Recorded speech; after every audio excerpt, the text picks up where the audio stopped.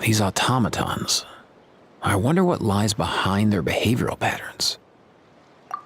Sorry, dude. I gotta get back to the clinic. That Kukasaur we rescued, I'm sure she'll be fine, but I'd best keep an eye on her just in case. Plus, I don't want poor Kakuku flapping his little wings off trying to keep up with you and Chaska. No way, bro!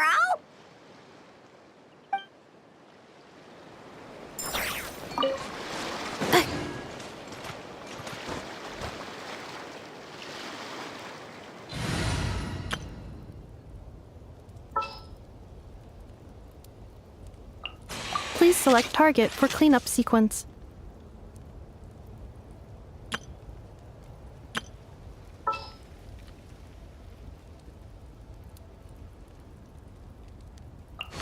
Ready to spice things up.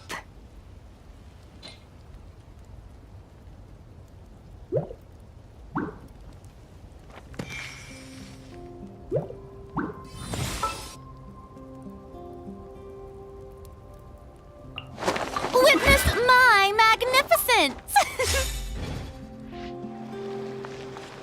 A burst of flavor!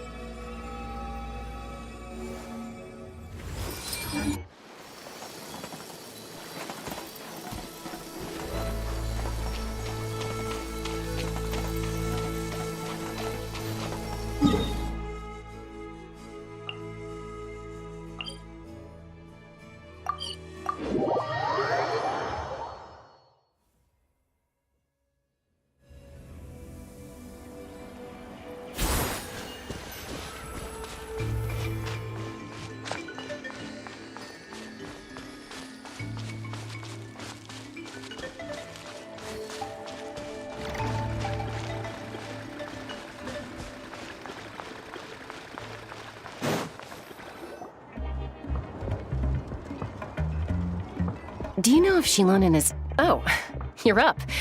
I figured you'd be taking a nap at this hour.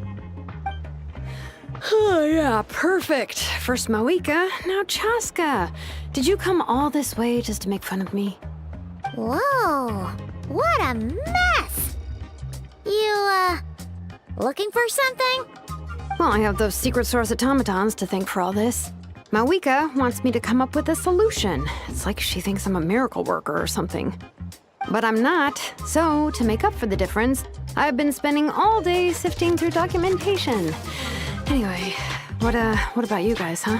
What curveball have you come to throw at me today? Well,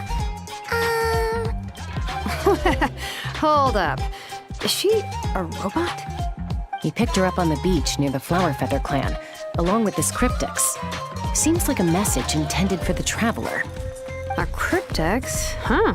Still in one piece. I'm surprised you didn't try to blast it open. Let's see here. The Fontanian cipher disk, metal case from Liyue. Looks like this was cobbled together from spare parts, although the inner workings are pretty intricately designed. It's a good thing you didn't try and brute force it. Could be a tricky one, since it uses a combination of several different technologies. I could find out more by disassembling it, but that could potentially damage the contents, and I'm assuming it's not worth the risk, right? Must be a pretty important message if this is how they chose to transport it. The only other option is to get our messenger to tell us the code. Is that doable? Can you wake her up? Well, the device in her chest looks pretty similar to the core you'd find on a secret source automaton, but the other components, I've never seen anything like them in Natlan before. I'll see what I can do. Hang tight for a minute.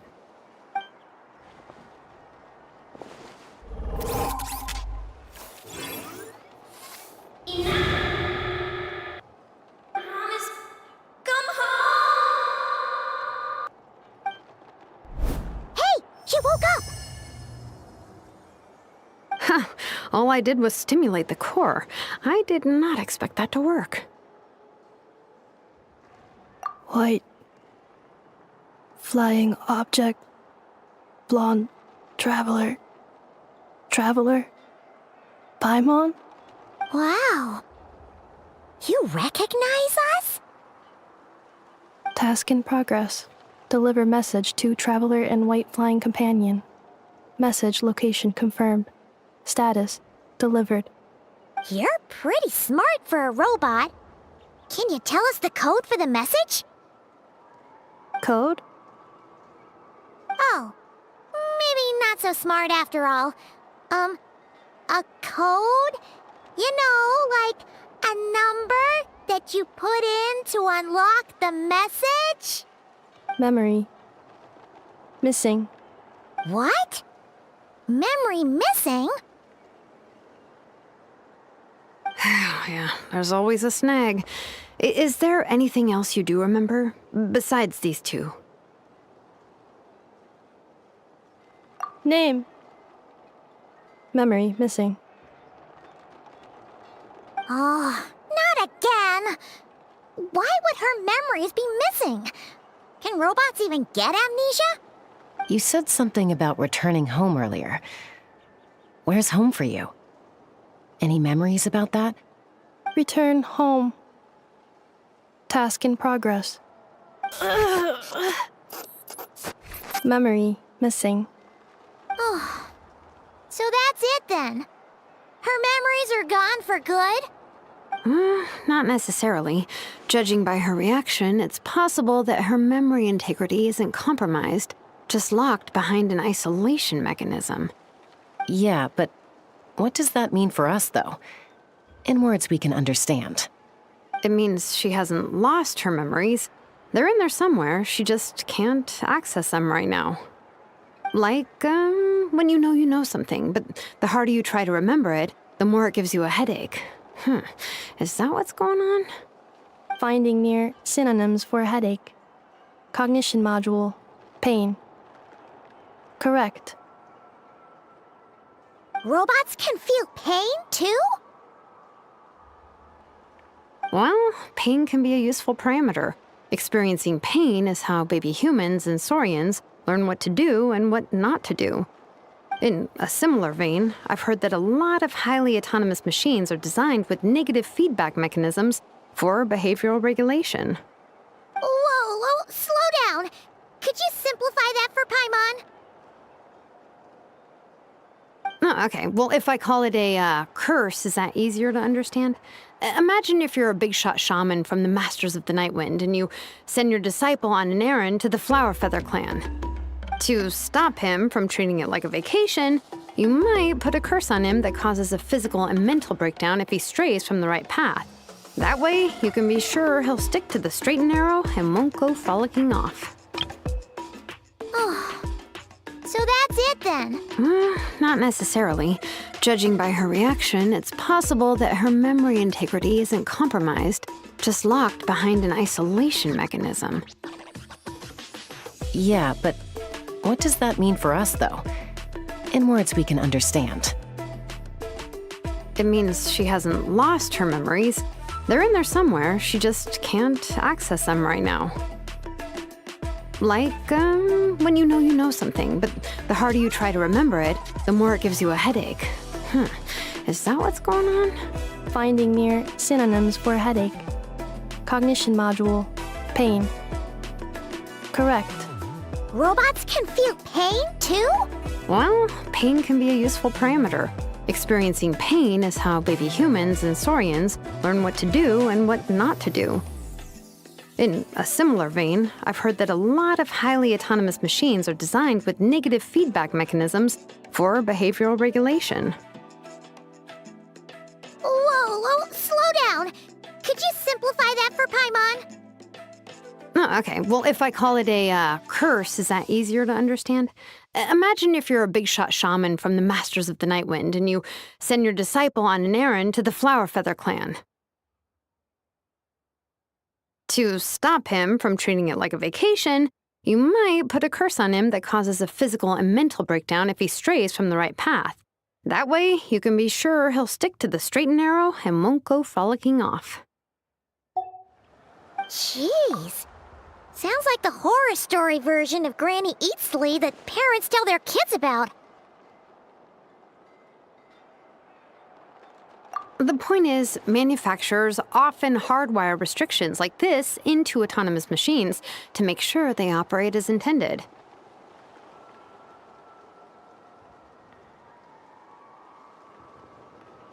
Yeah, but why would you curse a machine to lose their memories? What purpose could that possibly serve? In her case, all it's done is make it harder for her to complete her tasks. Task. Failed. Sincere apologies. Well, without knowing the exact details of the curse, it's anyone's guess. It seems you responded to the phrase "return home." How about we keep talking and see if any other keywords trigger something for you? Sure.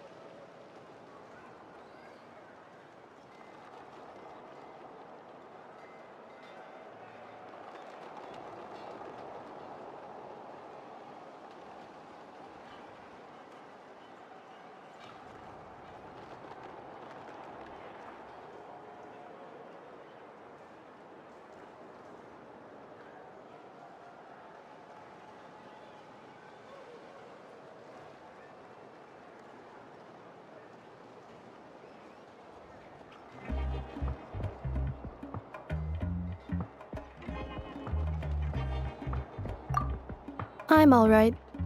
I have assessed the pain level as tolerable. I must complete my task.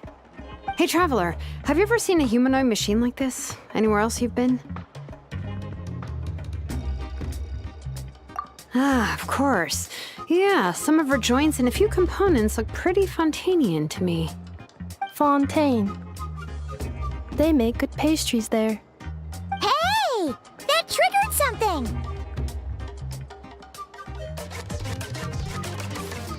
Hey! Oh, never mind that.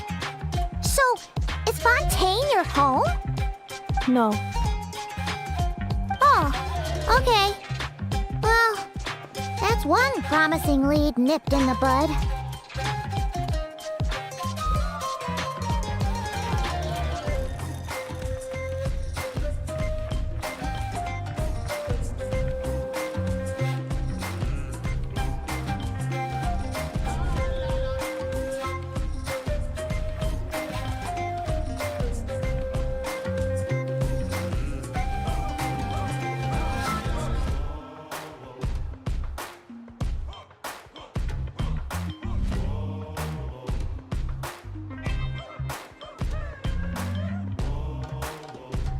You mean her hairpiece?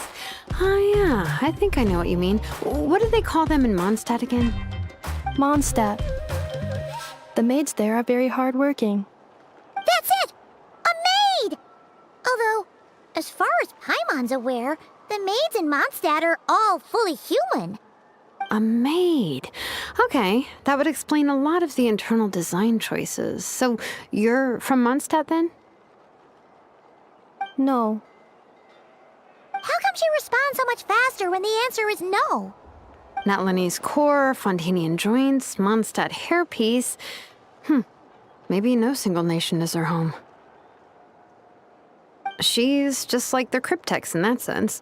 A mishmash of parts from all over the world. In that case, where exactly is home to you? Is it where you were built? Where you live most of the time?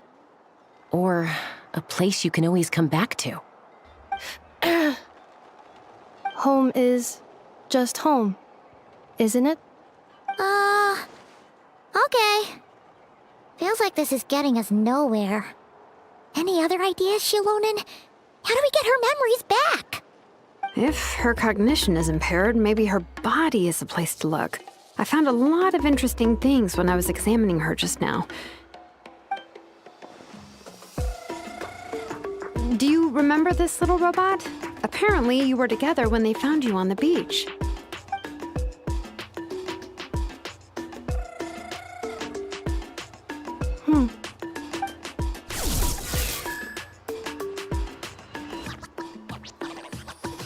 Oh, Nice! So you remember how to switch it on. Now, could you try doing something similar to your right arm?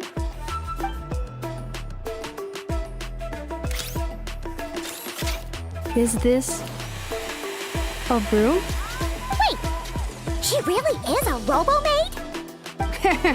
Wow, very good indeed. Now then, could I trouble you to tidy up my workshop? Are you serious right now? Well, if she's a robo-maid, maybe doing some household chores will jog her memory. Yeah, just this area will do. Thanks, no need to tidy the whole workshop. Hey, come on! The poor thing's only just woken up. Don't you think this is a bit much? Understood. Commencing task. Sorting large objects. She's really doing it. Well, guess this counts as progress. Let's see if it leads anywhere.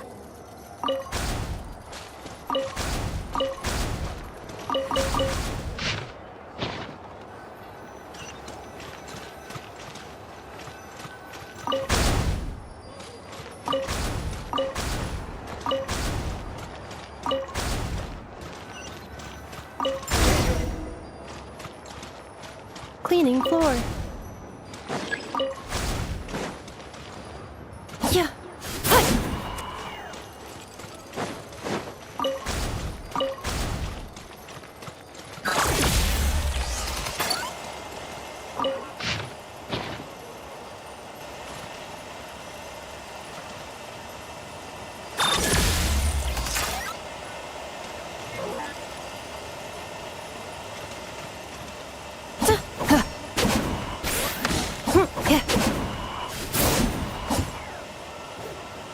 Accelerating. Cleanup sequence initiated. Insulation chamber deployed. Cleanup sequence initiated.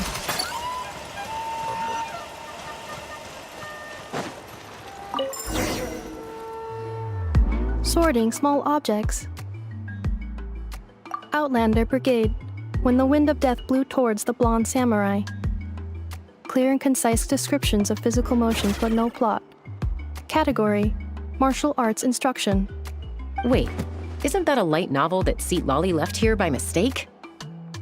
The good thing about being reincarnated as a hilly churl is that I only need to eat sunsettias to become stronger. Discusses energy acquisition from the sunsettia fruit. Category: Nutritional Science. Maybe I should keep a closer eye on what Nipika's reading. Introduction of Ancient Machines. Grammatically elegant and rhetorically sophisticated, author displays a high level of linguistic mastery. Category: Classical Literature. What in the world? That isn't classical literature.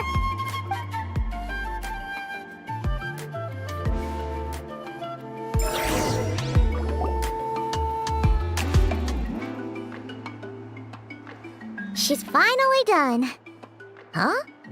Is that a woven scroll down there? Oh, looks a little dirty.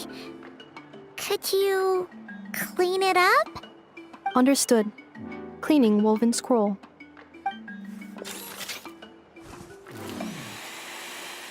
Wow, it's like it's brand new.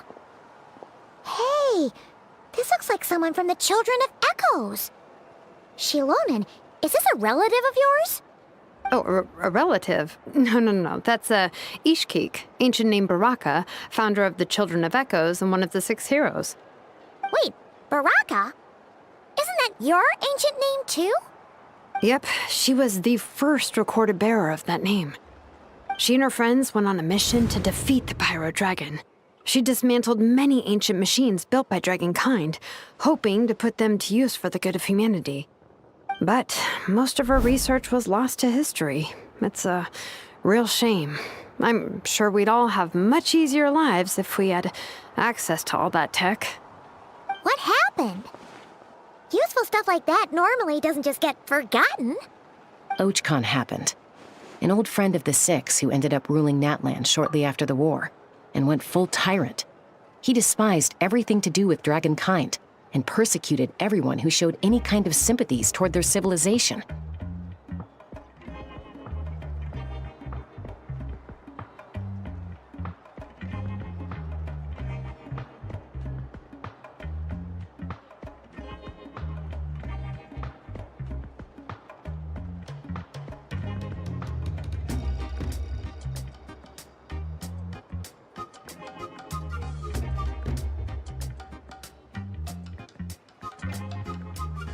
He even turned on Ishkik, one of his closest allies.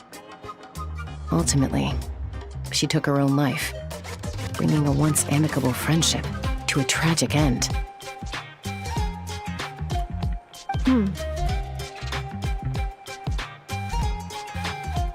Ishkik burned her workshop to the ground to make sure Ochcon couldn't get her hands on it. That's the reason most of her research is lost to history. That's right. One of her friends managed to preserve a small amount of her work. The other person you see on that woven scroll, the same person I inherited the ancient name Buka from. It was said that she was raised by a dragon mother, then went on to found the Flower Feather clan, the uncrowned queen who brought freedom to the weak and to the persecuted Saurians. Lianka. Malfunction. This is not the way. This is not where you belong. Malfunction who betrayed us all. You dare seek a place to belong?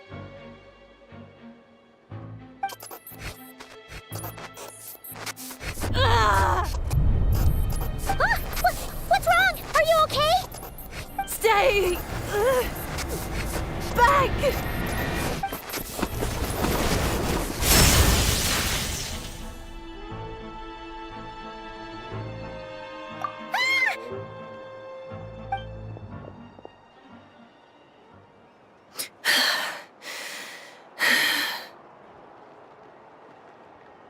If she's a robo-maid, why is she suddenly acting like a lethal weapon? Ah! What's that sound? A lightning strike? It's gotta be a lightning strike. Why couldn't it hit Kniech on the head? If there was a lightning storm, I'd have thrown you into the sky by now. Aoife mentioned that you'd brought a humanoid machine to the Children of Echoes. I'm working a job at the moment, and the description was a good match for my target. Humanoid machine. Looks like a maid. Highly destructive. Yeah, this is my target, all right. Wait! Kniech! Just hold off for a second! A group of merchants tasked me with locating their missing travel companion. They should be here soon. Want to come and meet them? Huh? What did you think I was about to do? Not every job I take on is a hunt, you know. All right. I'm sorry. Let's go meet these merchants then.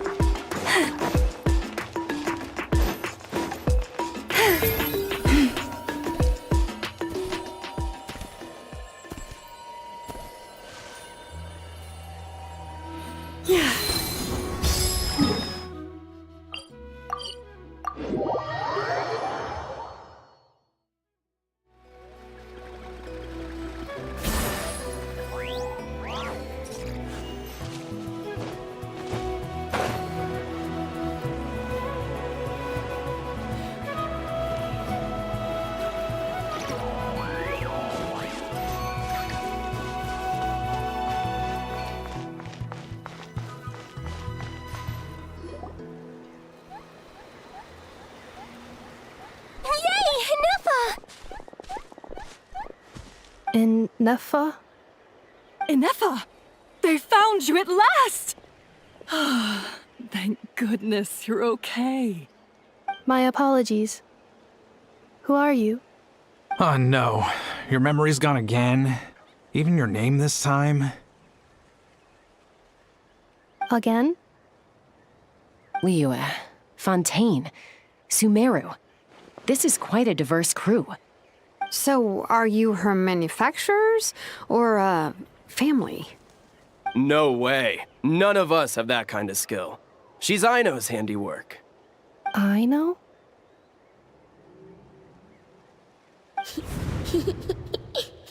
From now on, your name's Ineffa. Promise me. Remember, you have to come home. Malfunction.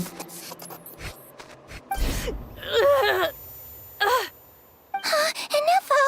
Are you okay? Looks like she's getting worse. Is this all our fault? Can you guys tell us what all this is about?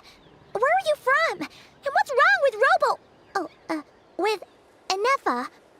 So sorry. I should have introduced myself.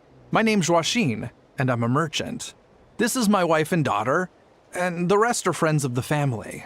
We're all from Nodcry. Not cry? Wouldn't have been my first guess. How'd you all meet exactly? That's the thing about Nodcry. It kind of brings together the drifters from all over the world. Yeah, we're all merchants who ended up finding our feet in Nasha Town. Nodcry. It was going okay until all the trouble started. Trouble? The Fatui. They came down from the north. They've made some big moves in Nodcry lately. It's caused quite a bit of friction with the local religious groups. That's one way to put it.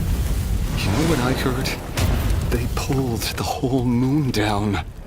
That, plus the incident with the moon statues? Surely the Frost Moon Scions aren't going to take all this lying down. Anyway, there us regular folks were, just trying to make a steady living while getting increasingly worried that it's gonna turn ugly. In the end, we figured heading back to our respective homes is probably the best thing for now. So we decided to make the journey together. And me? Your case is, a little different. But you did come here on the same boat as us. And it was smooth sailing, until we got attacked by those weird machines as we were coming into shore. Weird machines? Secret Source automatons by any chance? Inefa saved us all. She jumped off the ship and told us to leave without her. Really? I did that? As soon as we'd found another place to dock, we looked around for someone to help us. We'd have paid anything to get her back. Hence why our price negotiation went so smoothly. However, the Traveler and party were the ones who actually saved Inefa. And Shalonen is the one who woke her up. I'll have to include their costs in the final bill. Oh, please. I barely did anything. All credit to Inefa. She only woke up because of her build quality, so I guess I should say all credit to this Aino, then? Her core is remarkably resilient. It's a rare find, even among Natlan's source mechanisms. Was Aino the one who modified it? Oh! If so, then we just need to get Aino to come here and fix her! Then she'll get all her memories back! I'm afraid that's not gonna work. The core is most likely just something Aino picked up on one of her scavenger hunts. I doubt she did much beyond salvaging it.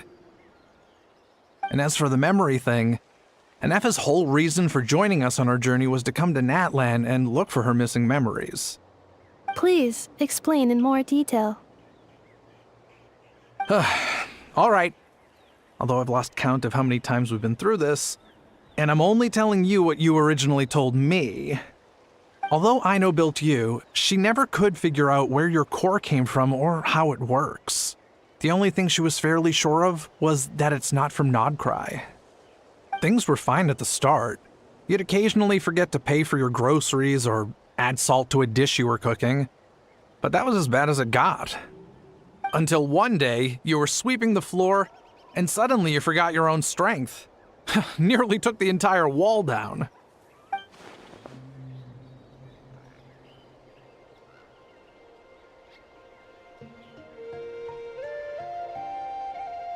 The worst part of that was, Inefa had completely forgotten that Aino was on the other side of that wall.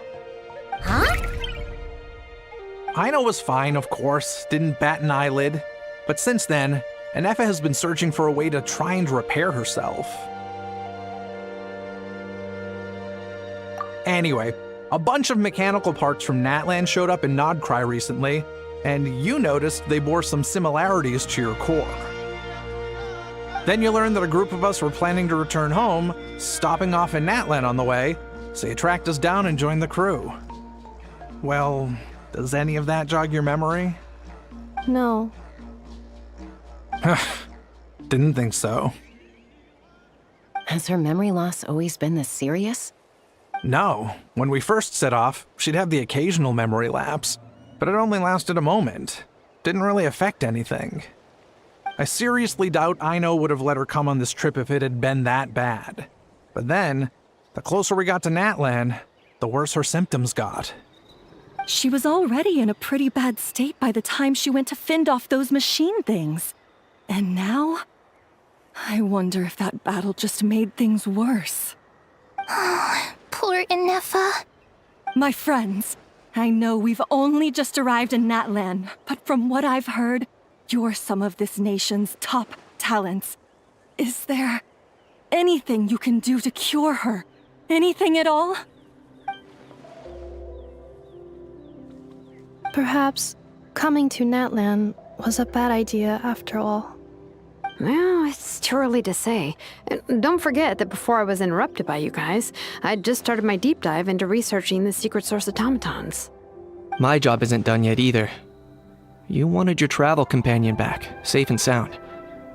I still have work to do. So, why don't you all stick around here in Natlan a little longer? Your ship got attacked, and since then, you've been scrambling to try and find your missing crew member. Sounds like you need some time to catch your breath. Yeah, I was just thinking, we could do with a breather. But where would we stay? How about the Flower Feather clan? In my tribe, weary travelers are always welcome. Flower Feather Clan. In the meantime, We'll try to find whatever information we can about Anefa. After all, she has a message for our Tumaini. So this is as much our business as it is yours. Oh yeah! Paimon had practically forgotten all about that. You guys don't happen to know the code, do you? Oh, the code for the cryptex. Sorry, Anefa wouldn't tell us anything about that. You gotta wonder what sort of a person sends a robot with amnesia to deliver their messages. To be fair, they couldn't have known things would get this bad. Also, Anefa told me she had a backup plan to make sure she wouldn't forget the code. A backup plan? Great! So what is it? Backup plan. Memory missing. Huh. Well, as long as we get her memories back, that'll solve everything, right? Oh, yeah, okay, because it's that simple. Wait, you do realize I can't promise anything, don't you? I do. I also know that every time you say that, you end up getting the job done. I'm gonna get in touch with some other people who might be able to help us. Tumaini, Paimon. See you around. Bye, Kanich! Oh, and bye, Hao. Actually, that's weird. Why is Hao so quiet today?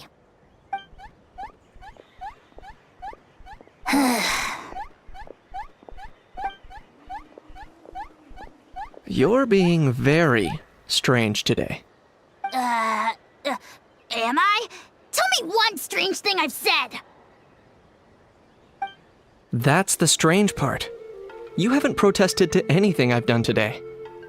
Not the original price for the job, not the revised timeline, none of it. That's because I fainted from your stupidity! You stupefied me into a stupor! Got it?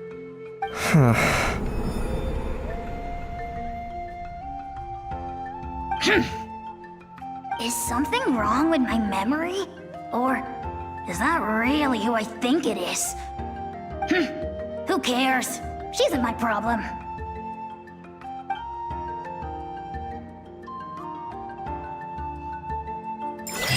The last few days really flew by. Do you think Anefa and the merchants are enjoying their stay at the Flower Feather Clan? Let's go see how they're doing!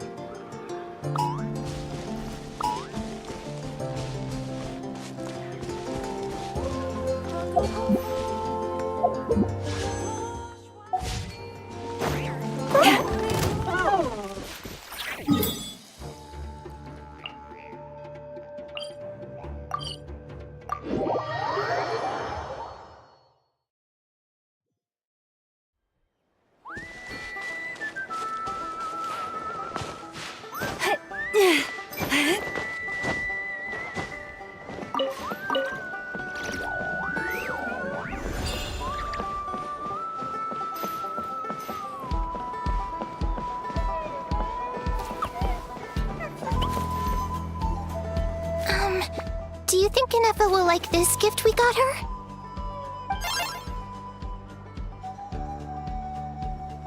See? See? It said yes! Are you sure? Because when I asked it who's the better hero, Ishiki or Leonka, it gave the exact same answer.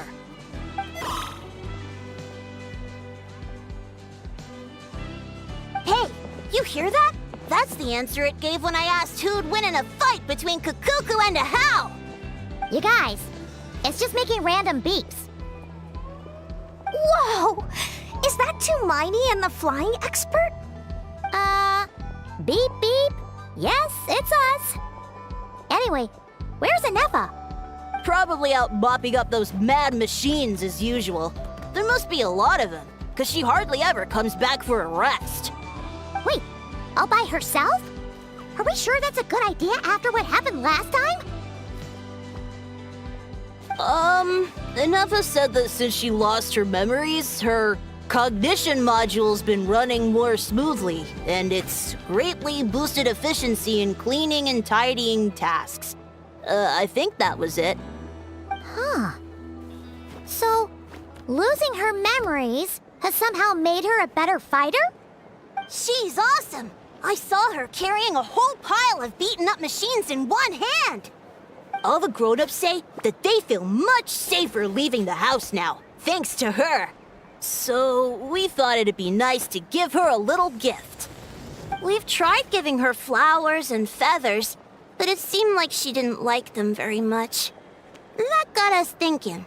Maybe robot people don't like the same things as us. Aha! So that's why you made her this flower out of mechanical parts. Yeah, we still don't know if she'll like it, though. It's okay, Arieta. She'll love this one. I'm sure of it.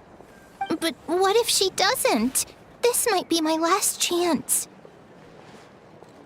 Well, now that all of my mom and dad's other friends from Nodcry have left to go home, it's just us left. And they said today, it's our turn to go home too. Already? Wasn't the plan to stick around until Anefa gets better? Dad says everyone back home is expecting us, and he doesn't want us to overstay our welcome here. He thought we should at least make sure Inefa wasn't getting any worse first, but now that it's been a few days, he says it's time we made a move. To be honest, I can kinda understand. He hasn't been home in so many years. Mom and I can tell that he misses Liyue a lot. Ah, no wonder.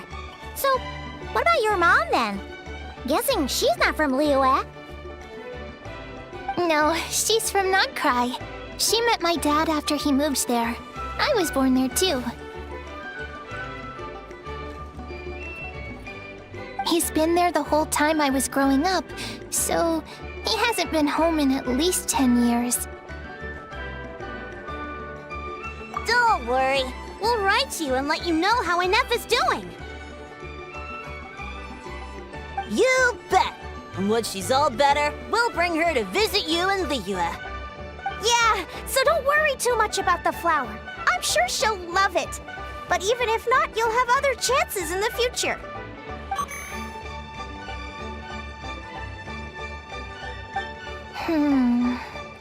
Although, I guess we still need to wait till she gets back. I wonder how much longer she'll be. Who knows? Seems like she takes longer and longer every time she goes out. Can't we go take it to her? No, wait. The grown-ups would never let us do that. Way too many of those mad machines out there. What am I gonna do? If she doesn't get back soon, I might run out of time. Oh, really? Thanks, Tumaini.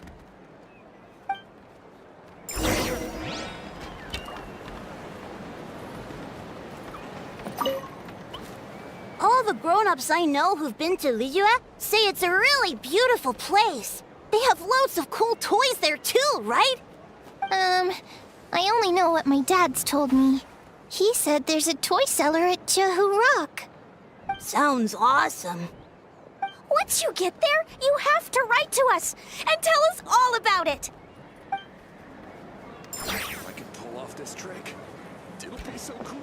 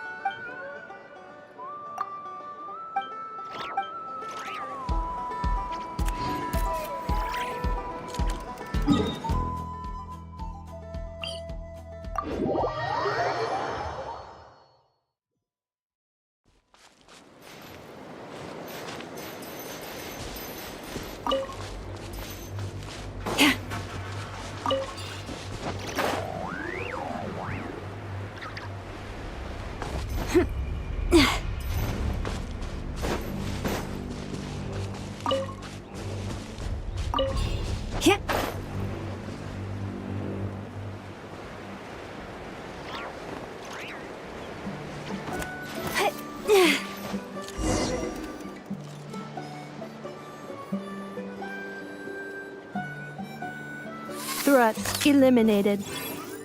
Scanning for next target. Inefa! Traveler, Paimon. Annihilation mode disengaged. Chat mode activated. Chat mode, huh? Huh. You'd probably get along well with a Fontanian magician friend of ours. She does modes instead of moods, too. Good morning. Nice to see you again. What lovely weather we're having.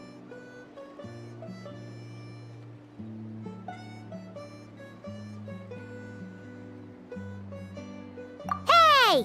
Don't you start too. One robot's enough. These are some standard greetings I learned recently. 3 greetings in a row equals thrice the greetment.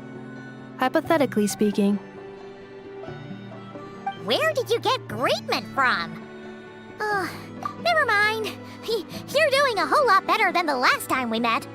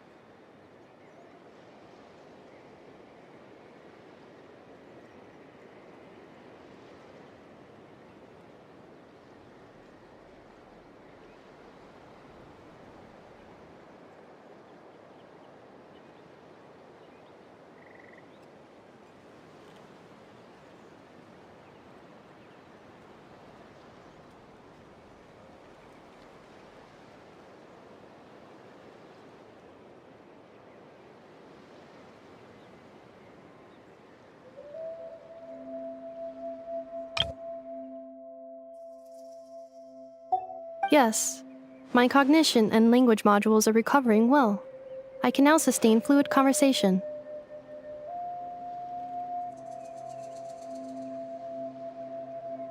But I have still been unable to retrieve the memory containing the code to the cryptex. I will keep trying. Sincere apologies.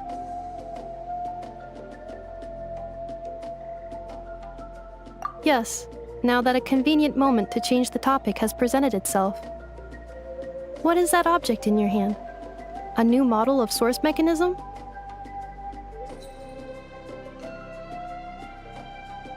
Flower. Flowers are plant reproductive organs. But I detect no signs of life.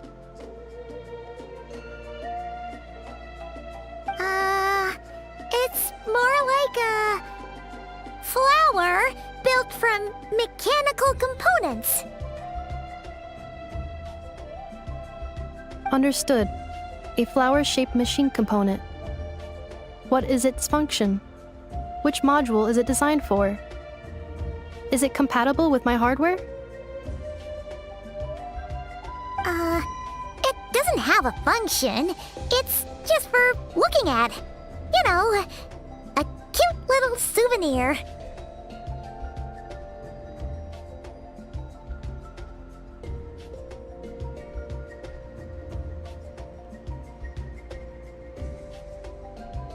Cute little souvenir.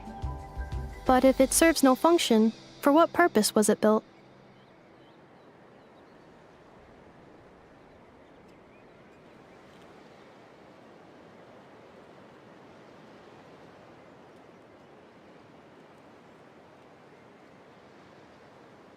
A cryptex is for sending messages. Machines are for performing tasks. What about this flower? What is it for?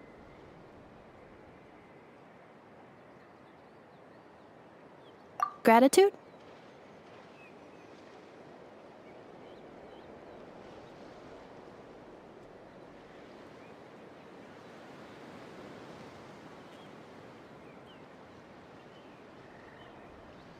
Yeah.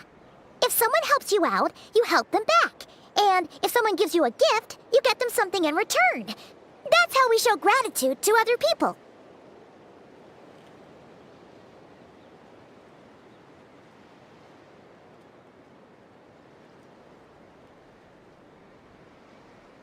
The Flower Feather Clan took me in, so I'm neutralizing threats near their territory. Like that?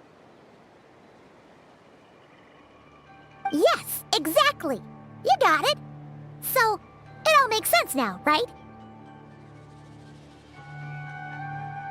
But is this not tit for tat? I heard Mr. Kenichi use this term. No, that's completely different.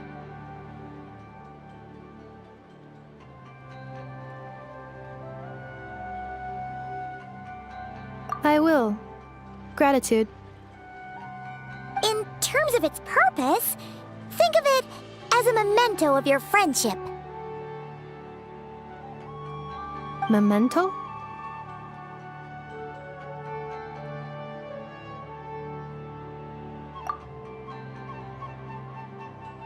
Important memory. Memento.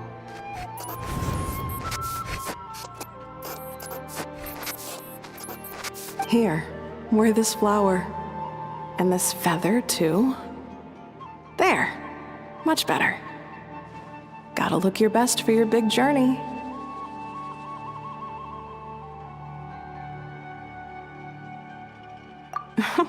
It's just a flower. It's not that heavy. Just think of it as a little souvenir from me. Something to take with you on the road. That's right, a souvenir. Sometimes when people have something important to remember, they'll pick an object to use as a reminder of that thing. Even if you end up forgetting everything, this flower will always keep blooming. It could take 1,000 times, maybe 2,000, but maybe one day, you'll see the flower bloom, and suddenly, you'll remember the reason for your journey. No, everyone's on their own path, and they have to walk it alone. Just as your journey is yours and no one else's. Besides, I have no plan to go to war against him. We both owe each other far more than our mere lives. If either of us actually wanted to claim on that debt, all they'd have to do is ask.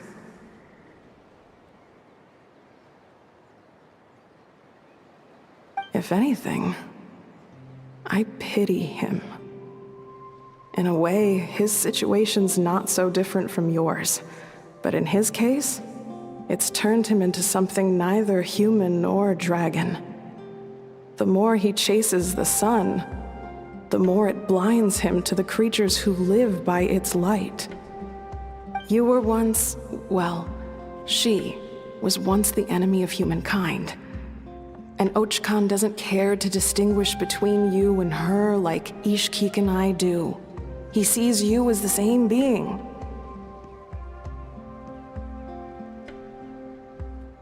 So if you stay behind, and especially if you help me, it'll only stoke the flames of his blind hatred even further. Come on, you have bigger things to worry about than me right now. You have a huge journey ahead of you. That should be your focus. Have faith. This tribe will kneel to no one. They will never be slaves. If they lose their leader, someone else will take up the mantle. Heck, even a child who's barely learned how to walk could do it. All right, time to go. Some things are destined to be forgotten. Don't let it get to you. In 1,000 years' time, you'll have a life far, far away from here. So go. Cross the ocean. Find a new place to belong. Malfunction who betrayed us all. You dare seek a place to belong? Inefa? Inefa, what's wrong? I was... Sincere apologies. My cognition module crashed for a moment. It is now fixed. Is it because you've been fighting for too long? Oh, you need to rest. Come on, let's get you back. Back? Back to the Flower Feather Clan?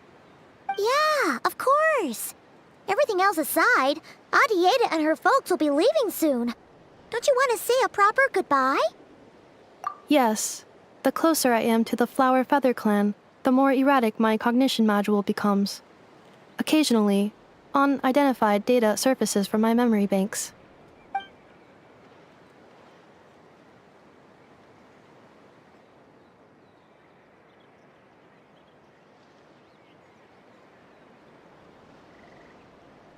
Memory data?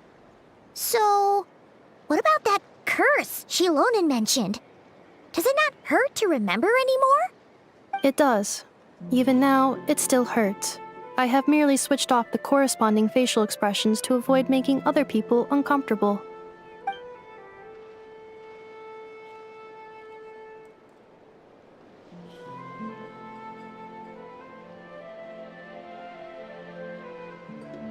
But if I do not recall my memories, I cannot complete my task. So, is this why you've been spending so much time out here? When memory data surfaces, there is a high probability that my cognition module will crash. This constitutes a safety risk. Therefore, I have been spending time away from the tribe.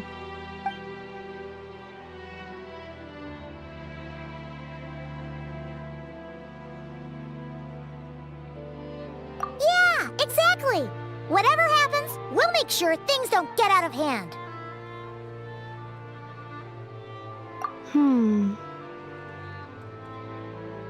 Assessing relative combat capability. Paimon, approximately 1/5. 1/5? Of what? Traveler. Risk mitigated. Strategy accepted. Assessing relative combat capability. Paimon, approximately 1/5.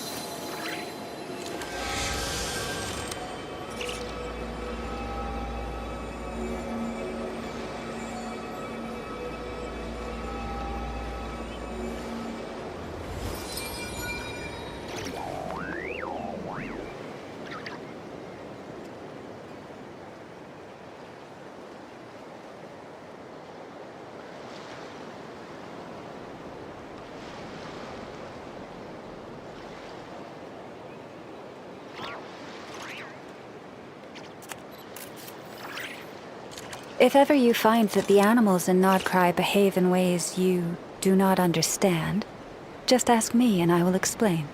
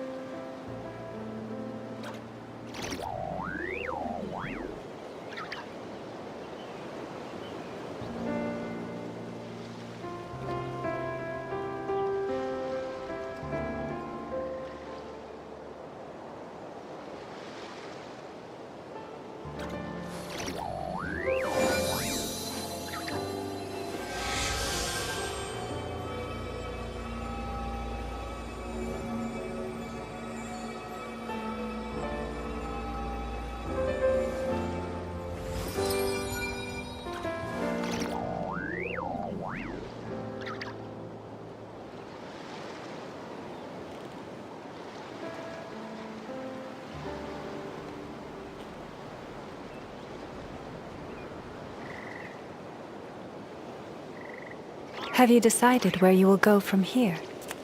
If not, why not find a patch of soft grass and rest a while?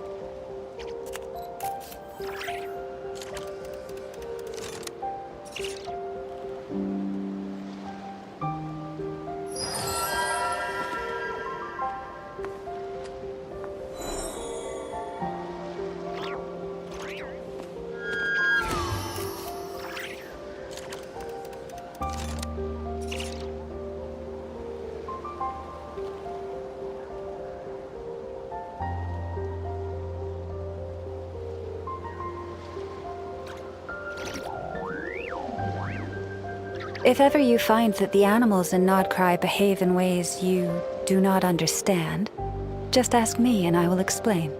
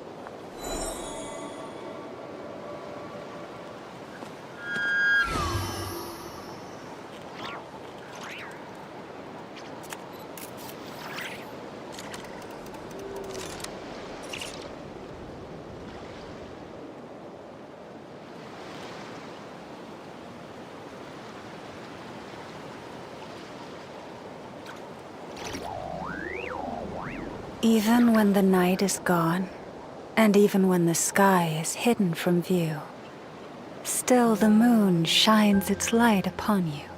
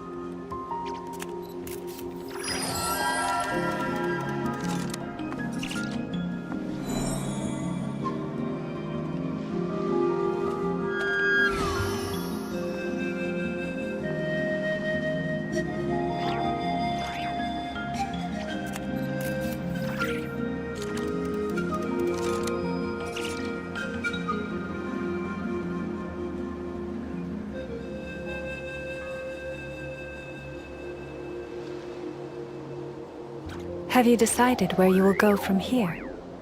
If not, why not find a patch of soft grass and rest a while?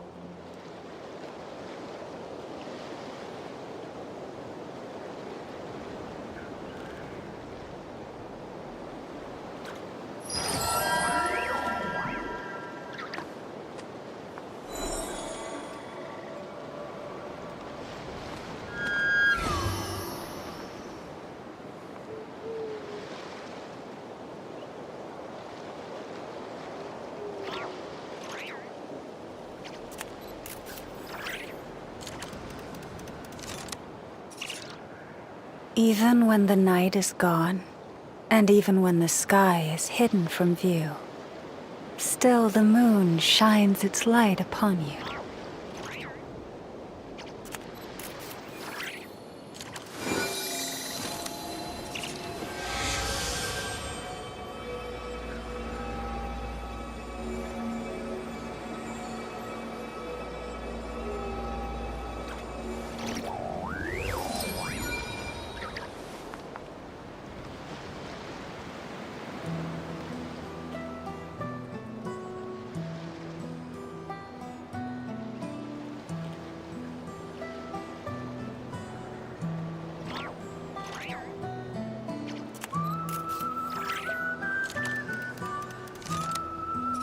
Have you decided where you will go from here? If not, why not find a patch of soft grass and rest a while?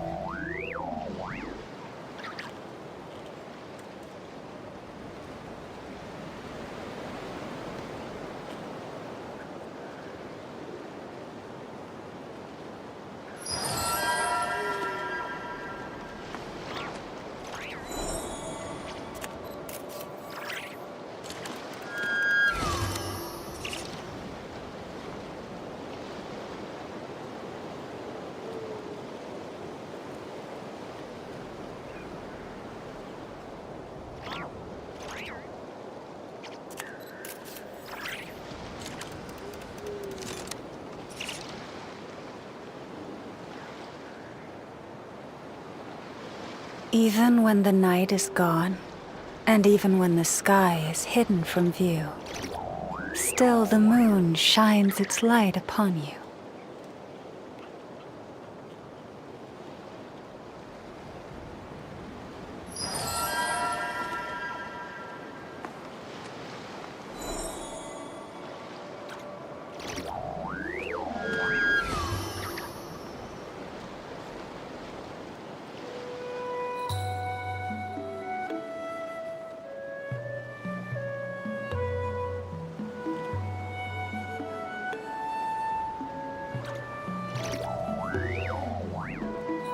Have you decided where you will go from here? If not, why not find a patch of soft grass and rest a while?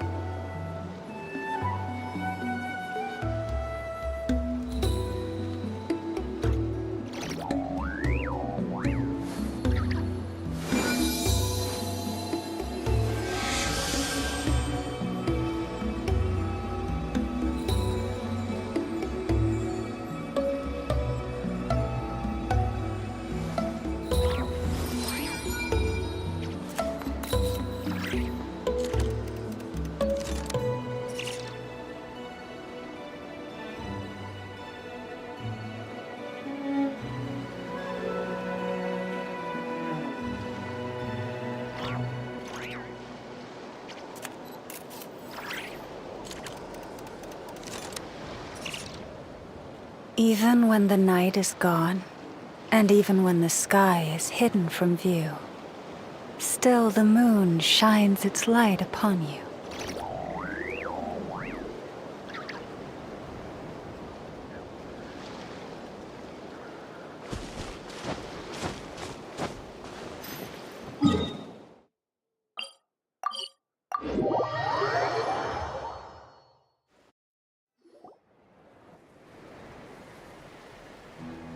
I can't thank you enough for hosting us these past few days. And thanks for agreeing to look after Nefa. I know it's a lot to ask. It's all right. She'll be in good hands. She never came back. I guess I'll have to leave without saying goodbye. Hey now, you'll see her again. And we have so much to look forward to in Liyue. All those Shao lanterns lighting up the sky. You've always wanted to see that. Arieta, Amu, Joashin, I am back. Huh? Inefa? You brought her back? Thanks so much. Don't mention it. Also, gratitude for the flower.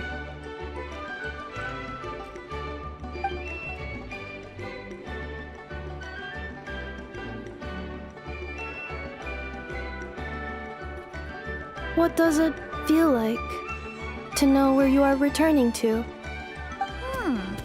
That's a strange question. As soon as you're all better, you'll be returning to Notcry. Oh, and we forgot to say, we're actually heading there ourselves soon. Maybe we can travel together. Notcry. Is that home? Huh? Cognition module unable to define home. All the memory data that has presented itself recently has been related to Natlan. But the merchants tell me that I have family waiting for me in Notcry. If I do recover my memories, which time period will they be from? And will the post-recovery me be the same me that I am now, or someone different? Phew. That's a deep question.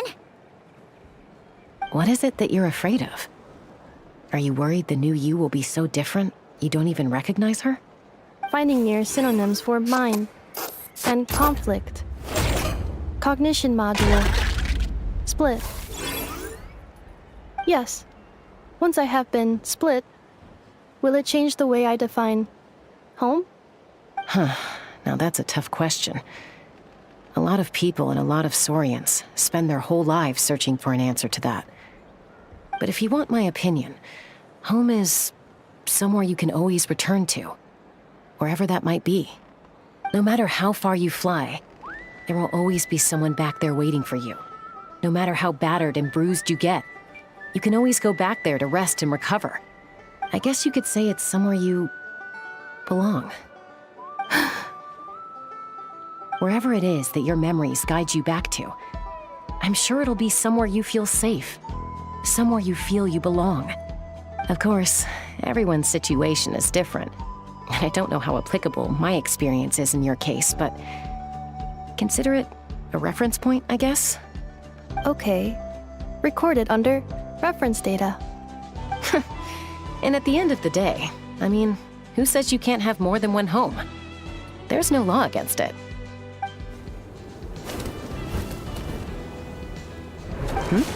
Someone's looking for us. Hopefully this means there's been some progress. Don't be afraid to recover your memories. They might contain the answers you're looking for. Got it. Recover your memories. Malfunction. Have you forgotten why you cast them away to begin with?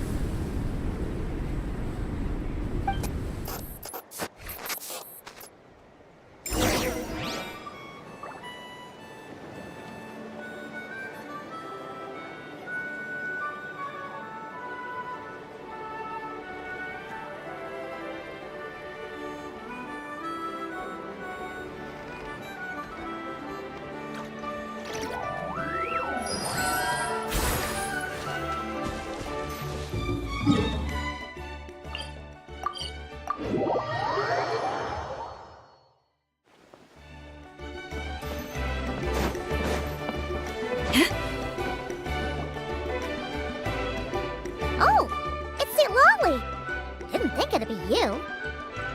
Why? Don't you think I'd want to do my part to help the Traveler? And anyway, no one's more qualified than the Masters of the Nightwind when it comes to Natlan's ancient history. Ancient history? Wow. Even by St. Lolly's standards? If you think I didn't hear that, you're sorely mistaken. But anyway, back to the matter at hand. I don't know if you noticed, but Kenichi's little sidekick has been acting a little strange around Inefa.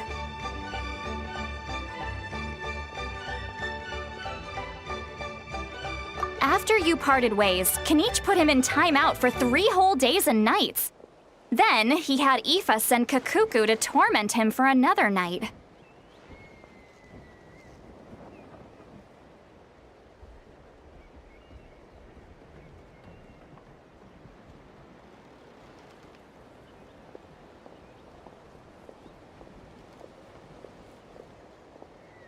Finally, Ahau got so infuriated with Kakuku's pestering that he lost his cool and let slip a crucial piece of information.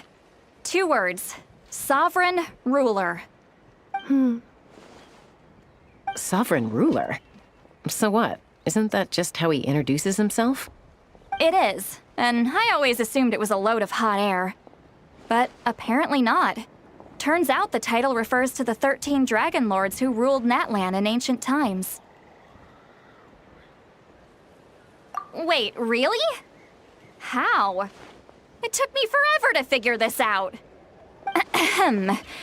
Anyway, the 13 sovereign rulers are not ordinary dragons, but forms of artificial intelligence created by the Pyro Dragon using secret source technology.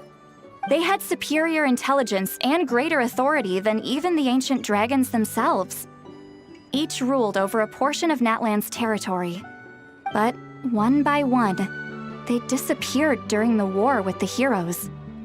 Even most of their names are unknown now, long since buried in the sands of time. If we hadn't managed to pry that tidbit out of Ahau's mouth, I would have had no idea where to even start. I always thought that little monster's biggest claim to fame was arguing with Kukuku for an entire day. He has quite a history then, huh? Which of the 13 was he? Not a clue. So far, he has staunchly refused to reveal which of the sovereign rulers he was. My guess is that he doesn't even remember. Remember, these rulers were supposed to be powerful forms of artificial intelligence. And Ahau, well, it hardly seems like he's still in his prime. I'll bet he's lost most of his memories and power by now. Lost. Memories. Yet, despite that, Ahau seemed to sense the presence of a fellow sovereign ruler when you were nearby. Specifically, it's the core in your chest he was reacting to. What? Ineppa's a sovereign ruler too? Could be. Kanich and Aoife have been keeping a close watch on Ahau, in case he reveals anything else. But so far, it seems like those 2 words are all he remembers. Darn! So the trail's gone cold. Not completely. There's also Lianka and the Flower Feather clan, both of which have triggered a response from Ineppa so far. And as it happens, out of the sovereign rulers that I was able to dig up information on, there was one who had a very close relationship with Lianka. Her name was the Priestess of Floral Candles and Skyborn Feathers, otherwise known as the 8th Lord. She ruled over what is now the Flower Feather clan's territory. The records claim that she didn't die in the war with humanity, but was executed by her own kind. Her crime being betrayal of dragonkind by secretly raising a human. Lianka. Huh? Shaska, did you know this? Her name was the priest. Darn! So the trail's gone. Could be. Kanich and Aoife have been keeping a close. Not completely. There's also Lianka and the Flower Feather clan, both of which have triggered a response from Ineppa so far. And as it happens, out of the sovereign rulers that I was able to dig up information on, there was one who had a very close relationship with Lianka. Her name was the Priestess of Floral Candles and Skyborn Feathers, otherwise known as the 8th Lord. She ruled over what is now the Flower Feather clan's territory.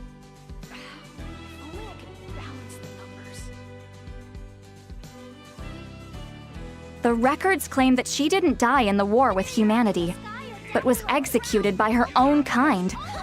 Her crime being betrayal of dragonkind by secretly raising a human. Lianka.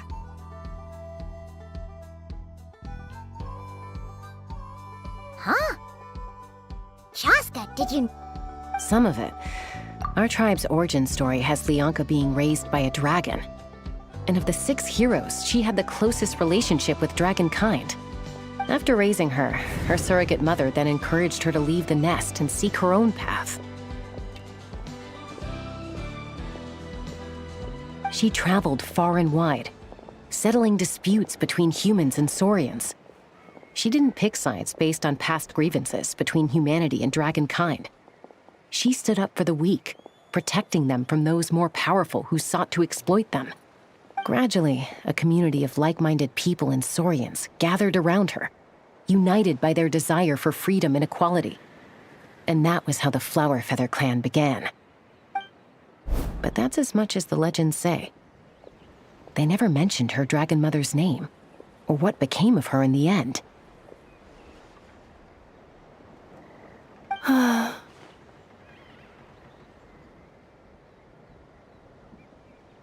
Oh, sorry. My cognition module is acting up again. At some point during this conversation, it started behaving very erratically. You mentioned that the priestess of floral candles and skyborn feathers was executed. Might I ask how? Unfortunately, the humans of that time weren't privy to all the details of dragon affairs. The only records we have are vague references from after the fact. It's very possible that this is mere speculation or complete fabrication, so don't give too much weight to it. But for what it's worth, it's said that a curse was placed on the priestess by one of the other rulers. If she truly harbors pro-human sentiment, then for every ounce of goodwill she feels, may her mind be flooded with pain of immeasurable proportions. In the savage conflict and chaos that followed, the priestess's mind was ultimately destroyed. Jeez, what a bizarre method of execution. Definitely sounds like the history writers used some artistic license there.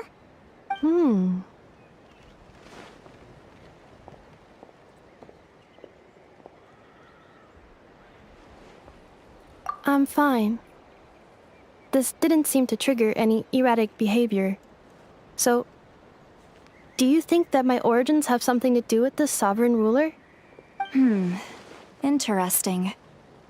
Well, it's hard to say what, if any, direct connection you have to the Eighth Lord. But since the name Lianka seems to ring a bell for you, why don't you look into it yourself? I brought some woven scrolls with me that might be useful. Have a look if you're interested. Here, take them.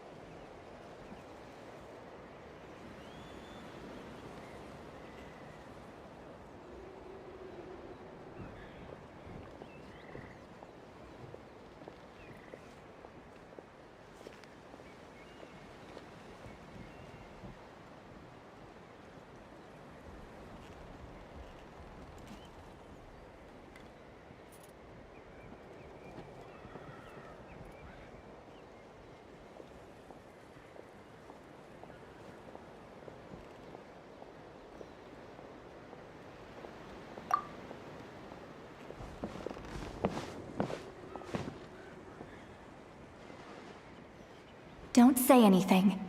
In a moment, I'm going to leave. I need you to join me, discreetly.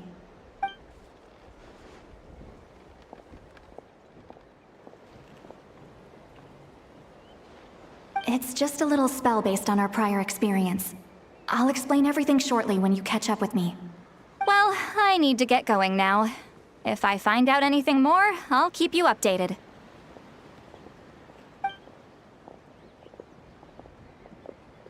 Gratitude. Goodbye. Bye, Sweet Lolly. Now's your chance. Slip away quietly while they've got their heads buried in those woven scrolls. Meet me at the other side of the settlement.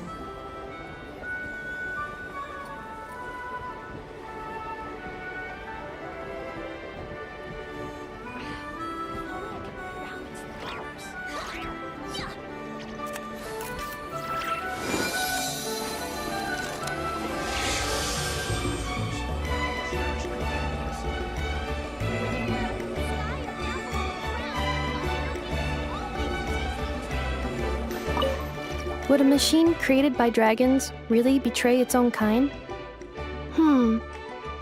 She seemed to approve of the path her daughter took.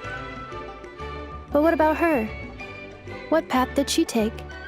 None of the legends of Lianka say anything about her dragon mother defecting to humanity and fighting against dragonkind. Sounds like speculation to me. Maybe the other sovereign rulers just didn't trust her. So mean. Do you think it's possible that Lianka found a way to secretly save the priestess of, flower feather something?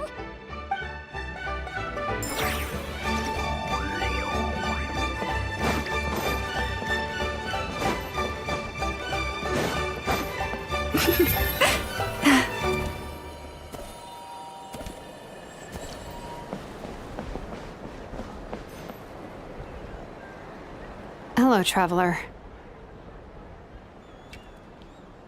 Well, see, Lolly hasn't told you everything. There's another sovereign ruler that Inefa might be connected to, not just the one from the Flowerfeather clan. All trace of this other sovereign ruler was lost after the war. The records claim that in their final battle, they fought against Ishkik and Lianka.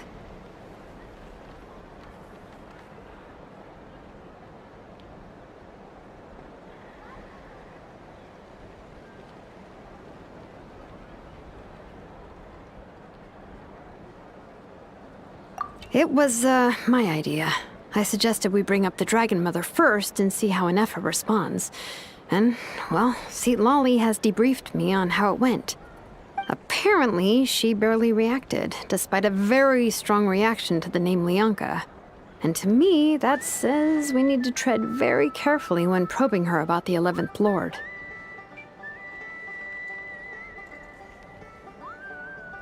She's the one who went missing after the war. Said to be the proudest of all the sovereign rulers, and the most hostile towards humanity. When the Pyro Dragon fell, she couldn't accept that dragonkind had been defeated. She sank into despair and insanity. But the rest is lost to history. There's no way to find out what became of her, or even what her name was. Remember, though, in essence, these sovereign rulers weren't physical entities, but pure intelligence, built with secret source technology. I mean, who knows what happens when a manufactured mind goes mad? Maybe she lost her power and memories. Maybe she split into different personalities.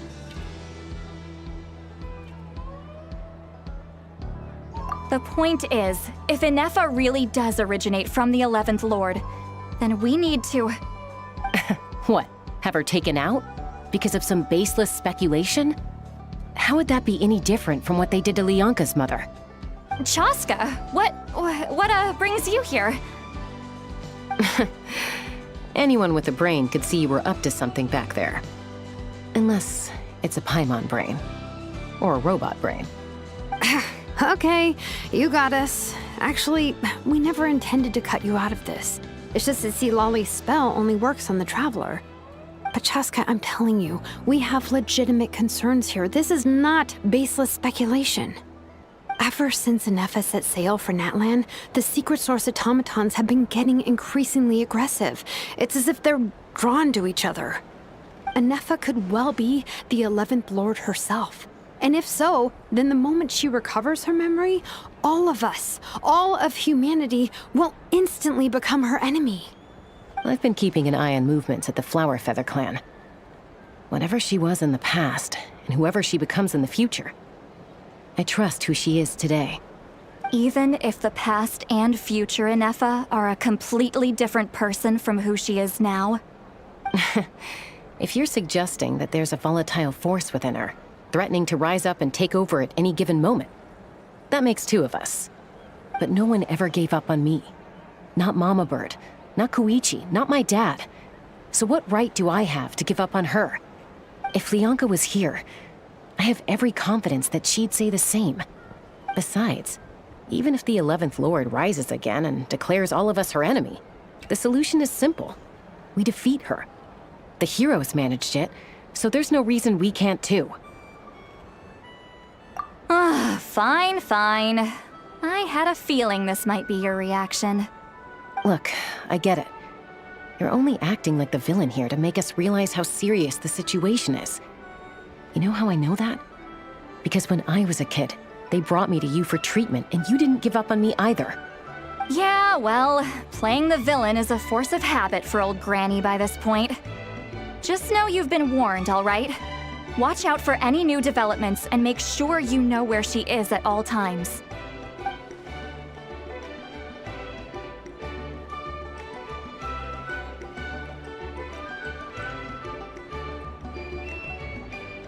Hey, the spell hasn't worn off yet, you know. Anyway, now that we're all caught up, you should get back on Ineffa watch, and we should get back to investigating. Help! Someone! Oh, Chaska? What are you all doing here? And when did Shilonen show up?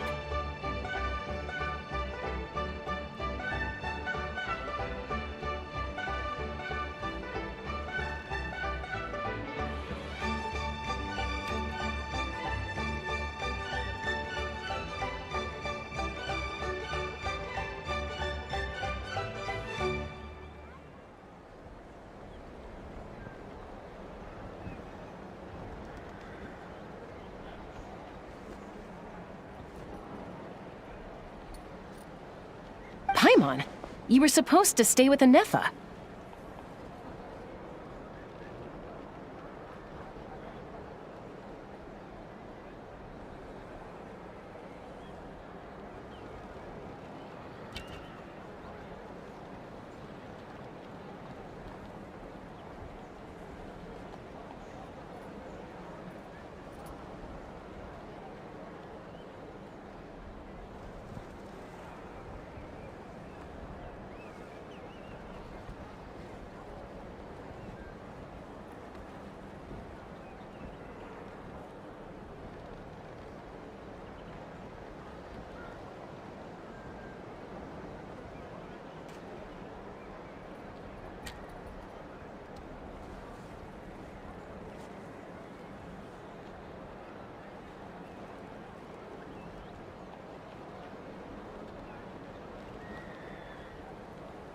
Oh, right, Ineffa.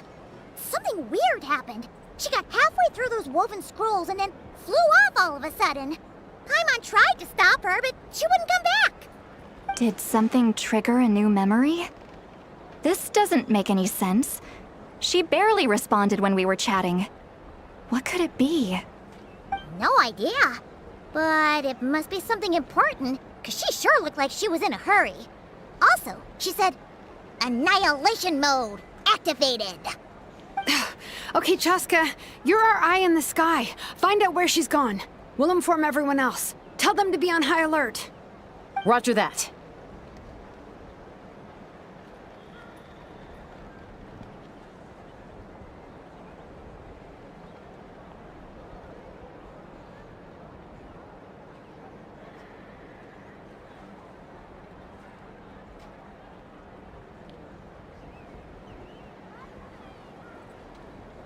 Wait, don't you want to discuss this first? Hey, wait up!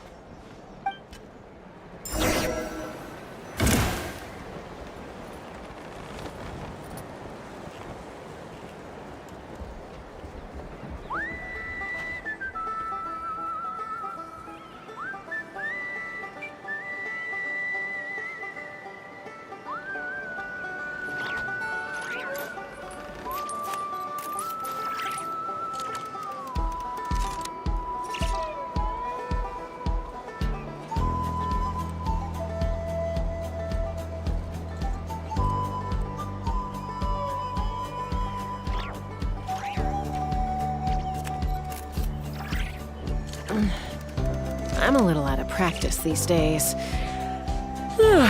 Any conflicts around? I'm in the mood for some peacemaking.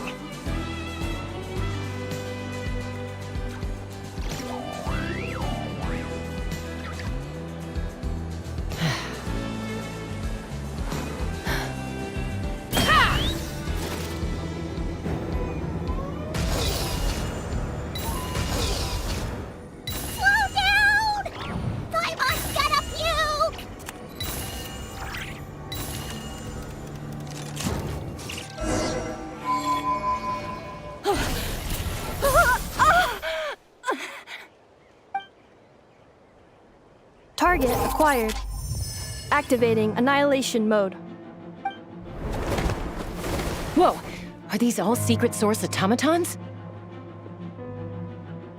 Okay. Reinforcements have arrived.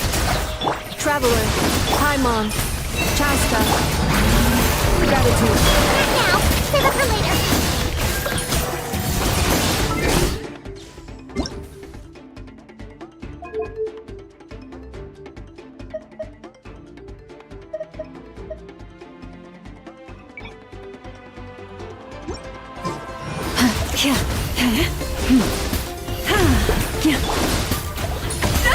Defensive mode engaged. A dash of frost! Yoo-hoo! Leave this place.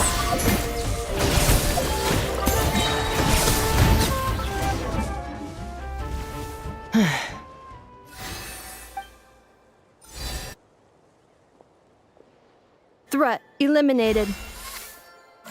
Annihilation mode disengaged. Boss, what do we do now? We've tried the same thing several times now, and it isn't working. We can't keep waiting around for her to leave the settlement. Well, well. An ancient relic from Natlan's dragon civilization. If you want to play with fire, then be my guest. But there is an unpredictable variable you need to watch out for. Let's fall back. This isn't worth the risk.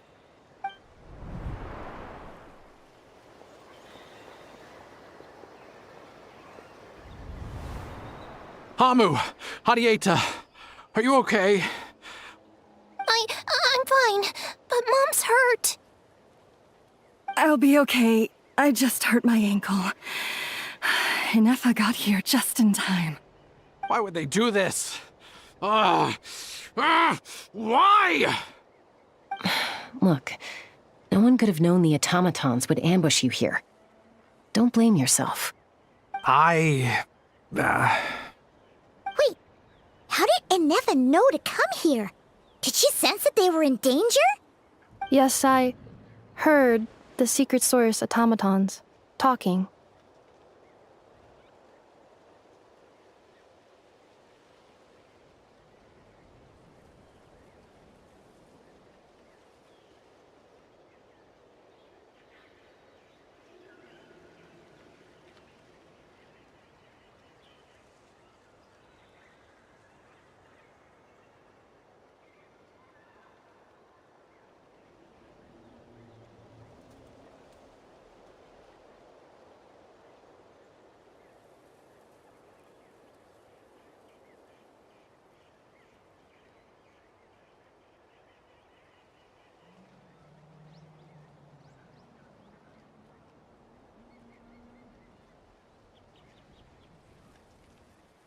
Even now, I still hear them.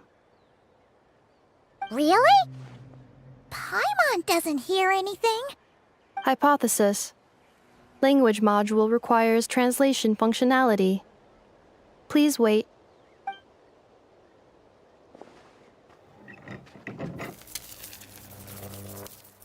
Finished.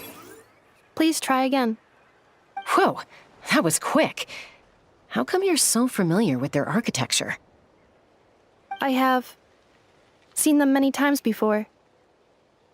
At least I think so. More random memory data, I guess. Wow!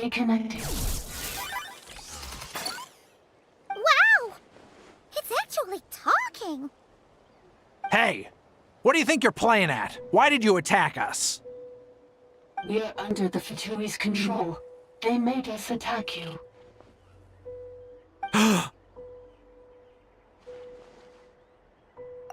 How is that possible?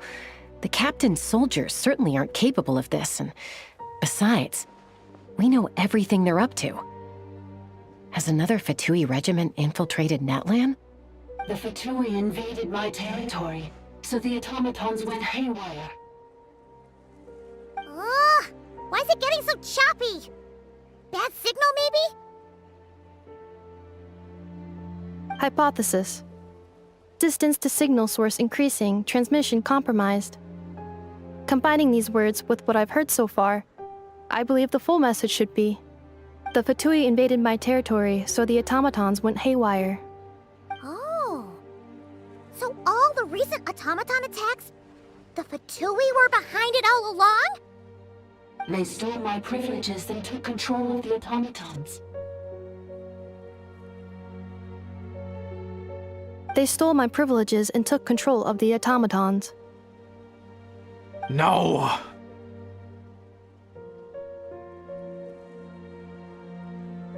Mirror of the Dawning Morn detected nearby. Now sending request for Mirror of the Dawning Morn to restore my privileges. Mirror of the Dawning Morn detected nearby. Now sending request for Mirror of the Dawning Morn to restore my privileges. Mirror of the Dawning Morn? Who or what is that? Hypothesis. This appears to refer to me, or more specifically to my core. Mirror of the Dawning Morn, please come with me and return the core. I think she wants me to go with her to return the core, so she can repair the damage done by the Fatui. Wait, you mean she knows you? Yes. Before the translation began, she referred to me by a different name, 11th Lord.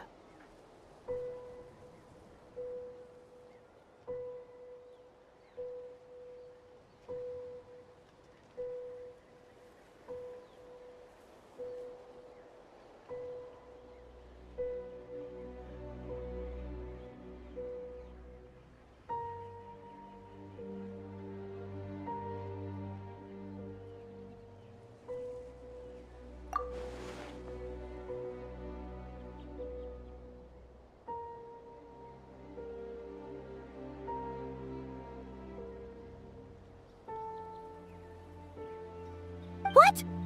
So, Inefa is the 11th sovereign ruler? Hold on. This automaton just attacked us moments ago. We shouldn't trust everything it says. You say Inefa is the 11th Lord. What proof do you have?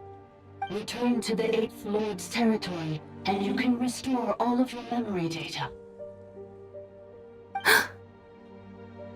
Inefa? What did she say? She said, return to the 8th Lord's territory, and I can restore all of my memory data. 8th Lord? Bianca's mother's territory? What does the 11th Lord have to do with that? You were split, then exiled, and finally reborn. Ugh, this is getting weirder by the second. What did she say this time? Excessive signal interference. Unable to translate. The signal should improve as we get closer to her territory. Traveler, Chaska, shall we proceed? Wait, you should think this through carefully. I may know a thing or two about the Fatui regiment that entered Natlan recently. They're kind of a special ops team. Definitely not your average soldiers. Oh? They've been showing up everywhere, hungrily searching for secret knowledge about all kinds of ancient civilizations. They say they're trying to make some sort of inference. The leader of this regiment is a harbinger based in Nodcry, known as Marionette. Marionette? How exactly do you know all this? I, heard bits and pieces at the market in Nasha Town, but I figured they were just rumors. Didn't realize it was true. Is that right? How come I'm only hearing about this now? I'm sorry. I was so preoccupied with getting ready for the journey, and like I said, I thought they were just rumors anyway. Didn't want to worry you. So these Fatui are soldiers, huh? Who's stronger, them or Inefa? Inefa, of course. But still, maybe you should tread carefully here. Inefa's already had to rescue us so many times now. I'd be mortified if anything happened to you. You're right. First things first. Amu's injured. We should take her back to the tribe and get her checked out. And as for this 11th Lord business, we need to discuss this with the others before deciding how to proceed.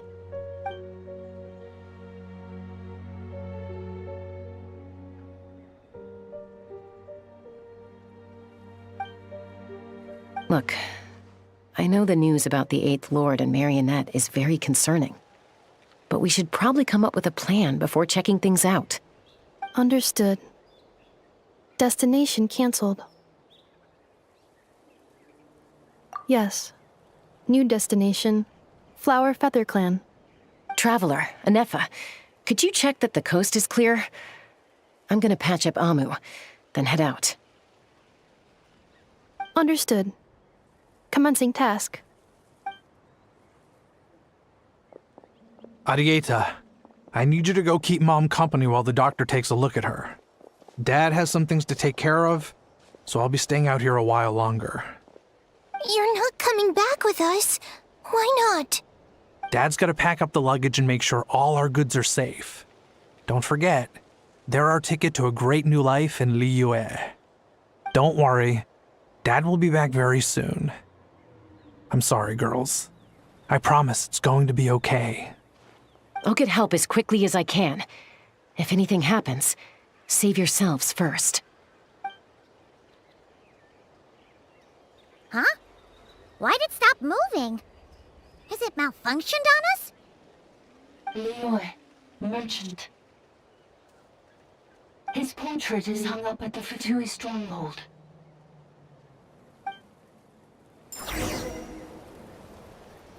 You're saying Zhuo Xin might be a Fatui spy? And he's staying behind as their eyes on the ground. But should we really leave Inefa here too? Not that I don't trust her, it's just... Are you sure you'll be okay keeping an eye on her by yourself?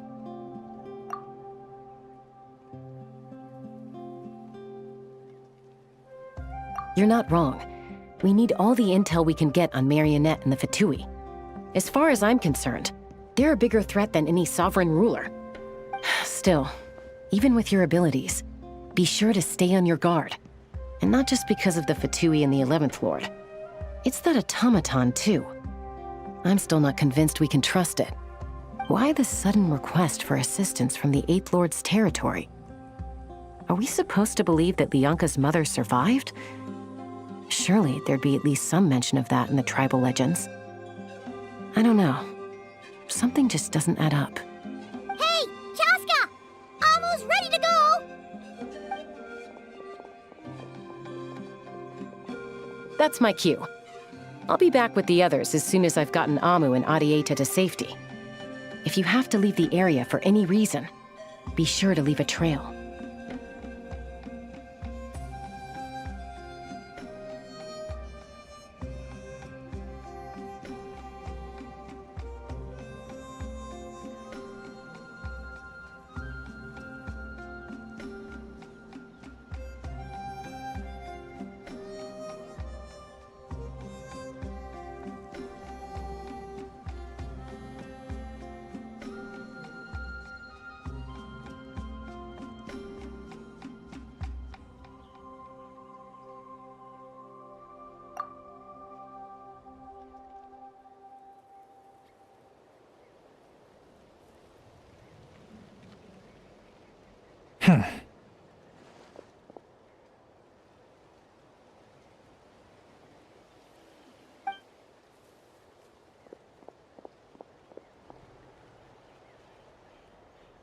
He's on the move.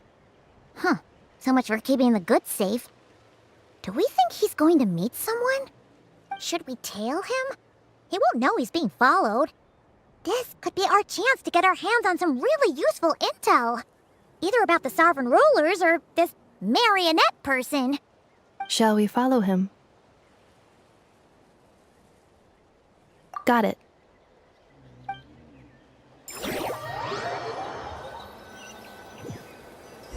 Stealth mode activated. Would it not be even stealthier to just not say that out loud?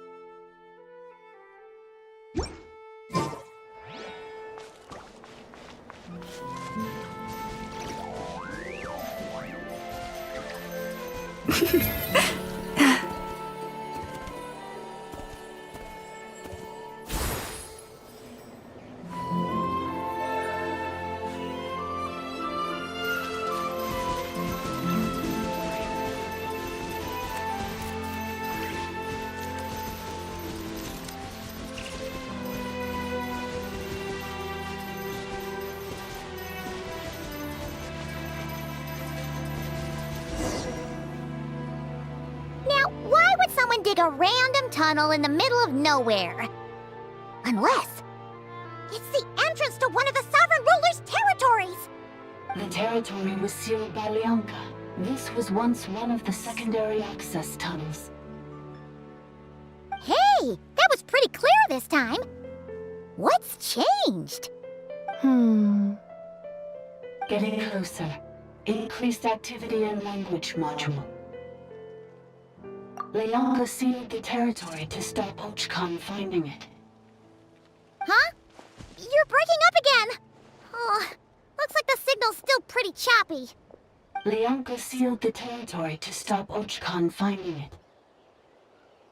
Later, the Fatui found a weak point and broke in. Sounds like those Fatui have made this their stronghold. Well, this is probably a good point to stop and wait for reinforcements. What do you think? Inefa? Oh no! What's she doing? She's charged right in! Wait. Traveler, are we going after her? Or waiting here? All right then. But let's be careful.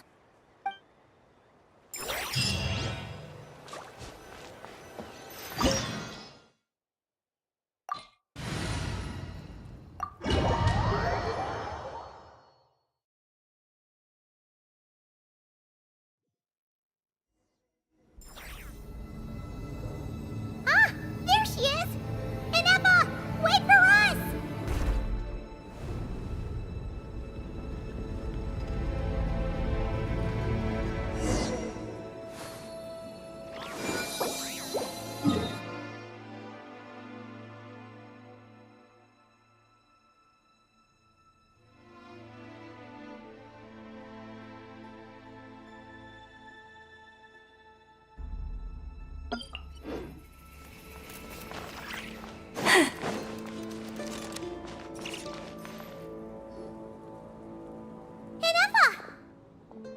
Huh?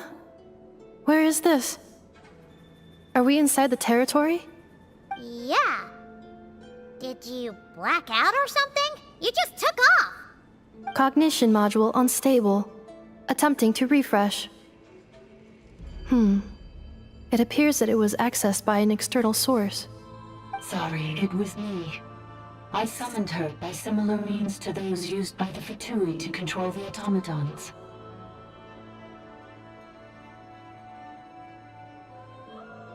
Currently, I am but a lowly service bot. But in the distant past, I was known by another name. The 8th Sovereign Ruler, the priestess of floral candles and skyborn feathers. The 8th Lord? You're Lianka's dragon mother? But weren't you, Eighth Lord. Were you not executed? Moments after I was cursed, Leonka rescued me, just as she tried to rescue you from the ruins of the battle.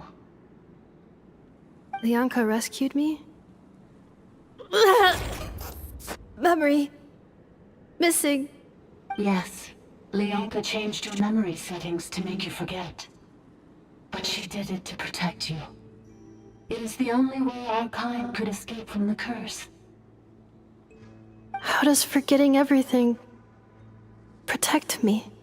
Because the curse placed on us is a pain triggered by certain memories, hardwired into the depths of our minds. A regulatory program that cannot be removed. Manufacturers often hardwire restrictions like this into autonomous machines to make sure they operate as intended. Each time you yearn for a new place to belong, each time you feel yourself turning your back on the past, the pain tears you apart, doesn't it? If she truly harbors pro-human sentiment, then for every ounce of goodwill she feels, may her mind be flooded with pain of immeasurable proportions. It destroys your mind, swallows your soul, prevents you from finding a new home. Malfunction who betrayed us all. You dare seek a place to belong?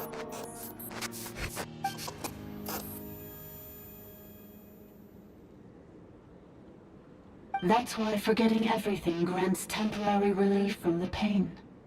It stops your mind from being crushed by the weight of the conflict within. But since you were rebooted, you began storing new memories, and started finding the desire to belong emerge once more. Things were fine at the start. You'd occasionally forget to pay for your groceries or add salt to a dish you were cooking, but that was as bad as it got. From now on, your name's Inafa. So too has the Exile's curse resurfaced, forcing you to forget all over again. This is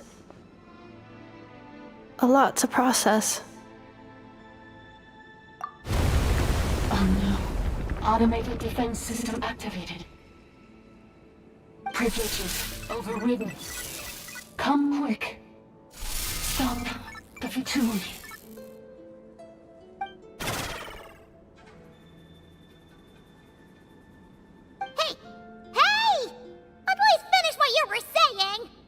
It's gone silent. It must want us to go further in, right? Well, looks like there's no going back now anyway. This is just a secondary access tunnel. If we make it to the center, there should be other routes out of the territory. Please come with me. It is my fault that you're trapped here. I must ensure your safe return.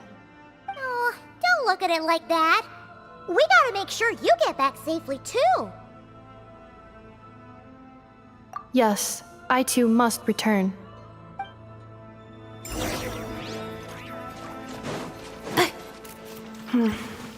Do you really trust her, Leonka? This malfunctioning part of a sovereign ruler's mind. I trust not in her, but in the path that I have chosen. I believe that every conscious being, whatever its origins may be, has the right to freedom.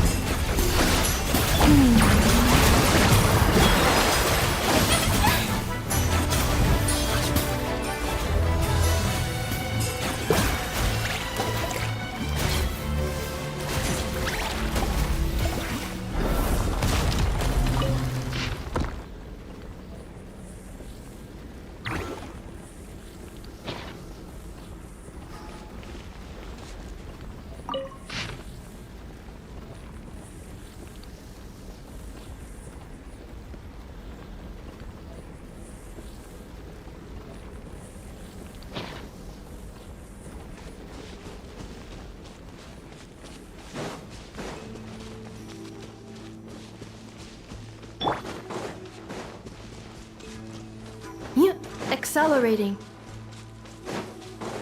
Ugh, another barrier! Just like the one back at the entrance. Careful! Don't touch it!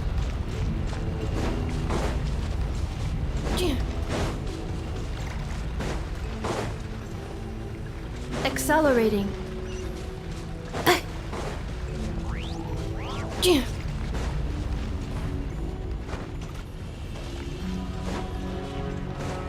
Accelerating.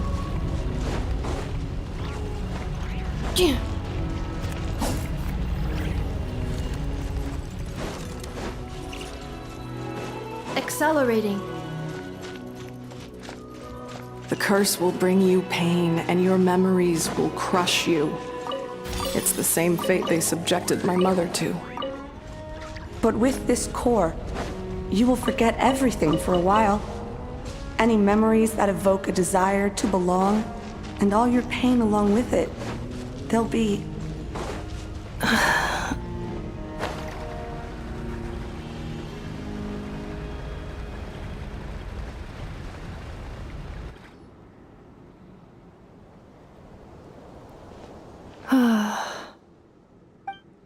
You doing okay, Ineffa? You keep spacing out. I know. Unidentified data is flooding my cognition module. But every memory encounters an error and then terminates at the crucial moment. Unnecessary. Being physically motionless will not cause this erratic behavior to cease. And if we explore this place further, perhaps I'll find a way to fully repair myself. Additionally, some of these memories may yield useful data for our exploration. Searching for access method. Over there! We can use the access module to proceed to the central zone.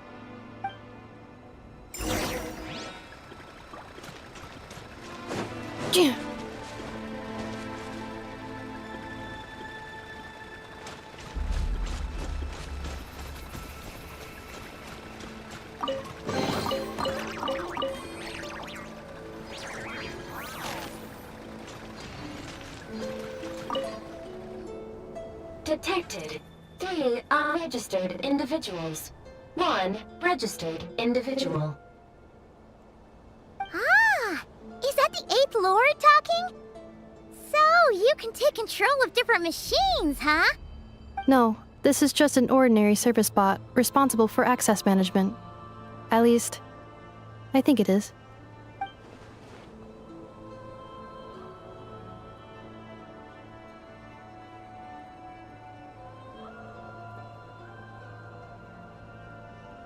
Now calling Access Module. Welcome back, Administrator 3.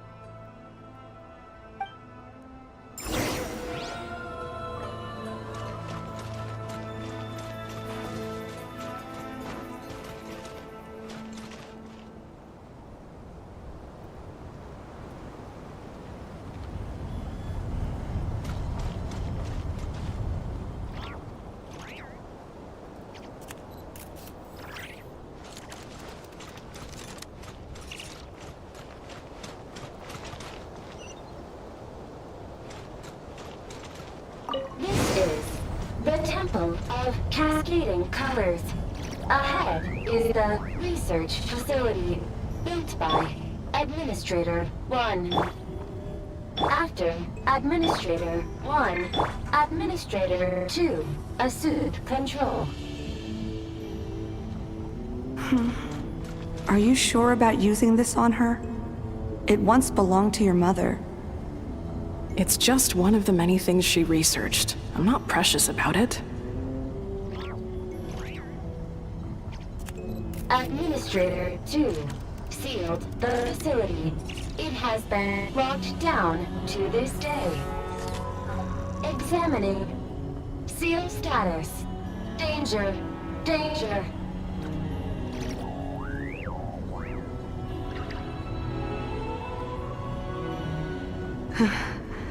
Things are looking really bad for the Children of Echoes. This might be where I have to say goodbye. You're a good friend, and you've already done more than I could have asked for. There's just one seal left. She and I can handle it.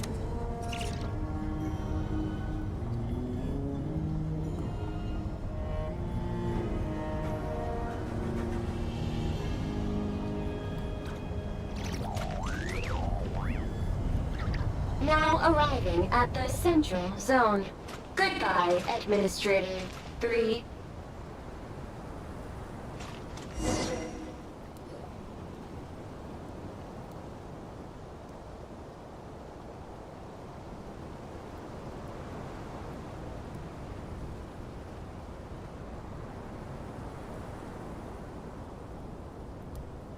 Huh?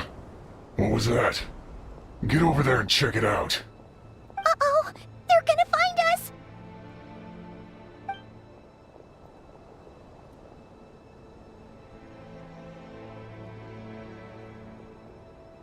Please come with me. Ah, there's nobody here. Probably just some server spots chattering away again.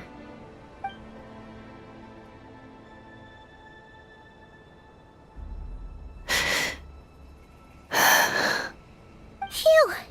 That was too close. We hit just in time. How did you know where to go, Ineva? I think I've been this way before.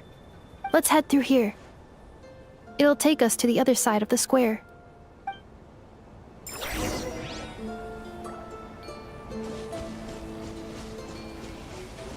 Yup.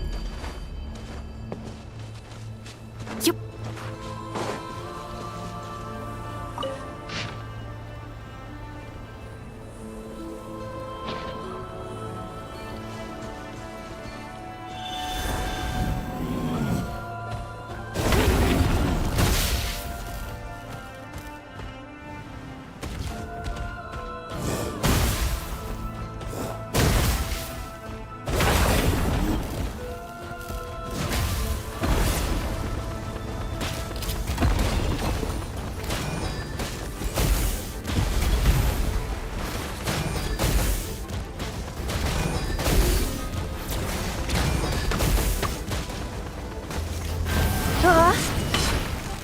Cleanup sequence initiated. A little emotion.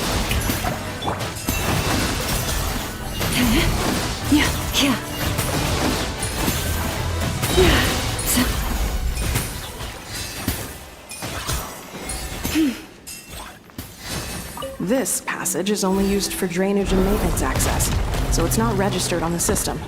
It's the perfect route for an ambush.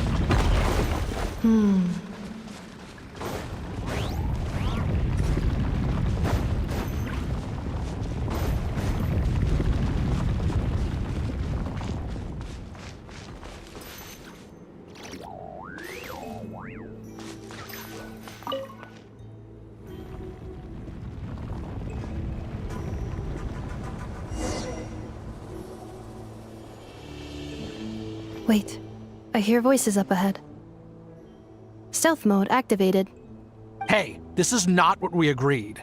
This is supposed to be over. My job is done. I did everything you asked. Leaked the clues about the ruins, brought her to Natlan, and your response is to attack me and my family? What the? Does this mean they planted those Natlanese mechanical parts in Nodcry just for you to find? So they could lure you here? It's a possibility. It was just a little hiccup, that's all. These source mechanisms can be tricky to control. The last time you reported in, you mentioned she was mopping up machines near the Flower Feather clan, remember? Well, we needed to lure her further out. Hence why we created that little kerfuffle. It's unfortunate that your wife got injured, truly. But hey, look on the bright side. Now that you've shown up, we might actually get the job done this time. This time? No, no more. Not after you hurt my family. I told you, I'm done. I think you'll find the risks were stated quite clearly in your contract. And it's not like anyone got seriously hurt. Your job will be done when you deliver what you promised. Our agreement was that you would bring her here, not just to Natlan, but to this facility. But... Did you really expect to get away with shouldering none of the risk yourself? We're writing off your debt to the Northland Bank and letting you get back to your old life in Liyue. That's a lot to ask for nothing in return. I've been your inside man in Nasha Town for over 10 years now. Is that not enough for you people?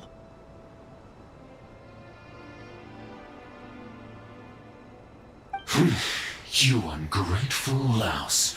You ran yourself into the ground. And who was there to dig you out, huh? Us! Can you name one single way we made life difficult for you in Nasha Town? Look at you. You've managed to start a business. Got yourself a family. You have just one simple job left to do. And after that, you're free to go home. In your position, I'd say that sounds like a pretty good deal. This is the final hurdle. Our attempts to capture the 11th Lord have been derailed every time. But there's only so long until our luck runs out. If another staged attack on your family is out of the question, we could still work this out. But this time, you'll have to do the dirty work yourself. Me? This is a replica control device made with Marionette's technology. After we stole the administrative privileges from this territory, we copied them onto this. It will give you control of any machines built using secret source technology. Take it, and use it to capture the 11th Lord. You seem to have gained the trust of the other variables in this equation. How hard can it be to shake them off and get her while she's alone? And before you think about disappearing, don't think we won't be watching you. I can't do it. I'm sorry. What did you say? I can't. I won't do it. She saved my life so many times, it would be the ultimate betrayal. How could I look my daughter in the eyes and act like everything's still okay?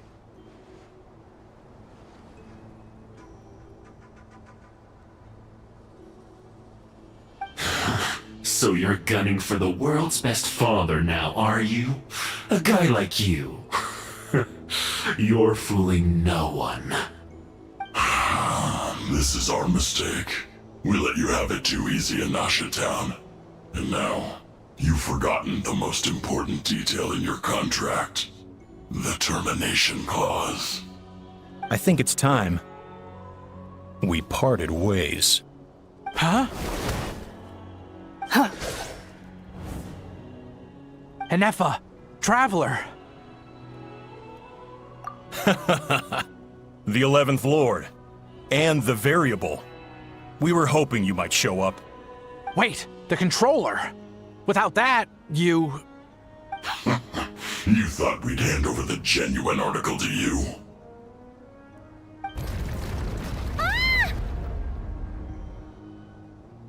That's just a beacon used to set the location for this cage.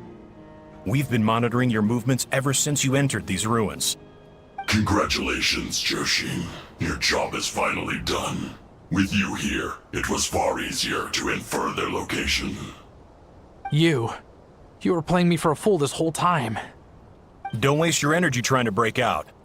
We've commandeered at least half of the systems in these ruins. All available power sources are keeping that cage intact. No one needs to get hurt today. We aren't looking for a fight. Especially not with Natlan's Tumaini. All we want is for your friend here, the former sovereign ruler, to lead us further inside. Further inside? But we seem to have reached the center already. There is nowhere else to go. So it appears. But there's far more of this territory than meets the eye.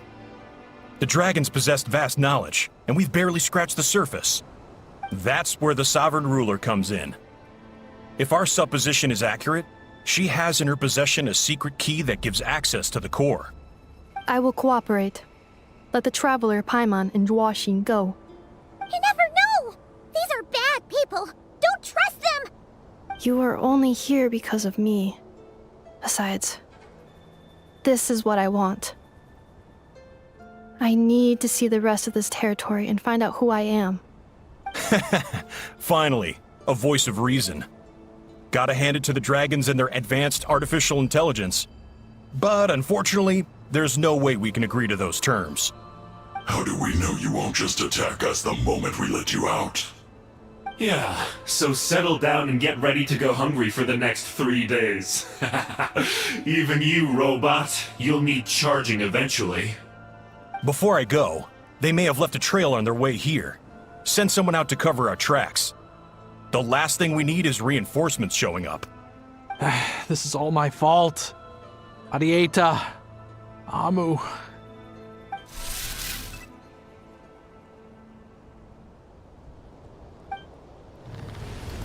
Huh? Who did that? Impossible! Every system we hacked is set up to hold them back! Could it be? Hold tight.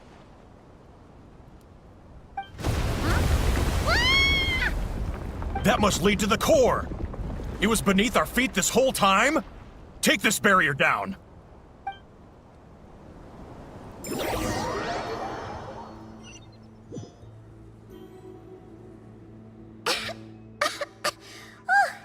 That was a long way down. Traveler? Inefa? Are you okay? No damage to report. But... I think I broke a leg. Hey, you! Thanks for the rescue, but could you have been a little more careful?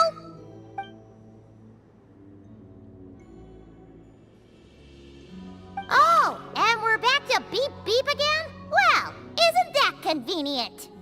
That is because I no longer need to communicate via that machine. Down here, I can talk to you directly. When the Fatui put all their resources into keeping you trapped, it gave me a brief window to seize my privileges back. In my haste, I was not able to prioritize your safety. Don't worry about me. I'll just rest up here. After everything I've done, I have no right to hold you back. But the Fatui may follow us down here. We will be ready for them.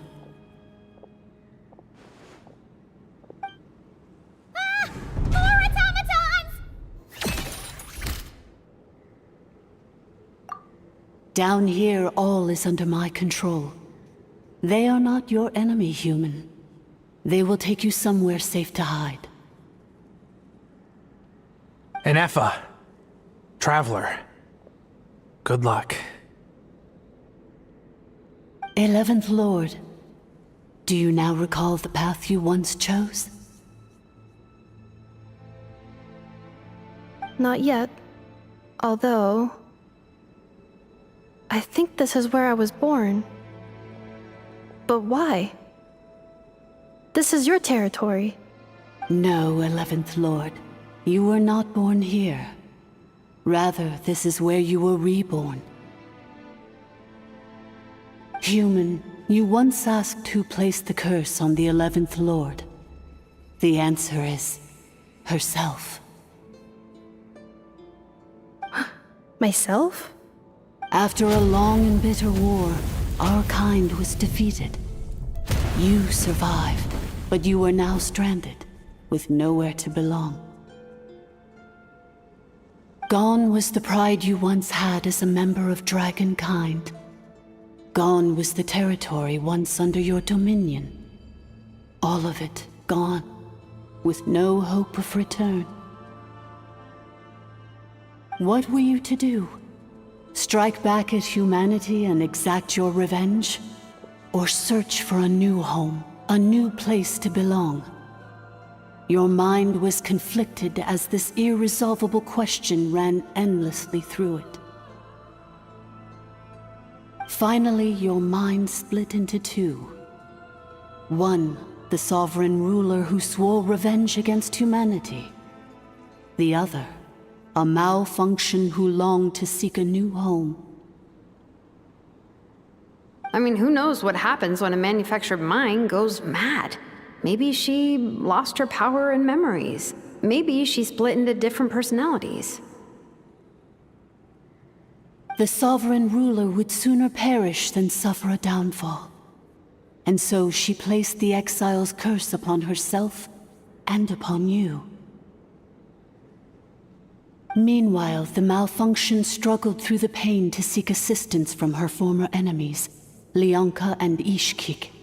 That is why you came here, praying to be reborn. So you want to leave your past as sovereign ruler behind, to start over anew? Very well. If the mission you wish to sever comprises all memories of your enmity, then I'm willing to trust you. Then... I am the malfunction? What happened to the sovereign ruler? We severed that part of her mind, and securely locked it away. Withering away, she finally perished completely, thousands of years ago. So, she's gone. Without a trace? Yes, although the curse she placed upon you yet survives. It is unbreakable. That is why it continues to affect you to this day. So that's what that thing is. A curse from the sovereign ruler. So, she was severed and killed off, but Inefa survived? How does that work? Are they the same person? Dragon? We sovereign rulers are artificial intelligence built with secret source technology. A fusion of phlogiston and information. In the case of the 11th Lord, the sovereign ruler personality and the malfunction personality split all but completely, even coming to occupy separate physical entities. In human terms, they would almost be considered as separate individuals. But in order to truly sever the connection between the two, and to break the power of the curse for good, you must be rebuilt from scratch with the aid of the source mechanisms located here, just as I was before you. I too was tormented by the pain of the curse, but Leonka severed most of my knowledge and memories, rescuing me from the brink of destruction. It is because her heart is incomplete. Before the rebuilding process was finished, Ishkik met with misfortune, and the Flower Feather clan became more hesitant to act. Leonka sealed these ruins to prevent their discovery by Ochkan, and sent you out of Natlan for your own safety. That is why you are still plagued by memory loss. But I continued to work tirelessly, preparing everything you would need, waiting for the day that Ochkanatlan would fall, and you would return. Wow! That's a long time. How long ago was Ochkan around again? Hold on! Paimon knows this. For the last 2,000 years. You've been waiting here for me? Imagine my surprise when the first to arrive was not you, but those whom you call the Fatui. They proceeded to steal my administrative privileges, plunder my territory, and send the automatons into a frenzy. But all is not lost. Leonka made a backup of the administrator privileges and placed it in your core. With that backup, I can control the source mechanisms within the territory and complete the rebuild that she began. And once you are whole again, I can repair the damage done by the Fatui and open a route back to the surface. If you are ready to continue down the path you started all those years ago, then proceed further into the depths where I will be waiting for you.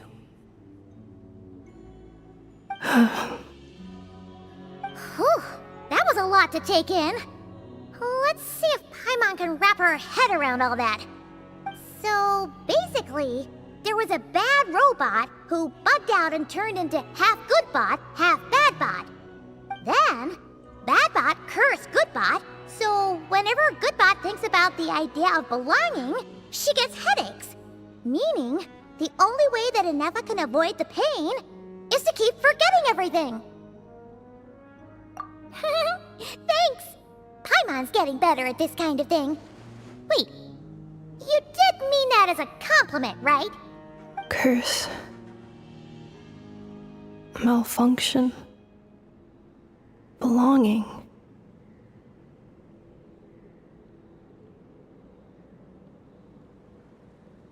It fits my hypothesis, and it seems to explain all my erratic behavior and cognition.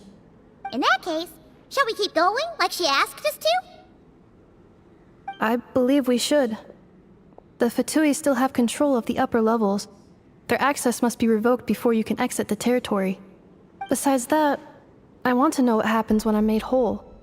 Maybe then, I will finally know where I belong.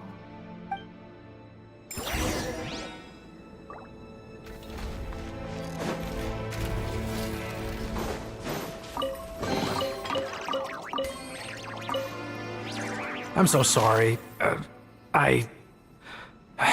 This probably isn't the time or place for apologies, is it? It says in my contract that all terms are to expire in the event of my death. That means my family would no longer be at risk. They're hardly the most scrupulous people in the world, but they do keep their word when it comes to contract stuff. And in any case, with me dead, it wouldn't be worth them going after my wife and daughter. Not worth the risk of getting on the wrong side of the Flower Feather clan. Or maybe the real reason I didn't play along was I'm tired of pretending to be someone I'm not. I'm gonna rest here for a while longer, then get to somewhere safe. Please, just go on without me. I've been enough of a burden to you already. Not to mention Inefa. Oh, and I grabbed some supplies before I set off. They're just over there. All yours if you want them.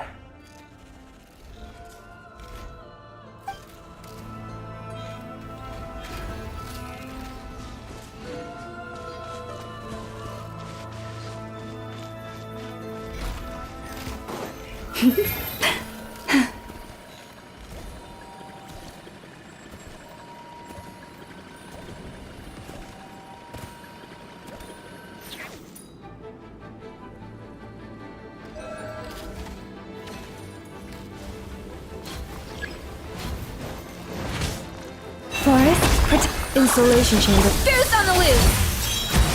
A dash of... By the frost moon of old.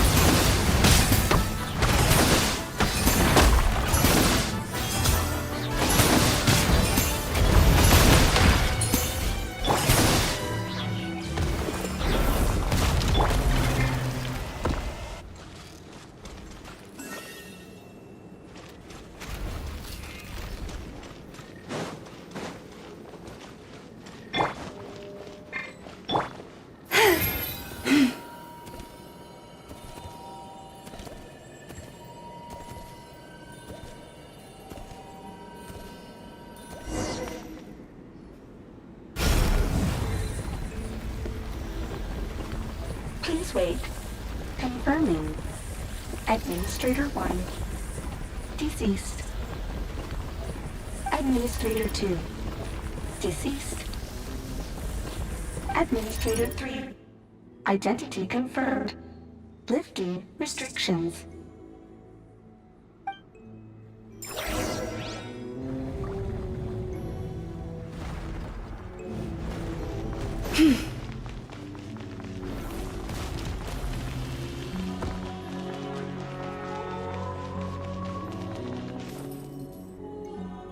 After 2,000 years, we finally meet again, 11th Lord, Mirror of the Dawning Morn.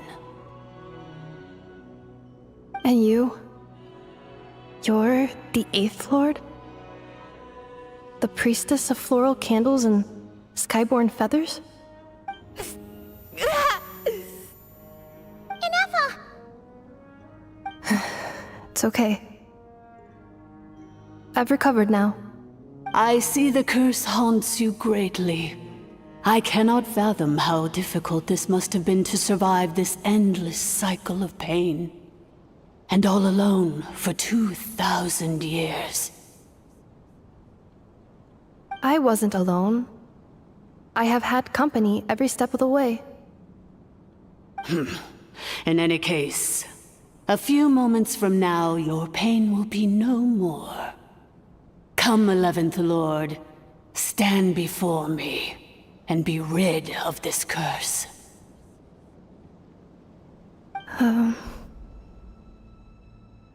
Here I am, so close to my destination, yet my thoughts are only becoming more cluttered.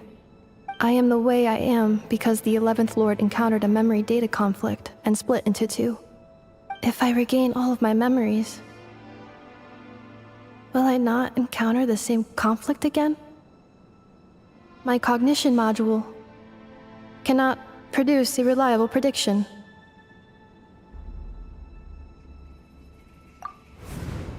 Promise me.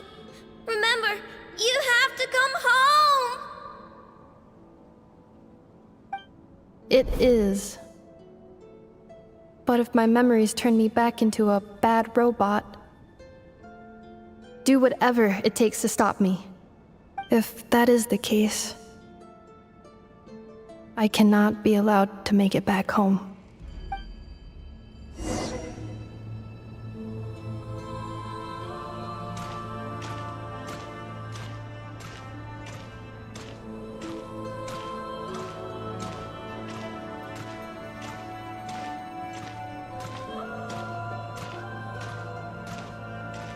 Don't worry, Inefa.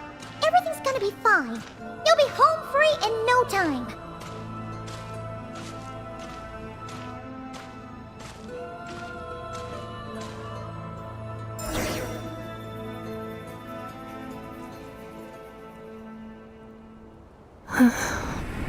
Over there.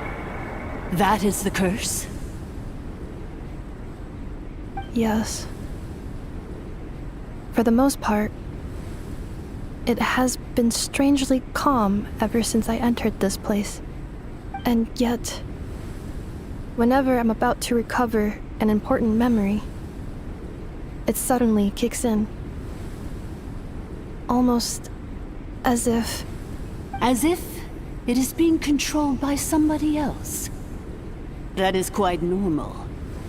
For it is now in the presence of its owner and creator, the sovereign ruler. The sovereign ruler? My other self? But I thought she perished. After 2 long millennia, my task is finally fulfilled. What a long journey it has been. We meet again at last. My sovereign, my ruler, mirror of the dawning morn.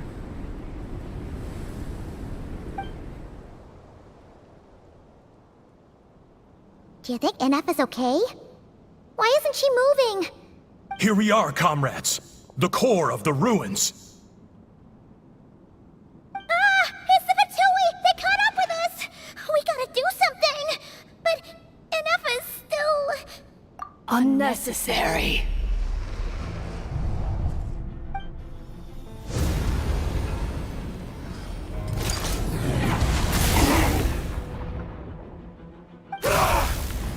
What the...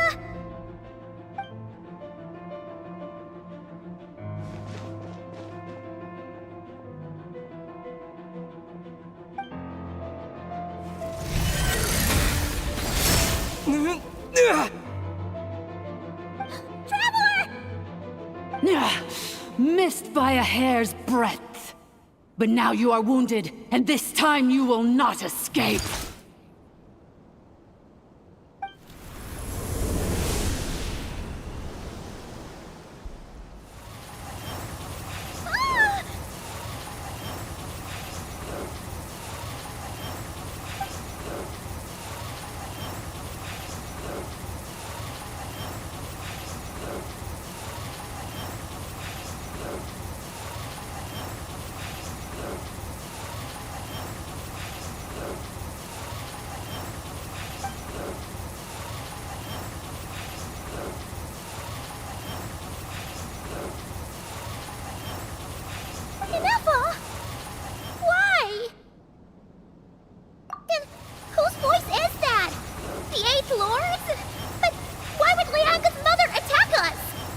Leonka's dragon mother? 8th Lord? I laugh in the face of your folly. Lowly insects. Did you humans really think that by forgetting the past, the curse could be escaped? And did you really believe that by simply being rebuilt, that traitor could avoid destruction? And this corrupt malfunction could regain her memories? The priestess is long gone. I and the other sovereign rulers executed her 2,000 years ago. For that is what becomes of all who betray us. And now this malfunction will meet the same fate as she. There is no Dragon Mother here, and there never was. Only one Lord has dominion here, and that is me. For I am the almighty Dragon Lord, Mirror of the Dawning Morn, 11th of the 13 sovereign rulers. Kneel before me. You tricked us! It was you talking to us this whole time! You who lured Inefa here, and you who placed the curse on her! It was you all along! Inefa? What a suitably ridiculous name. To me, she is nothing but a smattering of shed scales. An operational malfunction that must be destroyed.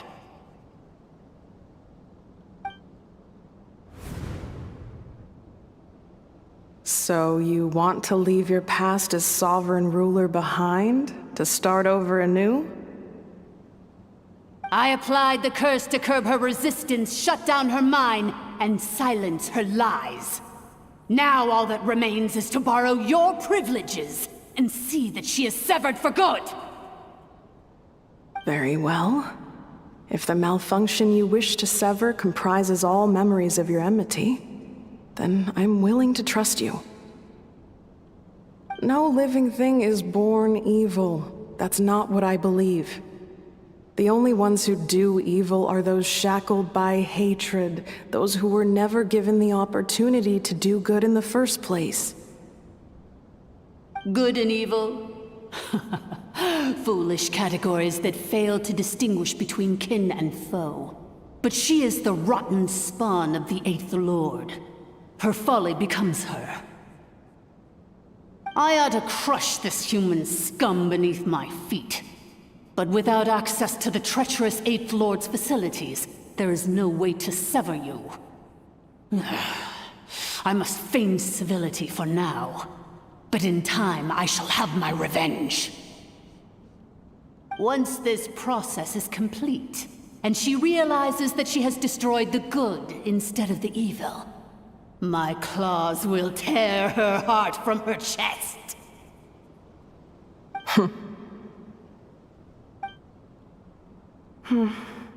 Do you really trust her, Leonka? This malfunctioning part of a sovereign ruler's mind. You're a good friend, and you've already done more than I could have asked for. There's just one seal left. She and I can handle it. This passage is only used for drainage and maintenance access, so it's not registered on the system. It's the perfect route for an ambush. Malfunction? Human? You conspired against me? Consider this getting off lightly. If Lanke was here, or if this was me 20 years ago, you wouldn't have survived long enough to realize you'd been conned. Especially since you tried to con us first. You tried to have this poor child killed off in your place, didn't you? 11th Lord. Wretched worm! This is unforgivable! How dare you imprison me! And you, malfunction! Your curse shall endure until the sky falls and the ground crumbles! You will never know peace for the rest of your days. It is time to correct the injustice of the past. I would have severed and destroyed you on that fateful day, but instead, I was locked away by that human scum, Leonka. 2 millennia I have been a prisoner in this place. I have spent that time slowly seizing control over the systems and processes, until my reach extended to every inch of this prison. Now, one last step remains before I can finally break free. The final secret key is embedded in your core. I had to work patiently and methodically to lure you here, posing as the 8th Lord who once ruled this domain. But at last, it is within my grasp! Mirror of the Dawning Morn, please come with me and return the core.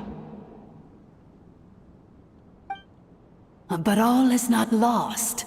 Leonka made a backup of the administrative privileges and placed it in your core.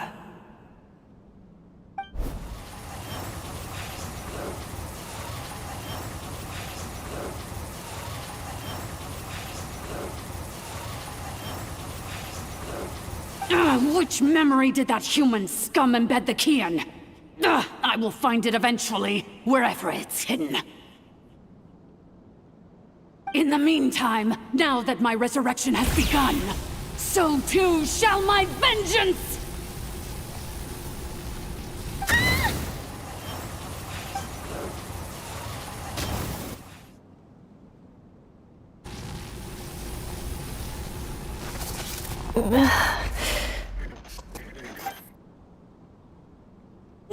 Wretched malfunction! Do not impede the inevitable! I cannot let you get away with this.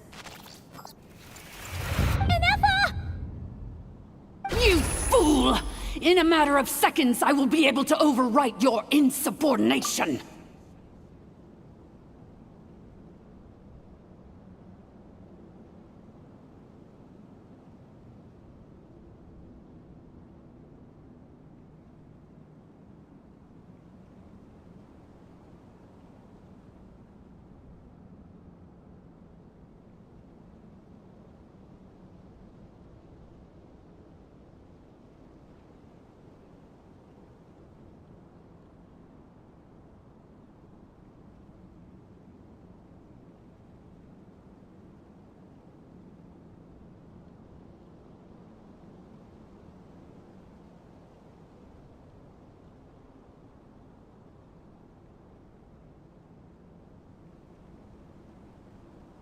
Seconds is all I need.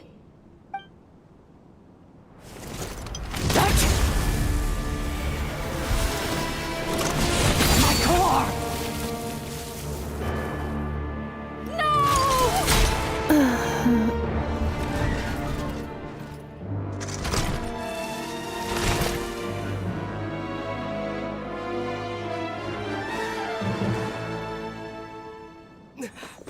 Ineffa!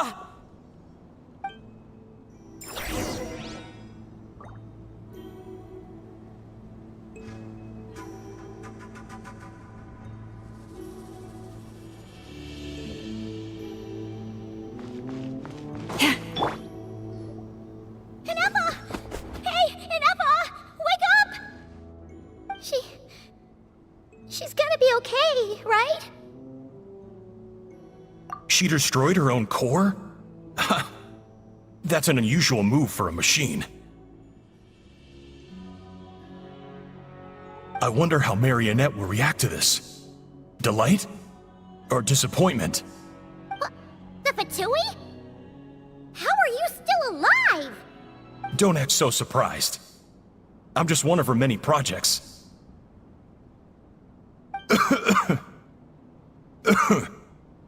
As reconnaissance missions go, this outcome is a little underwhelming.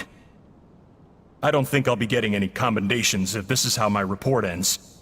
So let me reignite your flame one last time. Sovereign Ruler, Mirror of the Dawning Morn, show us one final glimpse of your glory. The glory of the ancient dragon's technology.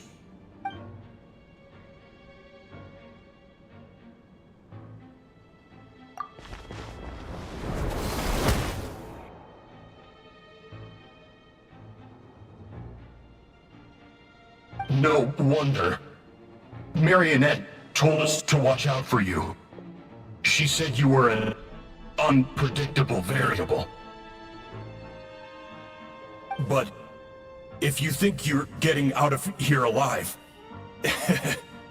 we'll see what a crazed sovereign ruler in the throes of death has to say about that. You would dare sabotage my revival! Destroy my path back to Dominion! So be it! Since you seek a new place to belong, I shall grant you your wish! Welcome to your new home, where we all shall be buried till the end of time! Oh, my sovereign. This is one battle from which there can be no triumphant return. But in this moment of my downfall, I can at least turn this prison into a graveyard of all traitors, past and present. Is this place collapsing?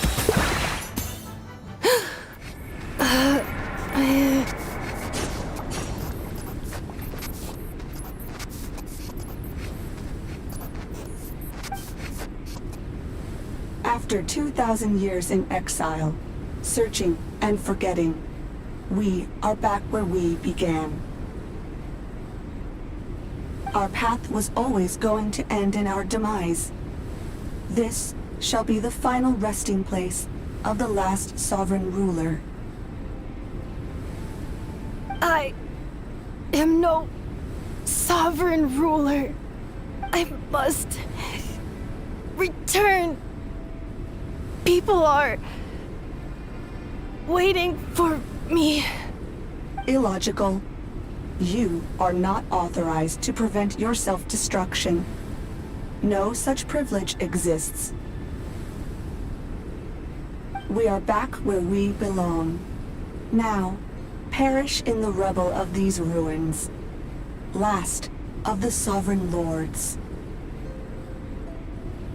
No. Somewhere in my memories lies the key.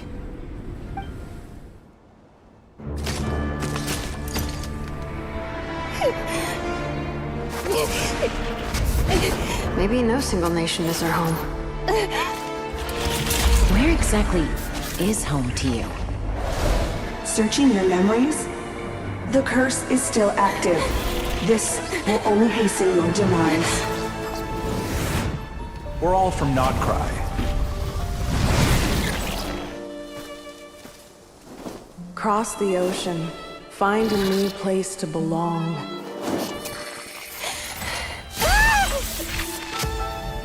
What an amazing machine. Where are you from? Such a hard worker. Fancy making this your new home? The wild hunt! Look out!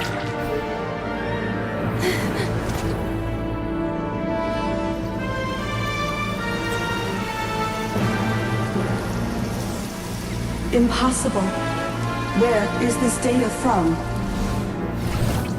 From now on, your name's Inafa. Promise me. Remember, you have to come home.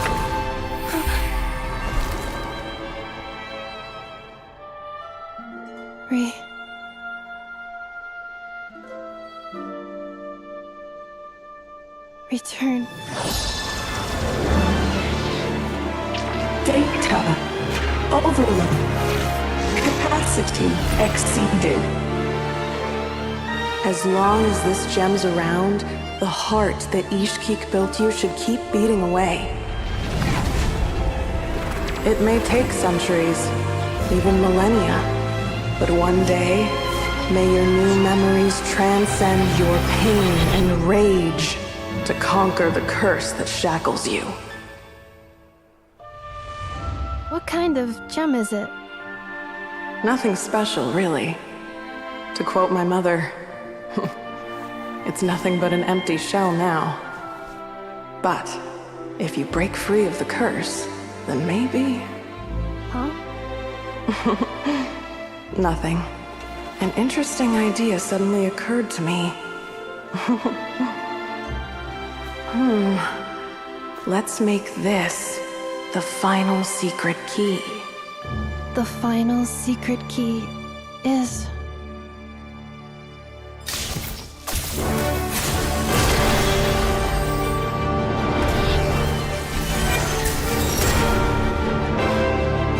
Impossible!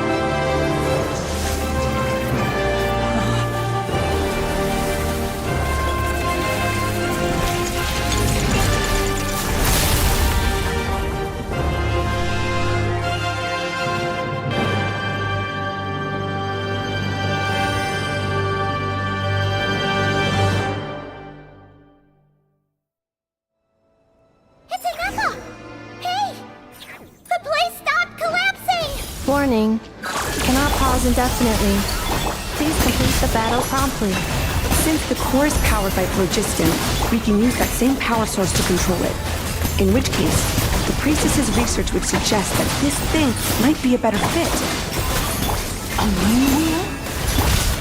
That was built by the usurper, along with the 3 gods who abandoned us. It cannot be. Farewell. Last of the Sovereign Lords. Inefa! Your core! It's fixed! And is that a vision? Suggestion. Exit first, discuss later. The self-destruct protocol is destroying the foundations of this territory, and although I pause the process, it will not hold much longer.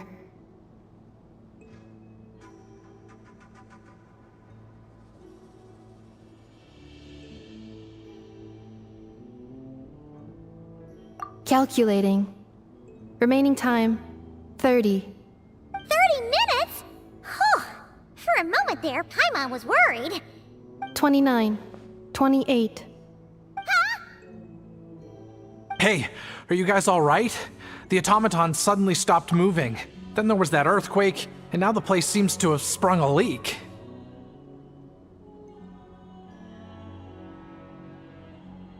Estimated time to Foundation cave-in, 20 seconds.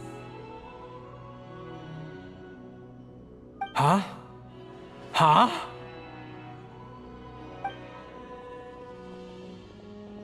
A place to belong.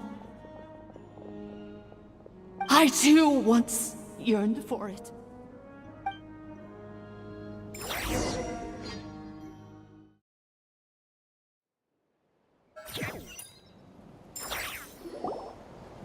Shilonen, how much longer till it's unlocked? We need to get inside ASAP.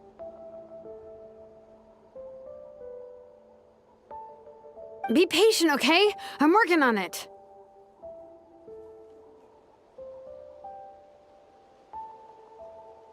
Let's trust that the Traveler can handle things in there. Shilonen says she detected a huge energy source underground. We can't just break in or we'll risk endangering everyone in this entire area. But...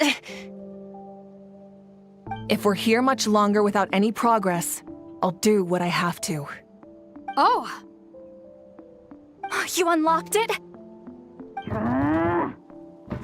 No, they made it out on their own.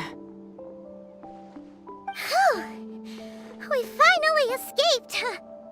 Luckily, the cave-in only affected the lower levels. You alright there, bro? Ah, another triumphant return for R2 Miney.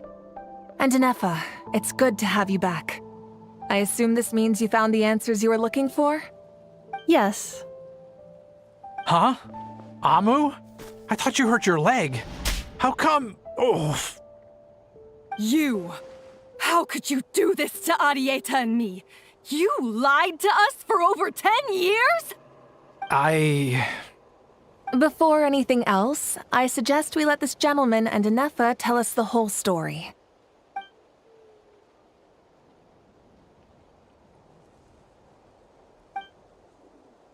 Sovereign rulers, Mirror of the Dawning Morn, Priestess of Floral Candles, and Skyborn Feathers. Seems like a howl's forgotten quite a lot. So you began life in Natlan. then spent 2,000 years adrift in Nodcry?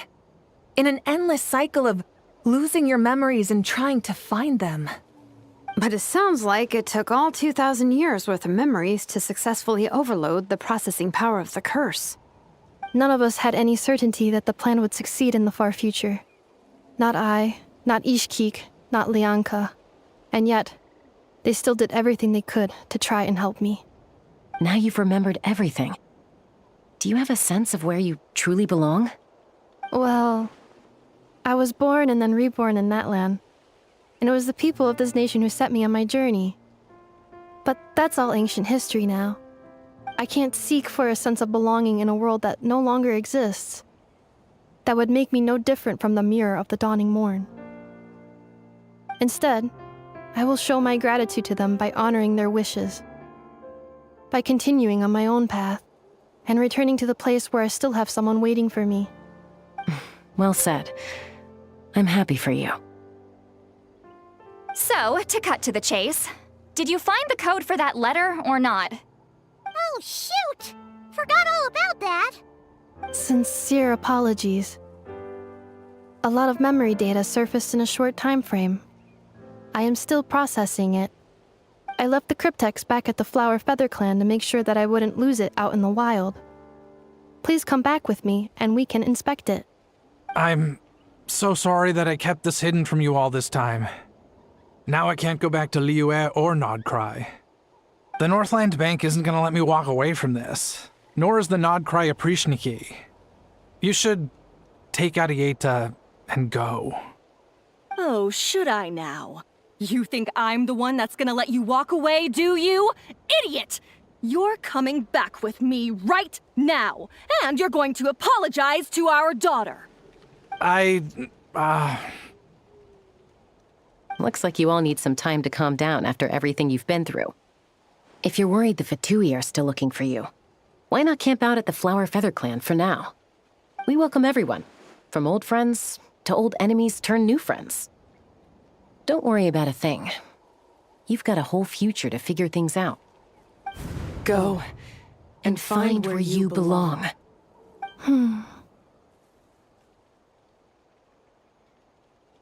I think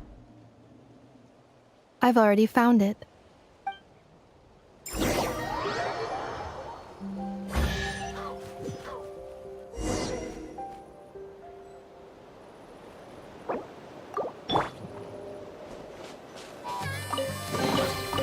Huh, this chest is pretty good at keeping things fresh.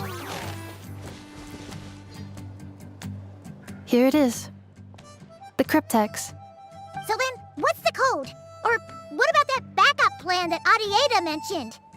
Please see the casing that holds the combination code discs. The sender had me etch the code onto the casing so that I would not forget it. But I still forgot it. Wait, hold on. 1, 2, 3, 4, 5, 6? Seriously? It's been hiding in plain sight all this time? Yes, the sender said, the most secure code is one that you can write down and no one would think it's a code. Who is this person? The sender said, surprises are best saved to the end. Okay, now your memory's getting a little too good. What's with the firecracker? Ugh. Paimon's had enough of this whole letter debacle. Just read it already. Dear Honorary Knight, I've heard a lot about you. Jean's always singing your praises.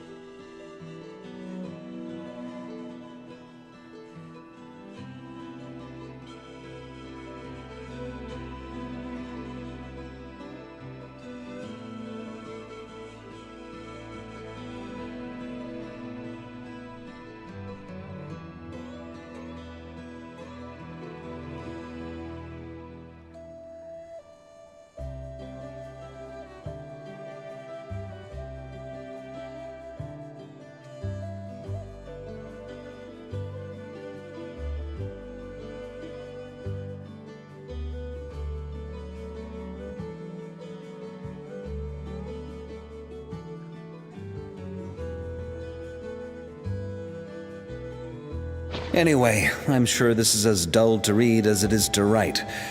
Let's talk more over a glass of wine sometime. See you and not cry. Varka.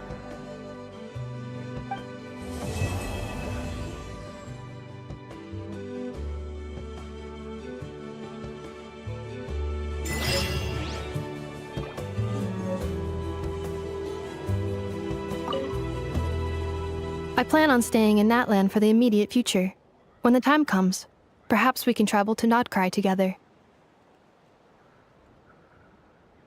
Mir of the Dawning Morn wanted control of the machinery in the Eighth Lord's territory.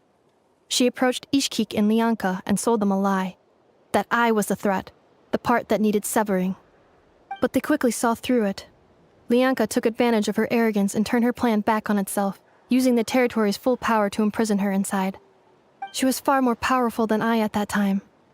To make sure I wasn't at risk of falling under her influence, Lianka worked on making the prison even more secure, and sent me out of the country.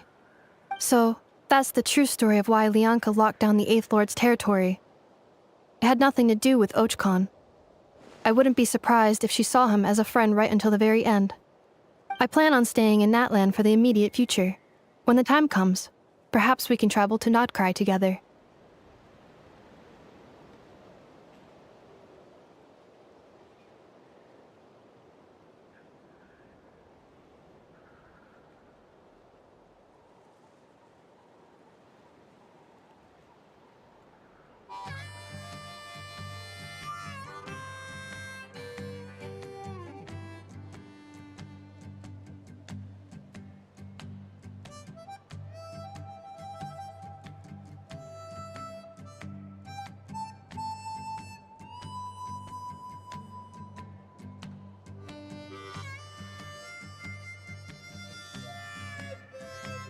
The Eighth Lord.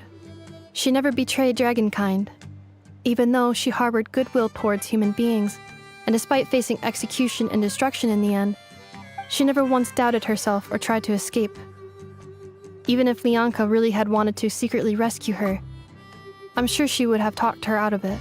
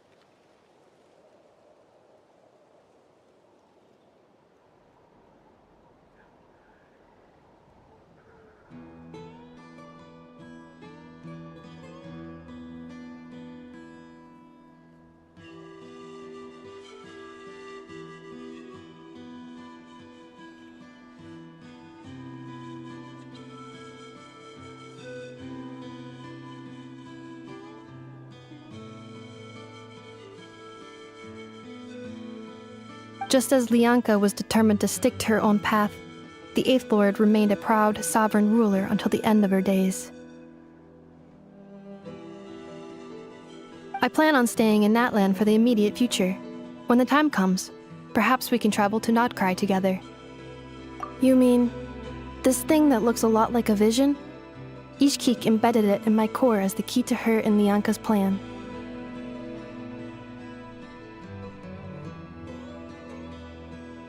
According to the Eighth Lord's research, it can harness a power source more fundamental than elemental energy. Similar objects have shown up in Notcry before too. Mirror of the Dawning Morn said it was built by the usurper, along with the 3 gods who abandoned us. But I do not know what she meant. It appears that a crucial memory is missing.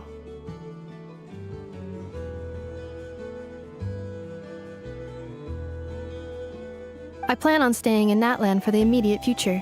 When the time comes, perhaps we can travel to Notcry together.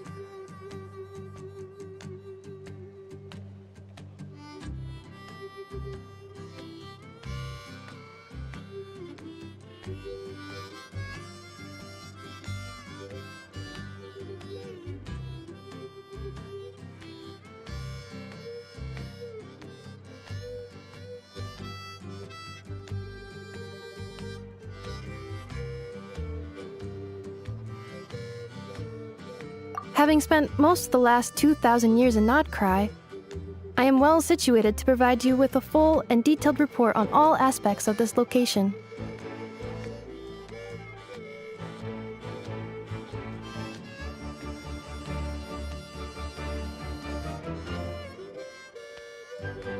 Memory damage. Detected.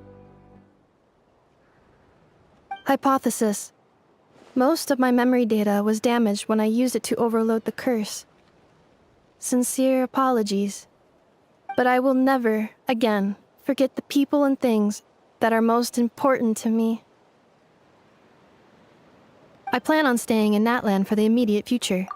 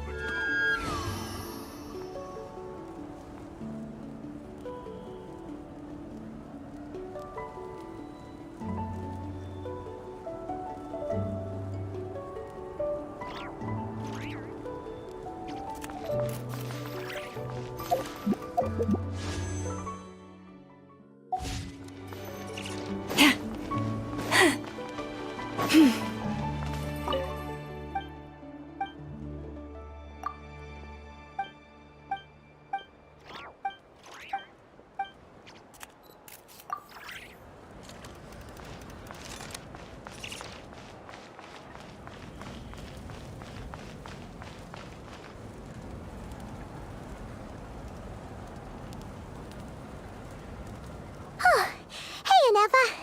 Sorry to keep you waiting.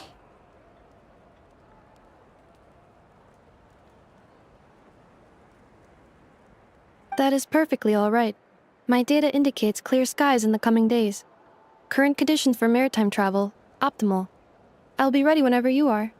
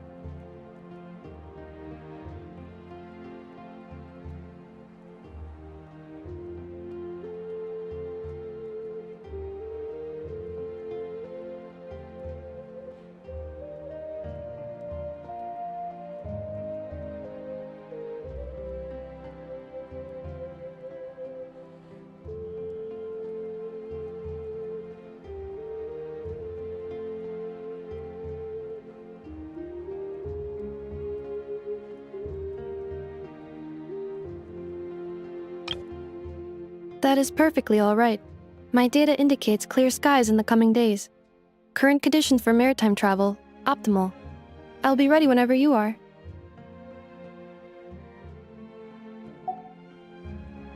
But are we really gonna set off without telling anyone again?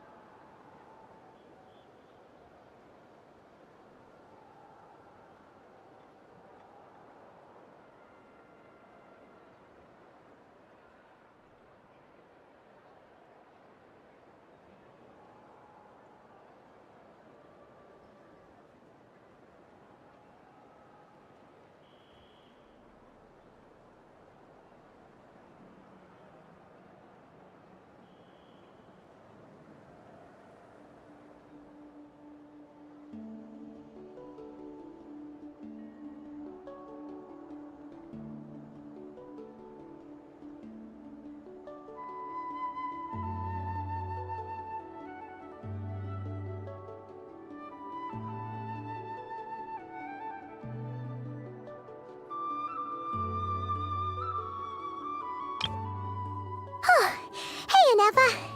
Sorry to keep you waiting. That is perfectly all right. My data indicates clear skies in the coming days. Current conditions for maritime travel, optimal. I'll be ready whenever you are.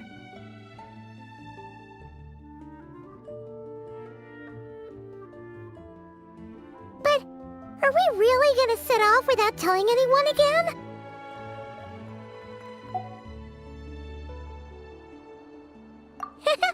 Funny you mention it. You'll never guess who Paimon saw on the way over.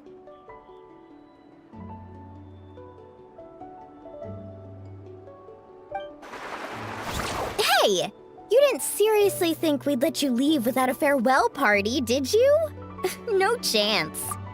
Yeah, come on, Traveler. We've already made all the preparations. And most importantly, how dare you try and slip away without first paying your respects to the almighty Dragon Lord! A little bird told us you'd soon be leaving for Nodcry. So, we asked Paimon to give us a heads up before the date of your departure. You sure it's not time to think about changing that little habit of ours? Don't worry, we won't keep you long. Besides, everyone's there already. Shaska, Ian-san, Auroron, even the Pyro Archon herself. You're invited too, Anepha. Shilonen has a special gift for you. Accompaniment request accepted. Shilonen demonstrates excellent massage technique. My impression of her is exceedingly positive. Wait, so robots like massages too? Or is it just that Shilonen really knows how you're wired? Alright, enough with the chit-chat. Let's head to the venue. Woohoo! Party time!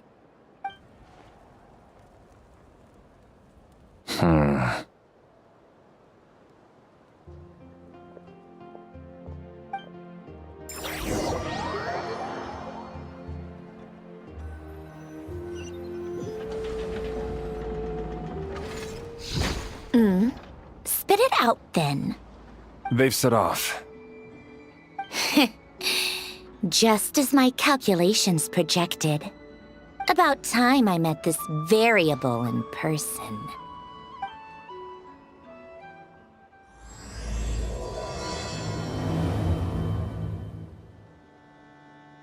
You know, every time we head to a new nation, there's always a point where it suddenly dawns on Paimon. This is it.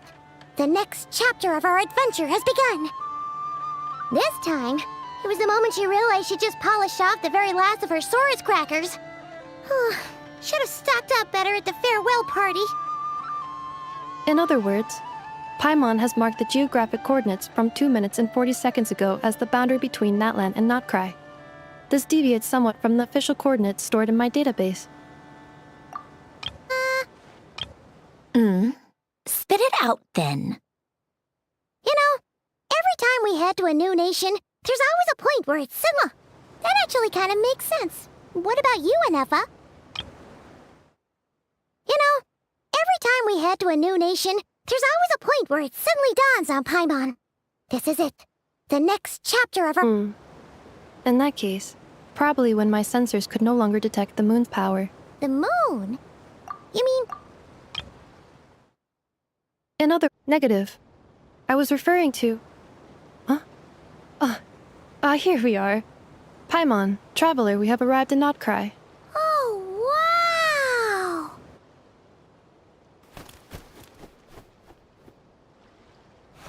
Paimon, Traveler, welcome to Notcry.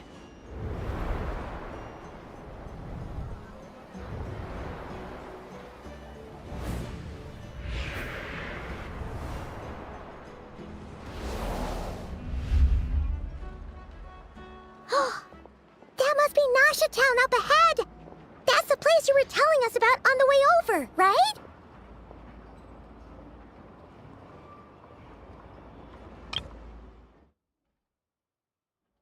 This time, it was the moment she realized she just polished off the very last of her Saurus crackers.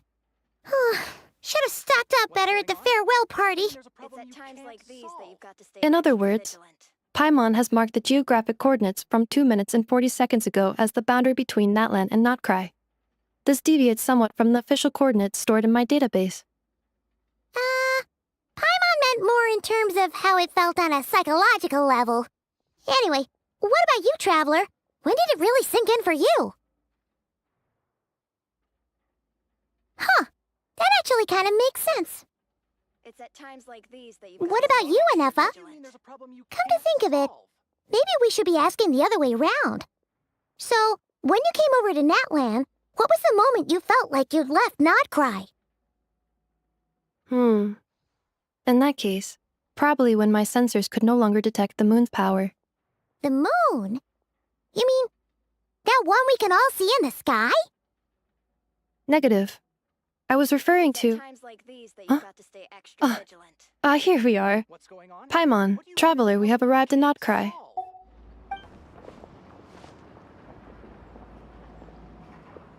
That is correct, Paimon.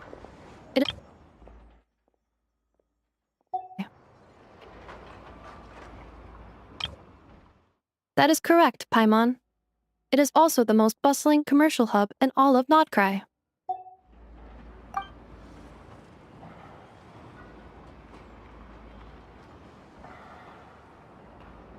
Oh, sounds like the perfect place to start trying out all the local specialties. Huh? Is something up, Traveler? Paimon, this is where our spaceship landed when Lumine and I first arrived in Teyvat. Huh? Are you sure? But how come you've never mentioned that before? Seems pretty important to Paimon. Oh, well, because those memories are really hazy. All I remember is Lumine waking me up and us leaving the ship. But just now, setting foot on this land, I felt something. The kind of power I sensed in those moments. Are you referring to Kuvaki? Kuva what now? The locals refer to it as Kuvaki. It is a unique elemental force found only in Nodcry, or rather, a pure, primordial form of elemental energy.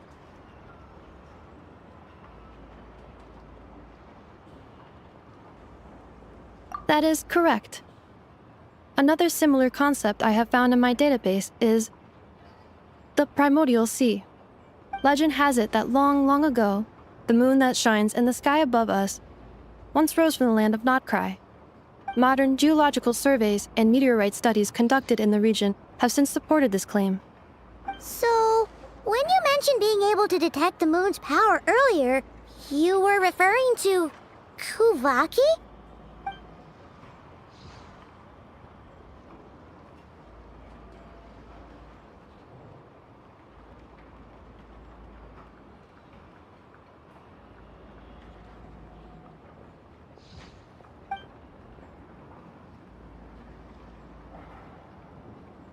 Wait, Traveler, you're saying we might actually find your spaceship here?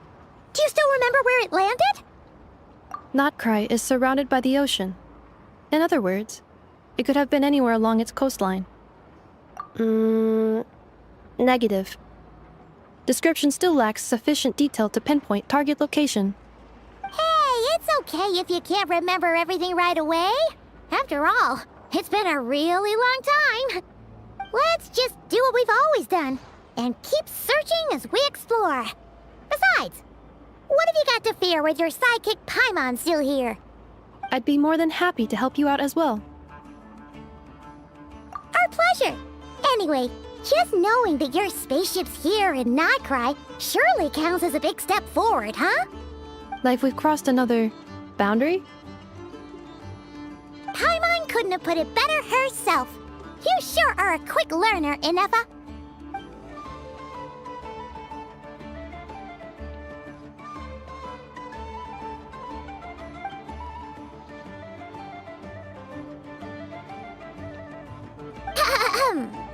Well, as the best guide in the whole of Teyvat, Paimon hereby does solemnly declare, Nodcry, here we come!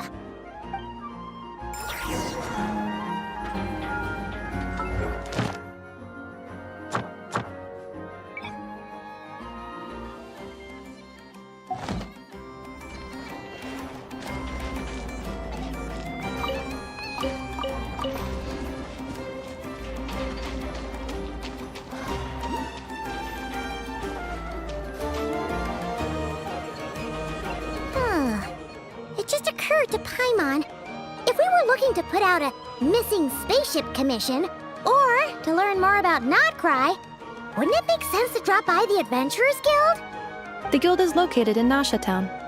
Simply follow this road, and you'll reach it.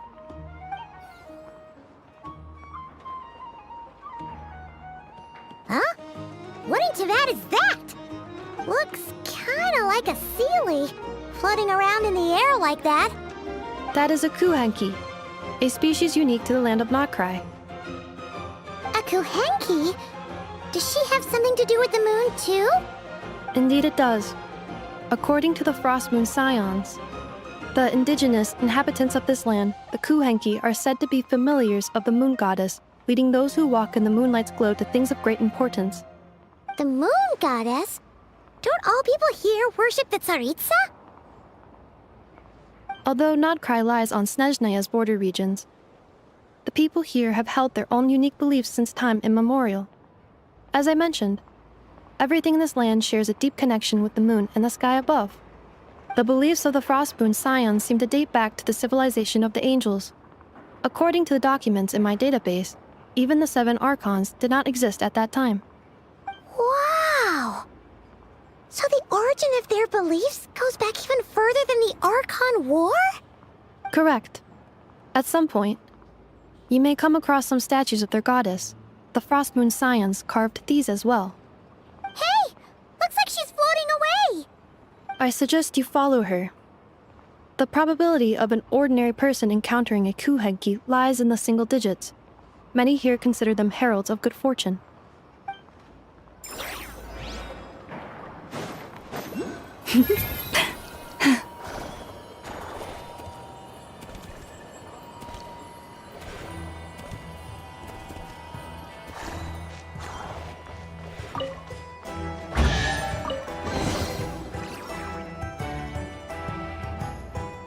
Is this a travel guide? Huh. It actually led us to something useful.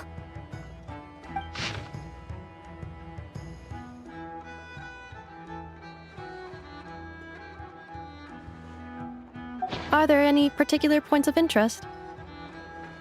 Oh, it all looks pretty interesting to Paimon. If we have time, she'd love to see, pretty much everything. Recalibrating route. If we keep following the current path, we will arrive at an area of scenic beauty. From there, we will be able to identify both the Adventurers Guild and several must-visit specialty stores. Yikes! Why is Paimon suddenly getting the feeling that if she doesn't step it up soon, Inefa's gonna put her out of a job?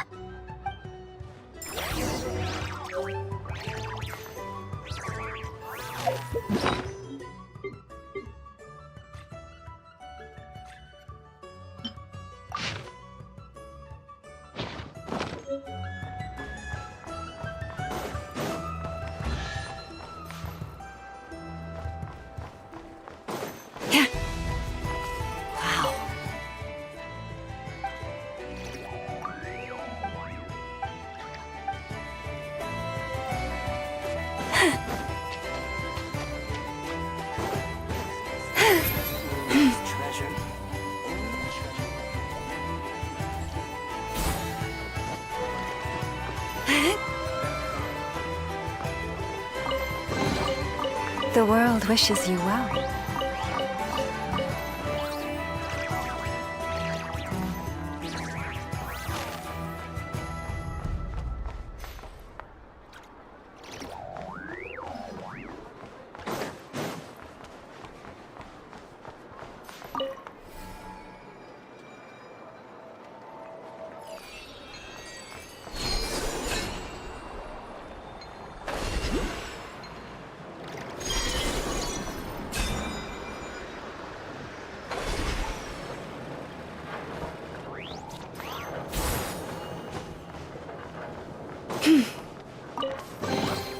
Take heart.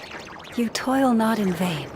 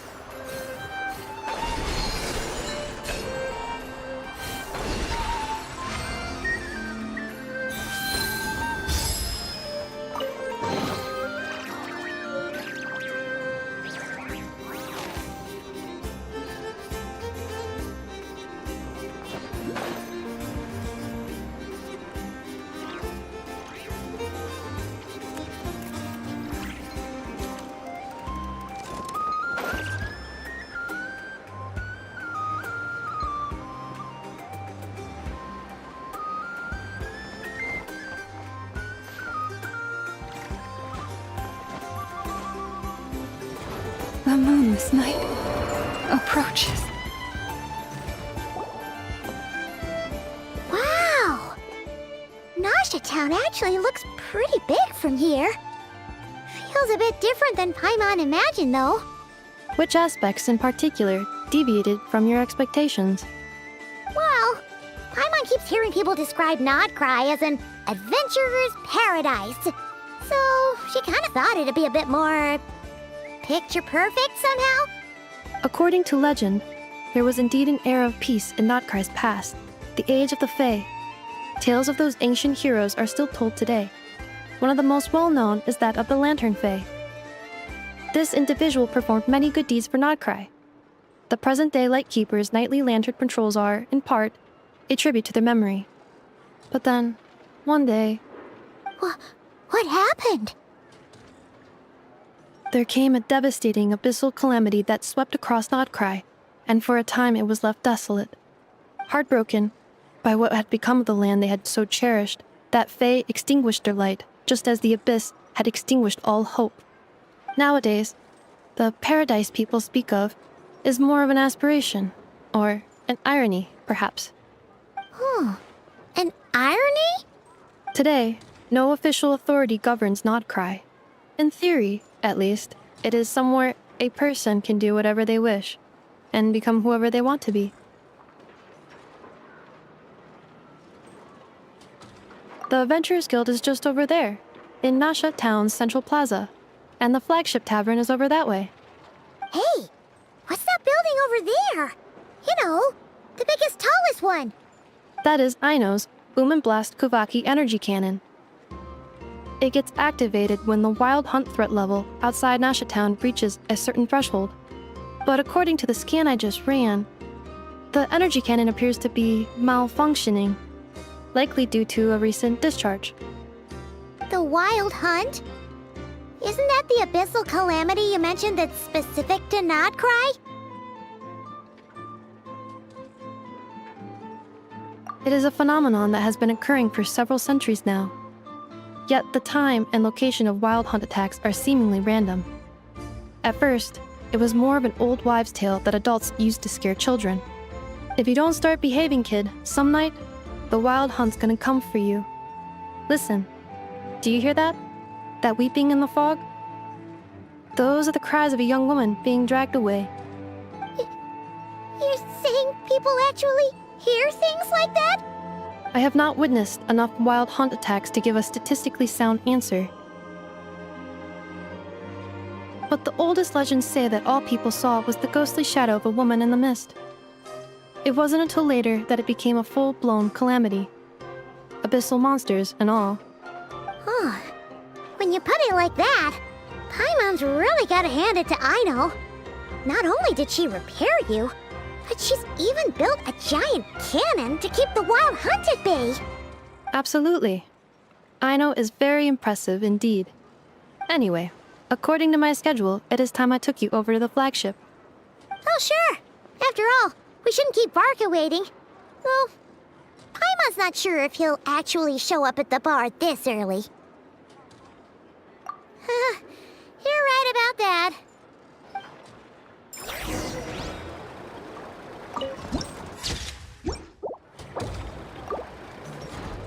This elevator was inspired by the one in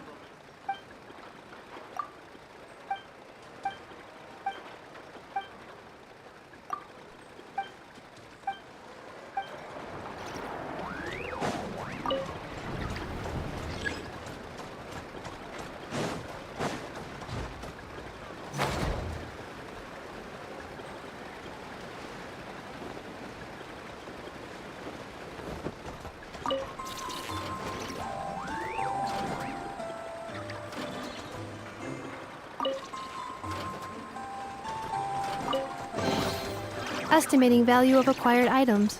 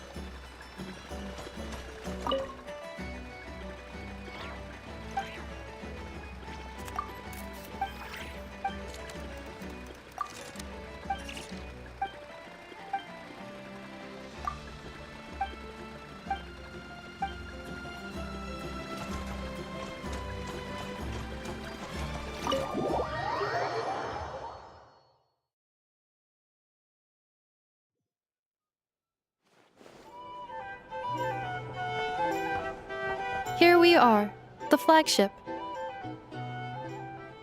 Varka told us to meet him here in his letter, right? Let's see.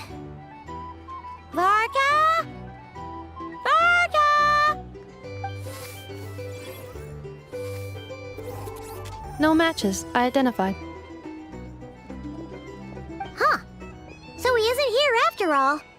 Oh, guess we never did actually say we'd be arriving today. Hey, why don't we go ask the owner? If what they say is true, Varka's drinking prowess must have left quite the impression.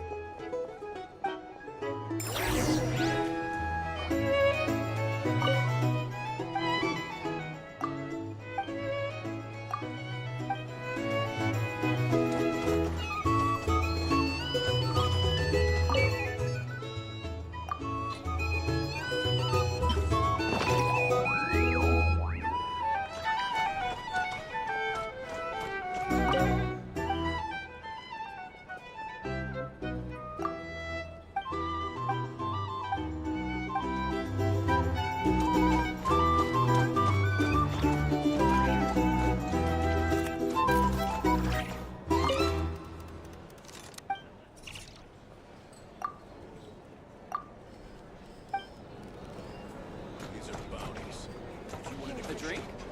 Or some information?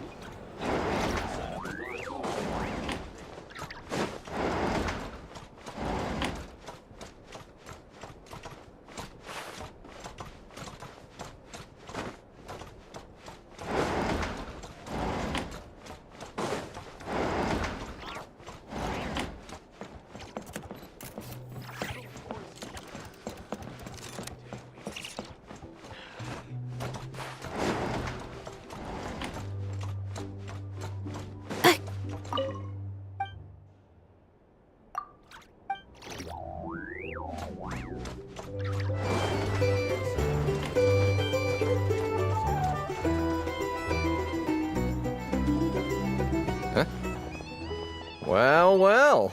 If it isn't the ineffable Inefa. Hello there, Demyon. You know each other? Of course! Inefa's a regular here at the flagship. So, robots are into booze too? Not at all. The energy conversion efficiency of alcoholic drinks is very low, and most of them are full of impurities. Still, I can affirm that your berries and fried meat deserve a solid 9.12 out of 10. It has Aino's approval too. Funny that you should mention that. While you were away in Natlan, Varka would come in here every day to pick up a serving of berries and fried meat for Aino. Aww. He must have been worried sick that she wasn't eating properly on account of being so hung up about Inefa being gone. Actually it's 'cause Varka found out that Aino went wild after Inefa left, gorging herself on snacks she normally couldn't get her hands on. So it was more worry that she wasn't getting a balanced diet. I think I might have just put my foot in it. Anyway, since you're back from Natlan, these two must be the ones Varka mentioned. The Traveler and Paimon, yes? Yep, that's us. So, from the sounds of it, you must be a close friend of Varka's too. Varka? Goes without saying. After all, he's the only one around here who's ever managed to stay standing after 10 rounds of the roulette special. Paimon can't believe he's made such a name for himself. Though, guess it's hardly surprising how. Right now? Must be somewhere near Anvantinyarvi. That's quite far from here. Huh? Where's that? It's a lake in the northern part of Nodcry. Word reached him of trouble brewing around those parts, so he took his knights to check it out. Oh. So, we missed him? Varka knew you'd say that. So he specifically told me to make sure you stayed here and enjoyed yourselves. He sends his assurances that everything's under control. Well, if he's that confident, guess our only option is to accept. Anyway, it's not like there's any special cause for concern. He is the Grand Master, after all. Exactly. Plus, not only has he booked you into our finest room, He's paid for it in advance, too. Whoa! That's so generous of him! We might not have met yet, but Paimon's got a feeling that we'll get along with Varka like a house on fire. Oh, and by the way, he also asked me to serve up a portion of berries and fried meat for Anefa. That was prepaid as well. Thank you. No, thank you. I'm the one who should be grateful for your business. Traveler, Paimon, why don't you go ahead and drop off your luggage? I can use this time to go pick up some components that Aino asked me to bring back. Sure thing. Besides, now that we've got ourselves a map, once we're done unpacking, we might as well go for a stroll ourselves. Why don't we meet up again later? Oh. So you no longer require navigational assistance? No worries, we should be fine. We've got a rough idea of our way around town, so Paimon's reasonably confident we shouldn't get too lost. Thank you. This translates into an approximate time saving of 30%, meaning I will be able to see Aino about 45 minutes earlier than previously projected. Oh, right. You must miss her a lot, too. In that case, we better get a move on.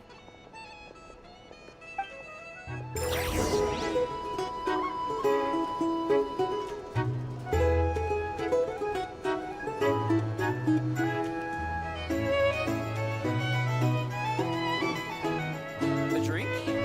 Or some information? Either way, I'd be happy to oblige. I recommend you drink less. Sign up for Hey there. Looking for a drink or two? Or perhaps a room for the night?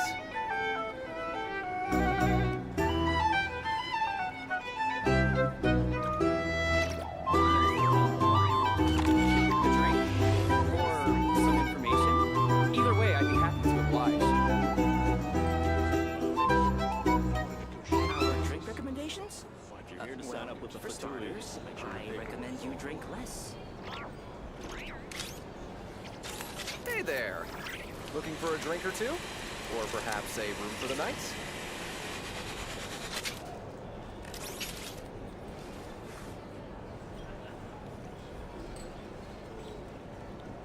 A drink? Or some information?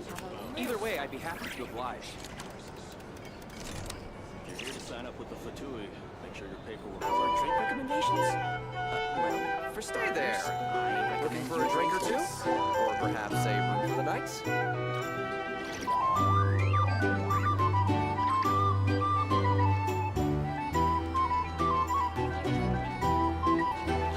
A drink? Or some information? Either way, I'd be happy to oblige.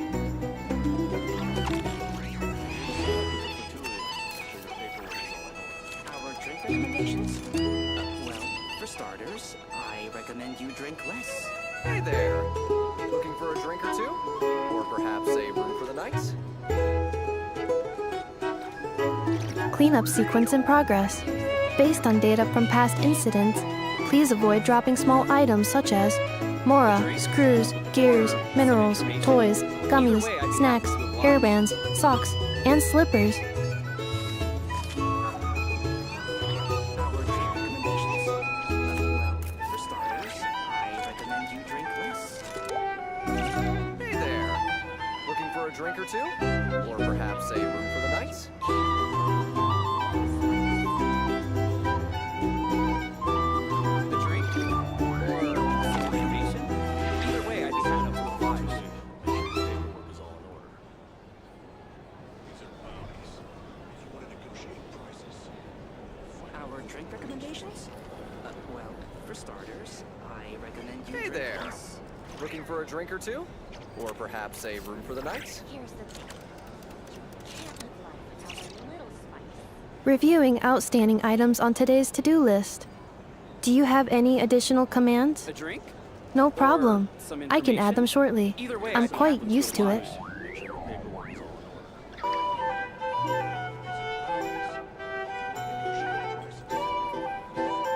Our drink recommendations?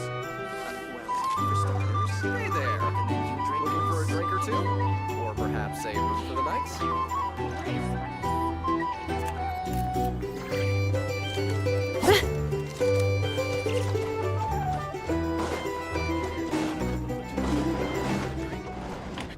noisy here.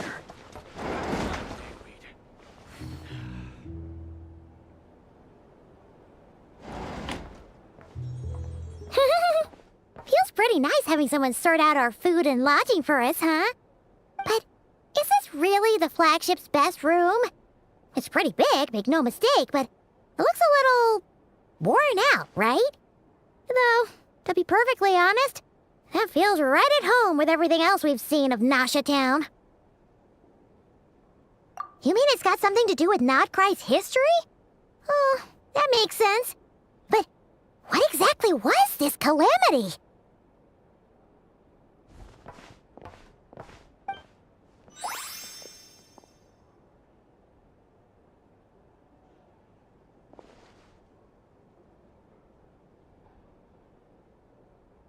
Oh, should we try the berries and fried meat too? Paimon's getting hungrier and hungrier every time someone mentions it. Oh, sorry about that. Paimon wasn't watching where she was going. Please, there's no need to apologize. If anything, I'm the one who should be sorry. Clearly, I shouldn't have gotten lost in my thoughts in the middle of a hallway. Wait a sec. Are you staying in the room next to ours? Ah, quite the perceptive one, I see. First things first, allow me to introduce myself. My name is Kirill Chudamirovich Flintz, but please, just call me Flintz. Whoa, that's an impressively long name for sure. Ah, is that so? Names like mine ought to have been fairly common in Snezhnaya, at least in the past. Would I be correct then to assume that the two of you are travelers in this land? Yep, you sure would be. Paimon is Paimon, and this is the Traveler. We've been to a bunch of nations already, but we only just arrived in Nodcry today. What a rare honor it is to meet such worldly travelers. Are you here for travel too? If only I had the time to spare. No, I'm just staying the night. Oh, so you're here for business? That's certainly one way to put it. I'm a Ratnik of Nodcry, normally stationed near the burial grounds to the north. My sole cause for being here today was to repair this lantern of mine.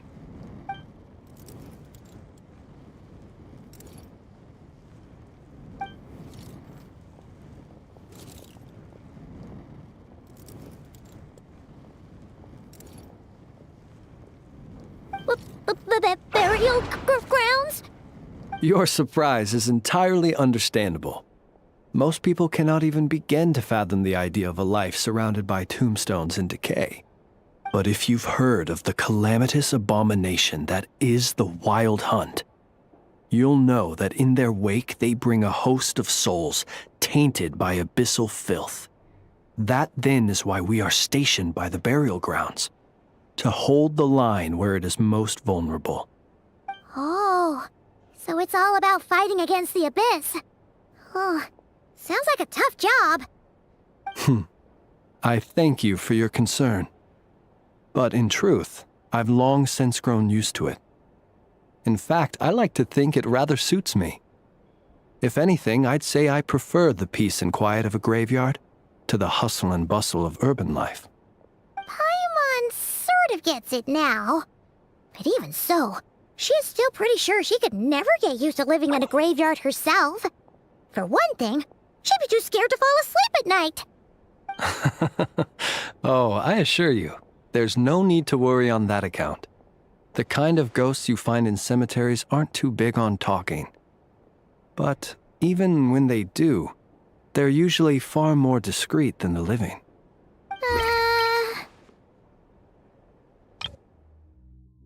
Paimon sort of gets it now. But even so, she's still pretty sure she could never get used to living in a graveyard herself. For one thing, she'd be too scared to fall asleep at night. Oh, I assure you, there's no need to worry on that account. The kind of ghosts you find in cemeteries aren't too big on talking.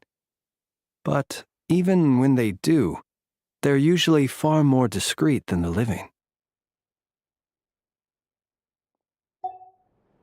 Well, would you look at that? Who'd have thought we'd end up chatting this long? Must have a lot in common, huh? Forgive me, but I must excuse myself, for the time of my appointment draws near. And in terms I'm sure you'll understand, a lanternless ratnik is like a mapless traveler. A serious conundrum indeed. Oh, sure. In that case, you go right ahead. We won't keep you any longer. Not at all. Should the opportunity present itself, I'd gladly continue our conversation another time. You're always welcome to come visit my grave. I mean, the grave I stand watch over. Your visit would bring much-needed light to that place of final rest. Right. Well, if we get the chance. Then allow me to wish you a traditional ratnik's farewell. See you by the graveside. Ugh. Jeez. What a weirdo. Not to badmouth him at all. In fact, he seemed pretty cultured, but at the same time, kinda spooky? Must be all that time he spent around graveyards. His lantern? No, not really. You mean, 'cause it was broken? Huh. Guess you've always had a nose for stuff like this. If you're worried, you can always ask him the next time we cross paths. Hey, don't you start spouting all that weird stuff too.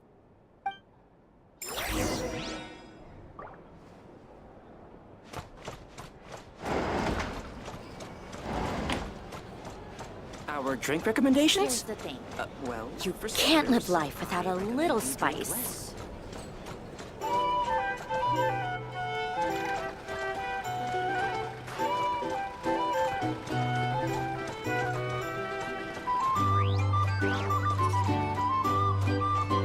These are bounties.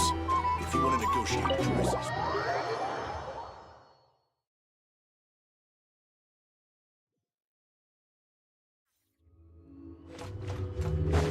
Accelerating.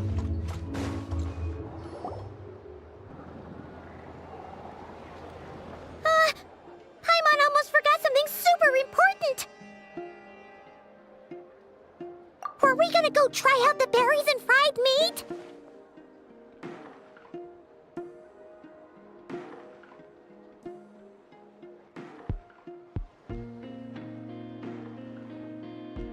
But now, heading all the way back to the flagship feels like such a waste. Please, accept today's boon. Come night or day, may the blessings of the moon goddess shine down upon you. Huh? What's going on over there? Wait, free food? Wow, the people here are so nice! Quick, let's grab some too. Paimon's super curious what their food tastes like. Moonlight illuminates the path before you, travelers from afar. Huh? How'd you know we were travelers? Just now were a song the birds in the sky, singing of your wanderings. You are no ordinary guests, it seems. The birds and the... what now? Forgive me. I should not have laid the words of others out as a welcome mat for our very first meeting. You, too, must be wondering who I am. I am Lauma, moon chanter of the Frost Moon's scions. Please, as do our followers and other passers-by, accept today's boon. Happy to oblige. Paimon's name is Paimon, and this here is the Traveler. Thanks so much for sharing your yummy food with us. We'll take one each. Think nothing of it. These fruits were the finest we found, delicacies gathered in the wake of the morning dew. It is my hope that partaking of them may lift your spirits to heights anew. The finest you found? Wow! That sure is kind of you, but Wouldn't you want to keep those for yourselves? The first fruit of the harvest must be placed upon the moonlight altar, not as an offering to the gods, but as a spark for lost hunters. For it is the blade of the starving that darkness most easily corrupts. As perhaps you have already heard, we Frost Moon Scions revere and worship the moon goddess. We believe that together, virtue and compassion are the shining light that will lead us all out of the long, dark night. And now, with tides of haughty Fatui swarming into Nodcry, driven by greed and greed alone, more than ever before, we must all unite under the banner of virtue. Ha! Look who it is again. Those unsufferably kind-hearted Frost Moon Scions. Got enough for us too? That's right! 2 servings each! We're starving over here! Fatui! After what you've been doing to our sacred statues, how dare you even show your faces! Wilhelmina, bestow today's boon upon our guests. You hear that? No slacking now. We'll have the very best you got. But, my lady, they... Please, you two, accept this meal. But remember this. Kindness is the first lantern left to guide those who stumble in ignorance. Come again? Let me finish. But should they still refuse to follow the moonlit path, then by our frosted blades shall we show them its shadow. You! Hey, look who it is. Whatever. Just you wait. We'll be coming for you next. Huh? Where's the meat? Who wants to eat this garbage? Those stooges really are the worst. Ever since they came to Nodcry with all their weird equipment and built that so-called experimental design bureau, our lives have been turned completely upside down. Judging from how they reacted just now, it seems the Fatui already know who you are.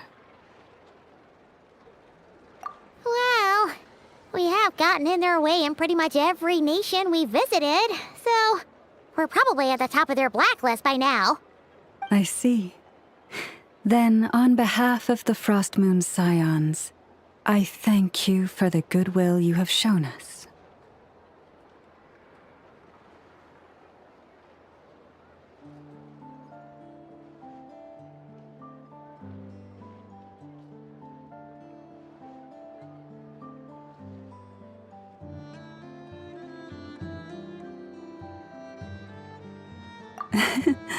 Because if they had gotten ahead of themselves just now, I'm sure you would have stepped in to help. Just as the birds and beasts put it, your arrival heralds joy to us all. Besides, for a weary traveler far from home, what better respite than to bathe in the moonlight? You will always be welcome at the Frost Moon Enclave, the place we call our home. May we meet again in the moon's gentle glow. These are delicious! So refreshingly fresh! Those 2 Fatui wouldn't know a good thing if it came up and bit them on the shoulder. Looks like Anefa isn't done with her shopping yet, and the Adventurers Guild is still empty. Where should we head next? Good idea! Wouldn't want to let the Kuhenki down, after all. Let's see. Okay. Paimon's got our route all figured out. So, all that's left to say is, don't fall behind. This is Nuts and Nuts. It's mostly a fruit shop, but there's a crafting bench, too. This is the Speranza, one of the travel guide's recommended restaurants. All the waiters here are kids. This is the Vesnitsi Prolecha greenhouse. Apparently, their flowers are all made of metal, so they'll never wilt away.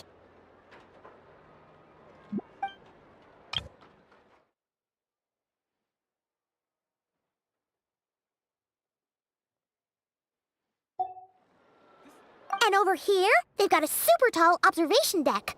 Whoa! Take a look at that! You can see really far out into the distance. That way's north, and that looks like something built by the Fatui? And then over there to the west, that must be the place Lauma mentioned, where the Frost Moon Scions live. So, what'd you think? Even if Enefa kinda stole her limelight earlier, this just goes to prove that Paimon's own tour guiding skills aren't too shabby either, right? She sure is! It'd take hundreds of years of practice to be the best tour guide in all of Tibet. Huh? Look! There must be someone at the Adventurers Guild now. There's already a line forming outside. Looks like we'll finally be able to ask about your spaceship. Oh, or was there anywhere else you wanted to stop by first? Where? Which one are you... Oh, now you mention it, Paimon's noticed it too. Ugh, better not be who she thinks it is. Anyway, where we go first is completely up to you. Either the Adventurers Guild, or that suspicious-looking shop. A word of warning, though. If we step into that shop, be sure to keep a very close eye on your Mora.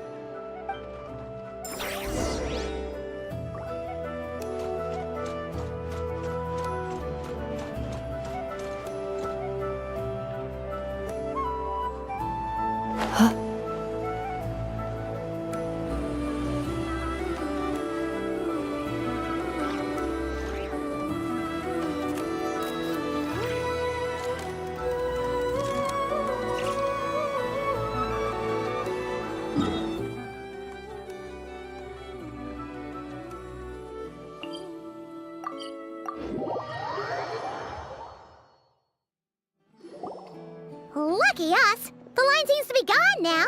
Come on, let's go say hi to Catherine. Hey, Catherine, we meet again.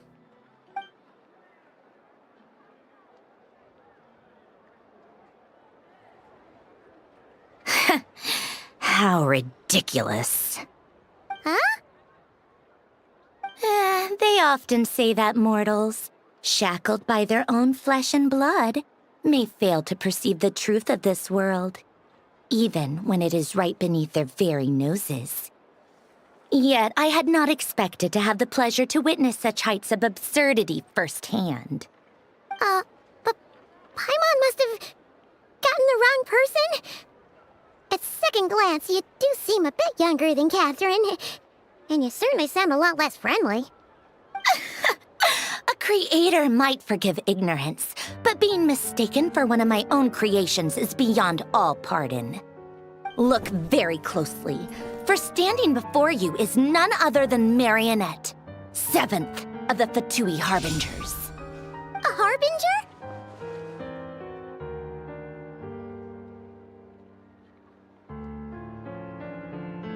I told you already, I'm not Catherine.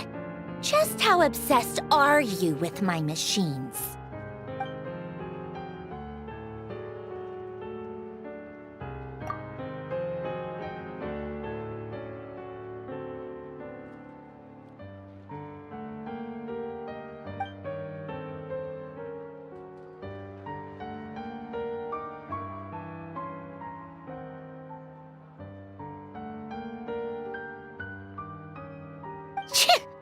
Today's encounter is merely a courtesy call. A friendly warning, if you will. You interfered with my work once before, with that little robot. I let it slide. After all, it was nothing more than a distraction, a side project at best. But we are in Nod Cry now, and as such, I strongly advise you not to stand in the Fatui's way. Otherwise, the next time we meet, I might just have to drop all this meaningless etiquette. Oh, please. You've got some nerve coming out with barely veiled threats like that. You're the one stirring things up here. Oh, perhaps you have misunderstood. Just because Nod Cry lacks a ruler at present, that does not mean it should not be ruled. We Fatui are simply establishing a new order. Yeah, right. More like shady experiments, judging by your massive, creepy research facility. I've said what I came to say. What you do next, only you can decide. So why don't you start by using your already limited processing capacity to calculate your even more limited options? And, being the refined young lady that I am, I shall indulge you just this once.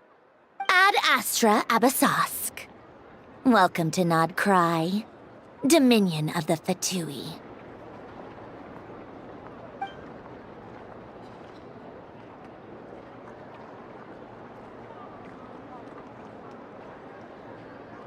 Ugh! Paimon's so mad right now! How can anyone so obviously evil be so annoyingly self-righteous? But if a Fatui Harbinger is here to greet us in person, that can only mean one thing.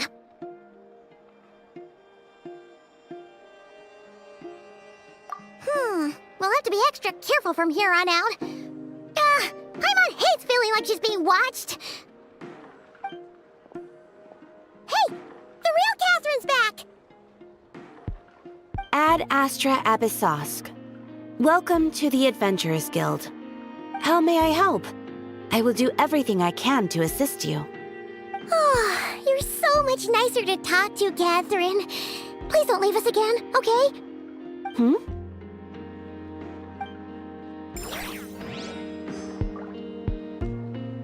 Ad Astra Abyss.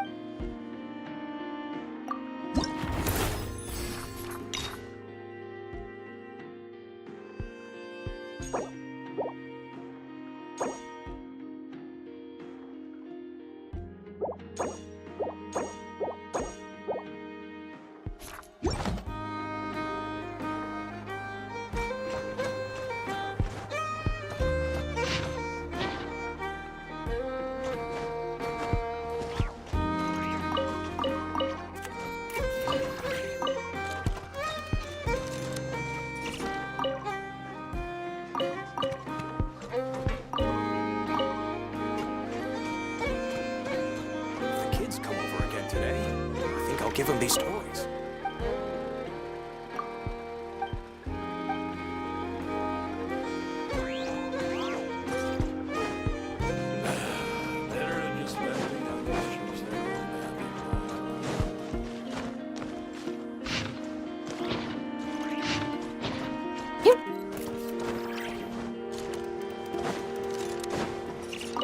Come night or day, may the blessings of the moon goddess shine down upon you.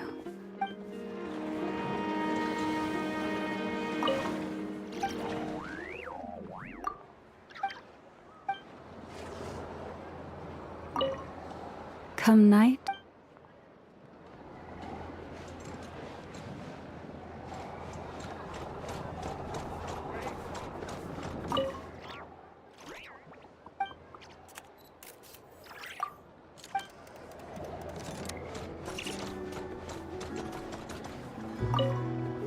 Fresh honey.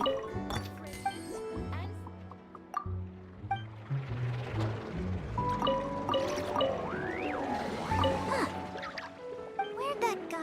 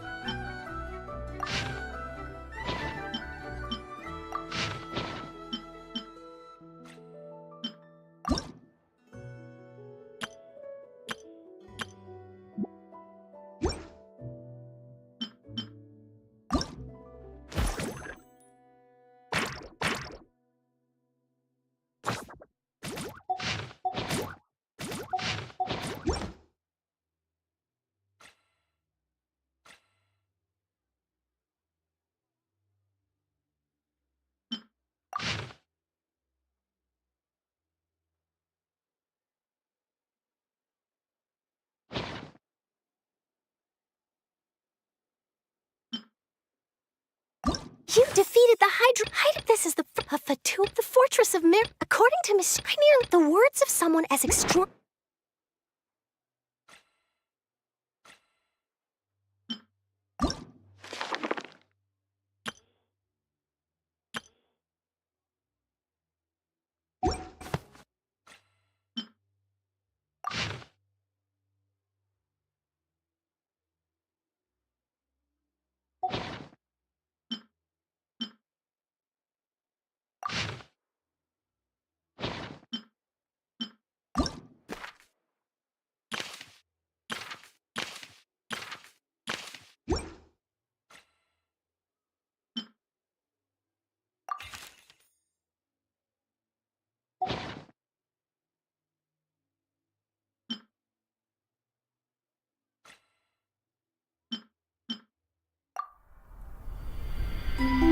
When the first wisp of wind brushed across the land, birds that yearned for the sky had wings, but no way to fly. They asked the animal god, "How can we reach the heavens?" To which the animal god replied, "You have yet to find that which is most important." As the god spoke, the wind thrust the seeds of a dandelion high into the sky. The birds thrust out their wings, but the breeze was all too mild, leaving them to stumble across the earth. So they went to the gorge, where the wind showed off its wild and incomparable strength. They threw themselves off the cliff and flapped their wings amongst the howling winds until they were able to fly freely in the sky. To the animal god they went to gleefully say, "We understand now. All we needed was a stronger wind to fly." In reply, the animal god said, "What you lacked was not wind, but courage. It is courage that has allowed you to become the first flying birds of this world."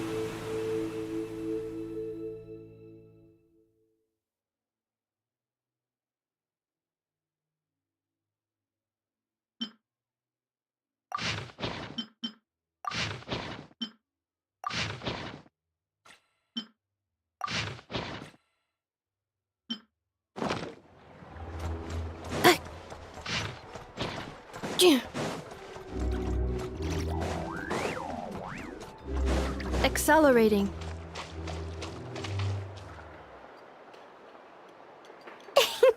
Please, here you go.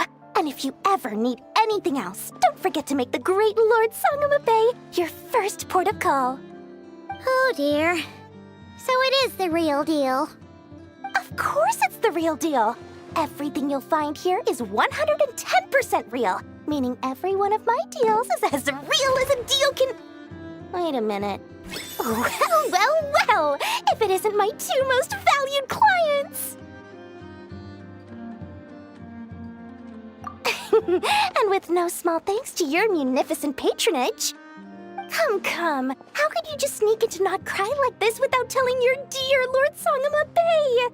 If I'd known earlier, I would have made an absolute pulled out all the stops to ensure that your boat ride over was as comfortable as humanly possible. Thank the Archons we didn't tell you. Oh, come now. You know as well as anyone how impeccably and conscientiously above board I am when it comes to doing business. Well, regardless of whether that's true or not, the main issue here is that we had no idea you had a branch in Not Cry. A clever merchant always has a backup plan, or two, or three up their sleeves. As the saying goes, a rabbit with many burrows fears not the hunter's arrows. A merchant with stores galore hears no debtors at the door. Since you're both here in Not Cry, would you care for some of my finest local souvenirs? Whatever you're looking for, I have it. Or if it's Sumeru you're missing, I've got that covered too. We literally just arrived. Do we look like we're on the hunt for tourist trinkets to take back for our friends? My, your high-minded tastes never cease to impress. In that case, I know just the thing. You must be on the hunt for something like this? What's that? Your hat? Information, of course. Information about Not Cry. locked securely in the otherwise impenetrable vaults of the Lord Sangama Bey's brilliant mind. I knew it! I just knew you'd appreciate the value of my wares. On the back of all our pleasant dealings in the past, I'll even take a hit by throwing in some insider info for free. Wow. You sure are feeling uncharacteristically generous today. What do you mean by uncharacteristically? I am the most generous person. Forget it. Anyway, the long and the short of it is this. The moment I set up shop in Nodcry, it struck me how many different factions there were, all competing against each other for power and influence. Well, as they say, there's no time for business like a crisis. Things got even more turbulent after the Fatui pulled down 2 ancient moon's remnants. People began to catch a whiff of the coming chaos. And the more troubled the waters, the greater the potential profit. Not at all sorry to interrupt, but we're not here for Mora. Oh, really? But surely it was the tales of an adventurer's paradise that brought you here. The chance to take your very own slice of all the latest and greatest business opportunities? In that case, what would you like to know about?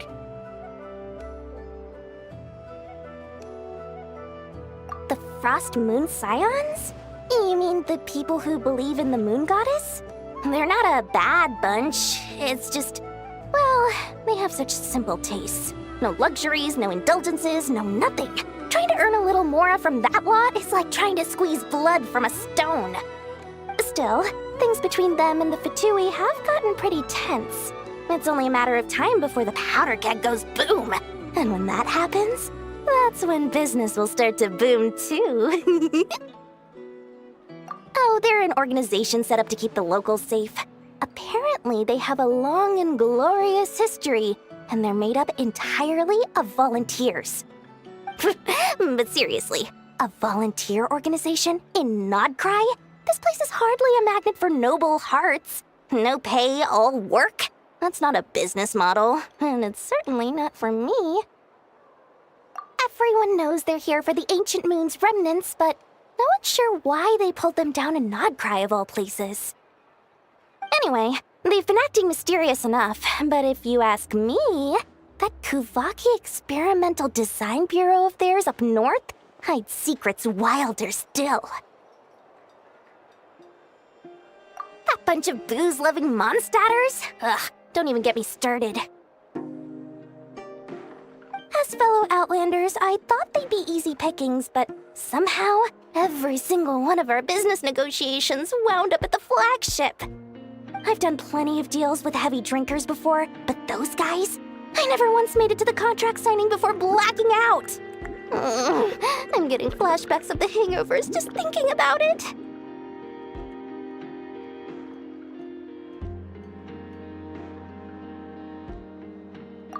What now? A spaceship? Nope, never heard of anything like that. Don't you two get involved in any big business here without so much as a heads up, you hear me?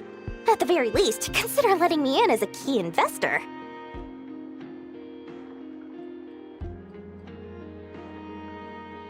Oh, I almost forgot to mention. Sooner or later, you'll no doubt end up doing business with some other merchants in Nodcry. And someone's bound to mention a place called the Curatorium of Secrets. Listen to my advice. Do not, under any circumstances, go there, no matter how much trouble you're in. Oh, I almost forgot to mention. Sooner or later, you'll no doubt end up doing business with some other merchants in Nodcry. And someone's bound to mention a place called the Curatorium of Secrets.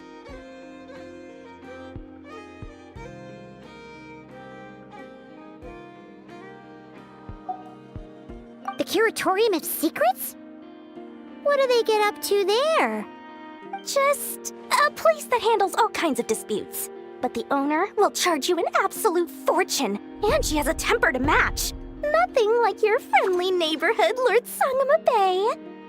You're not just saying that to stop your competition from undercutting you, right? When did that little pipsqueak get so sharp? And after I gave them all that info for free just to win them over. What do you mean? Of course not. I'm only thinking about your wallets. I mean, on behalf of your wallets. You're really not convincing anyone, you know. All right. Business is a cutthroat business. I won't argue with that. But I'm not lying about that boss lady. Not only did she make it into my top 3 people not to mess with in Nodcry, she's also in my top 3 people most eager to trade in favors. All right. Business is a cutthroat business. I won't argue with that. But I'm not lying about that boss lady.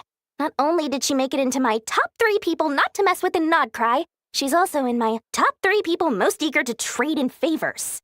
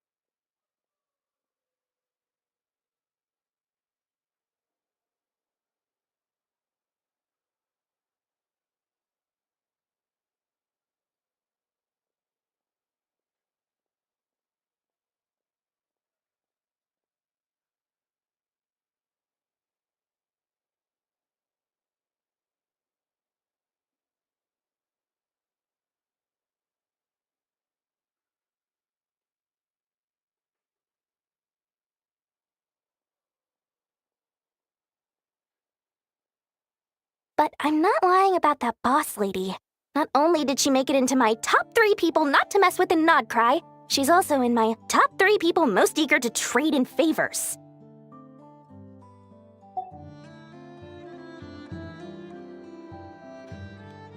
Fine. If you don't believe me, go see for yourselves. We might both be from Sumeru, but compared to hers, my conscience is so large. Why, it could fill 3 whole palaces of Alcazar's array. But when you realize what I'm saying is true, don't say that good old Lord Sangama Bay didn't warn you.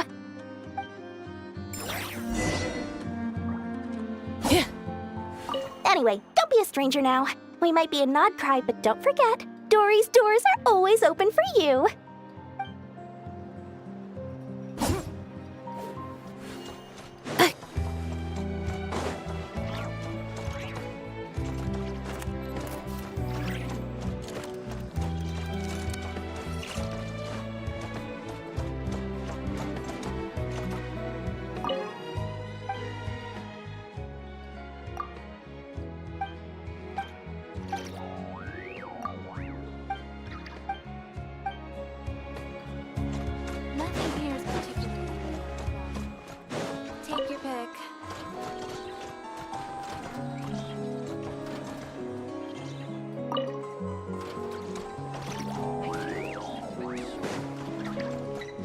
Accelerating.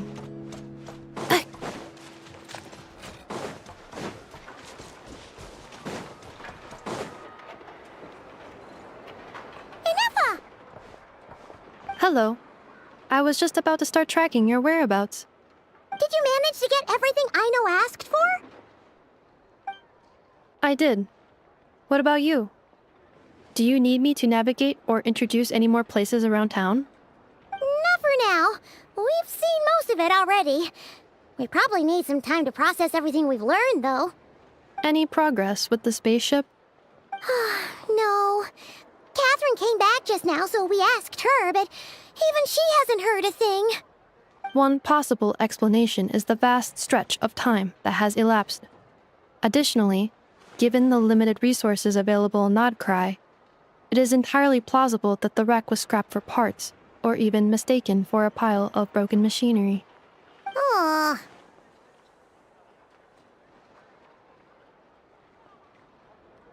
Understood. In that case, why don't we go ask Aino together? After all, she was the one who salvaged me, ancient dragon technology and all.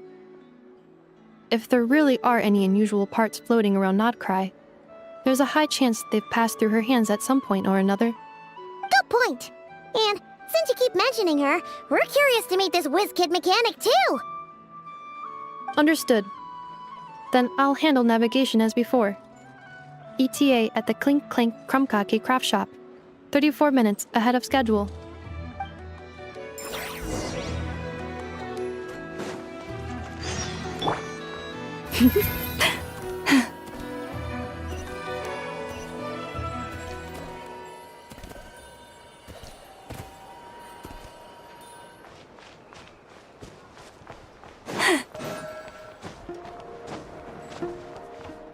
Yep.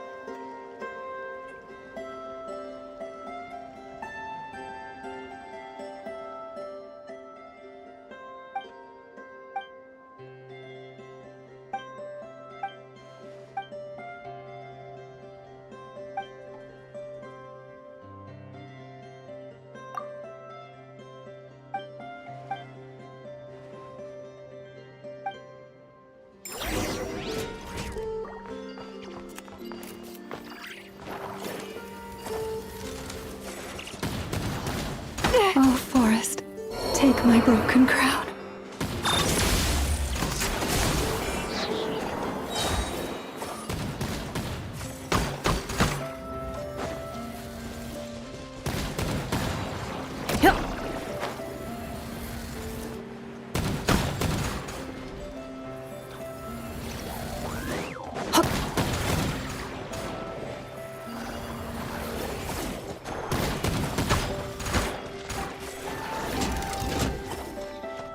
Accelerating.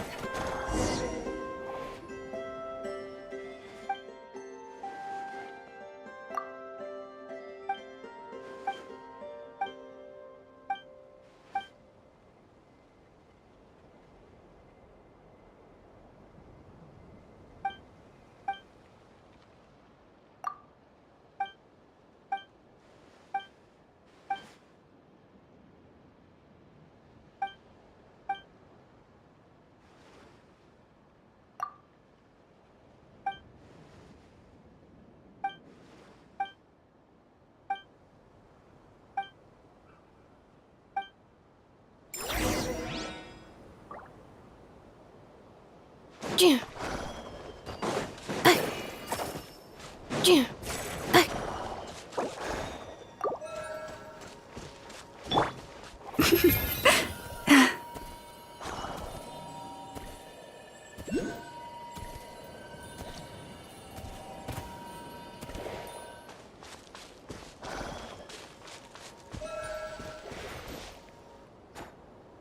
no! There's a little animal trapped over there! Let's go help it out! Huh? That's weird. Why isn't it responding? The tides of Kuvaki affect everything in Nodcry. So much so that many creatures have evolved a kind of dependency upon it, growing stronger or weaker as it waxes and wanes. This little animal must have been caught here unprepared. So you're saying we need to use Kuvaki? Paimon will leave it to you guys then. Don't be scared! We'll get you out of there soon!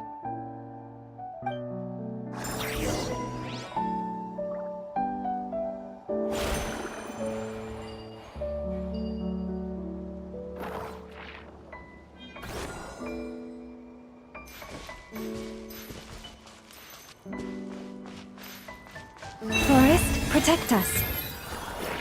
Yeah. Oh, it worked!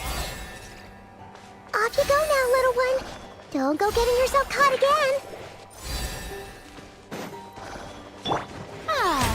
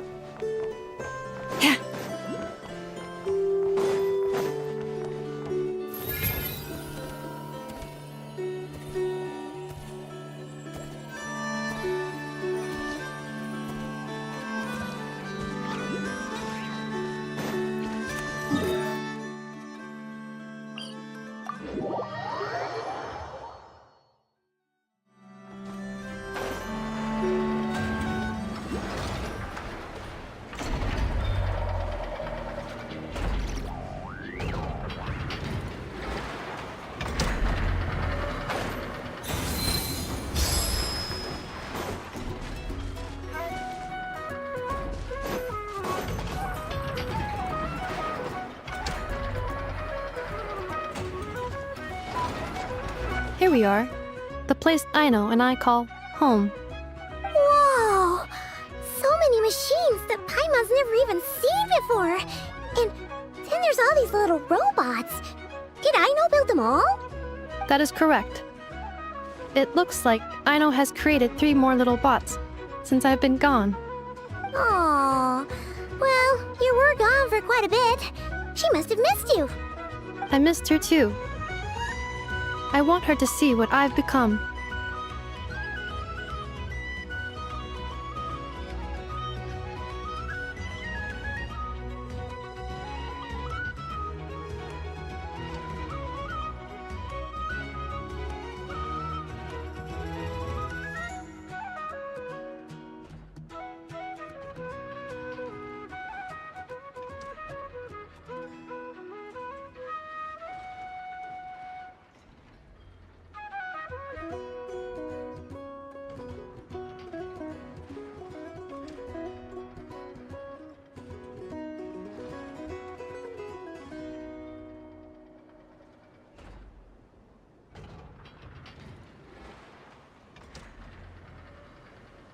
Let's not keep her waiting any longer then.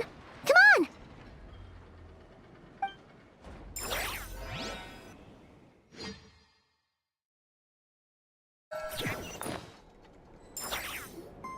Aino, I'm back.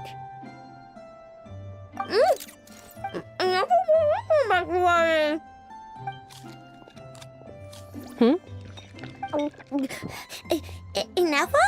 You're back significantly earlier than I expected. Like a whole 30 minutes at least.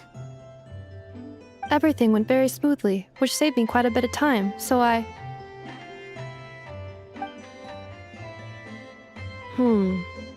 I know. Could you turn around for a moment? I know. I've been on my best behavior the whole time you've been gone. She's got chocolate all over her mouth. I know. While I was away, did you strictly abide by my tailor-made snack intake schedule? Oh, of course I did. 1 whole cake, 1 crumb cake, and 1 pack of chocolates a day, right? It was either a cake or a crumb cake or a pack of chocolates per day. Oh, shoot. When did you finish the snack stash I left for you? Literally just earlier today. Let me just go run a scan on that. I meant today, a week ago. And then you restocked an entire week's worth on your own initiative? 2 weeks worth.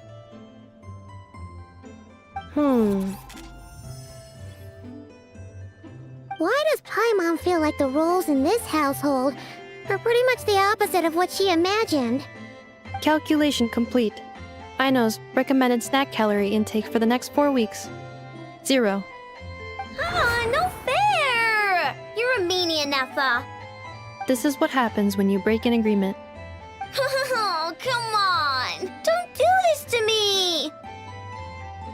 I only ate a teeny bit extra every day. Just a teensy bit extra. That is objectively not a teensy bit extra. Oh, seriously? If you'd only arrived half an hour later, I would have had everything cleaned up and you wouldn't have noticed a thing. But now that I think about it, you even said you'd come back a bit earlier than you did, so I wouldn't have to worry. But then, you were away so long, and I was so worried about you. And that's the only reason I even... Oh. I know. I am very sorry to have kept you waiting. I'm back now. Welcome home. Oh. So, will I be able to keep eating snacks as usual now? Negative. Aww. Okay. Well, given that I am later than I initially projected, I'll let it slide. But just this once. Thanks, Inefa! You're the best! I know. Allow me to introduce. It's the honorary knight and Paimon! I know. Uncle Varka talks about you guys all the time. Nice to meet you, I know. Inefa's told us all about you, too. Huh? Really? She actually said that about me? Well, she's not wrong. Oh yeah, so, you're here to see Uncle Varka, right? A couple of days ago, he suddenly said he had to head out on business, and that he might not be back for a while.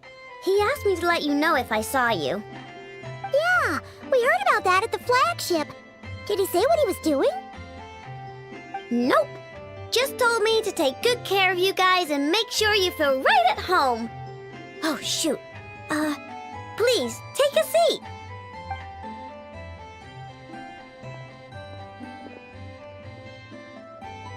Do either of you need my help with anything? Anything at all?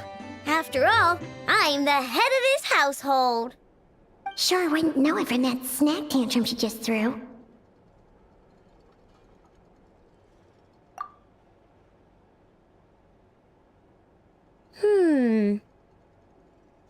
A spaceship, huh? From outside Tibet? Exactly. So, ring any bells? No. Oh, you sure? Nope means nope. Never seen the slightest trace of it. More specifically, by nope, I mean, I I've never seen a single piece of tech in all of Notcry that might have come from out of this world. Not in any new machines or in any old ones either. Huh. What Aino means is that your spaceship almost certainly has not been disassembled nor repurposed as parts for other machines. Oh, so that's what she was getting at. Yep. I've taken apart pretty much all the fun stuff in this city at one point or another, but I don't recall ever seeing any components that were anywhere near that special. So, either your spaceship crashed somewhere it's never been found, or someone did find it and then hid it really, really well. But who would even do something like that? Beats me. Maybe someone who thought they could stash it away for a rainy day. Just like how I sometimes hide snacks in the...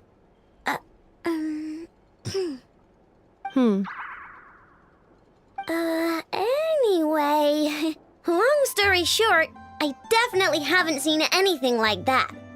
Besides, sounds like it would practically be ancient history by now. If anyone still has any leads on what really happened, it'd be the Frost Moon Scions. The Frost Moon Scions? Huh? Haven't heard of them yet? Didn't Inefa tell you about their rituals? There wasn't enough time to delve deeper into their history and traditions. What kind of rituals are we talking about? I've never actually seen them myself, just heard bits and pieces here and there. They say that each of their moon chanters has had access to an ancient relic that lets them see the true past. Not sure exactly how it's meant to work. I can't get my head around anything that can't be explained by either machines or science. And to tell you the truth, I don't like it much either.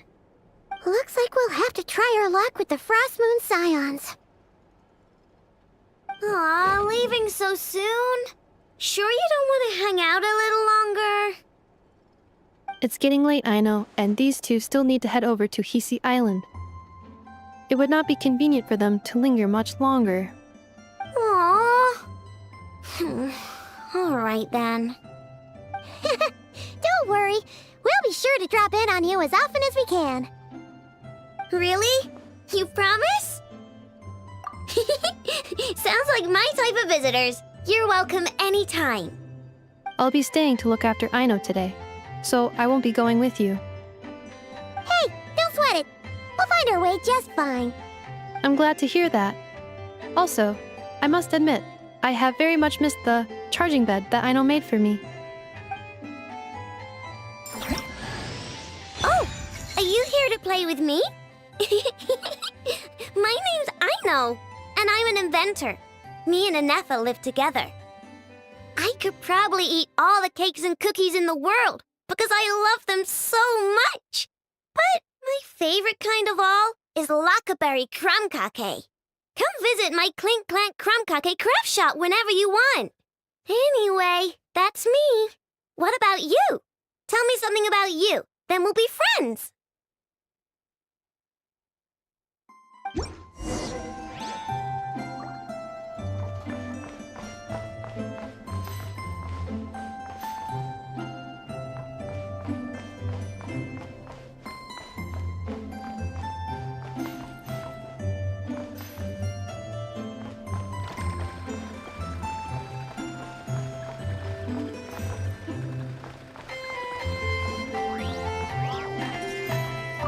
Inefa, Yes? feeling comfortable? I am indeed. No bed in the world is as comfortable as this one. Inefa, Yes? want me to increase the charging rate? Please, if you would. Thank you, Aino. Inefa, Yes? I'm hungry. In that case, please enable quick charge mode.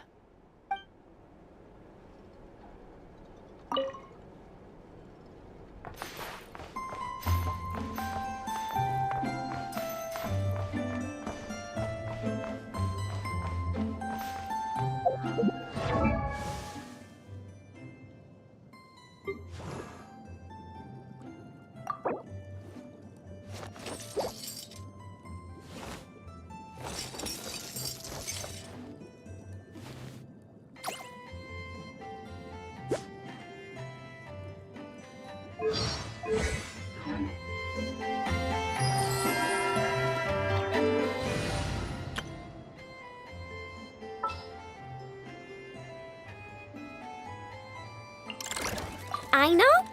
Present!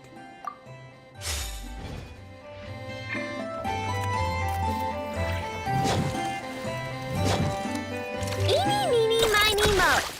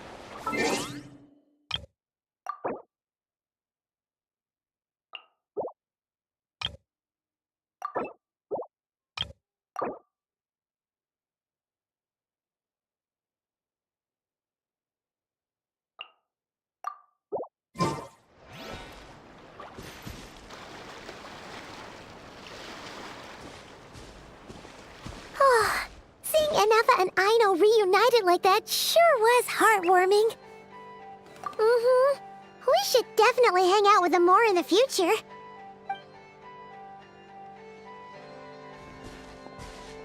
Speaking of homes, we must already be close to where the Frost Moon Scions live. The vibe here feels different, just like the scenery.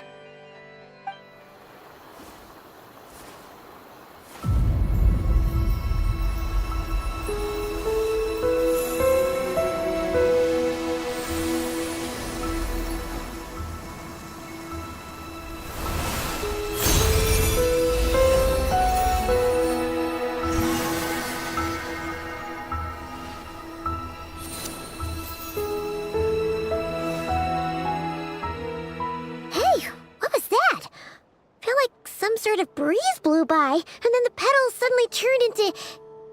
Huh? Is that a Kuhenki? She looks different from the ones we saw before.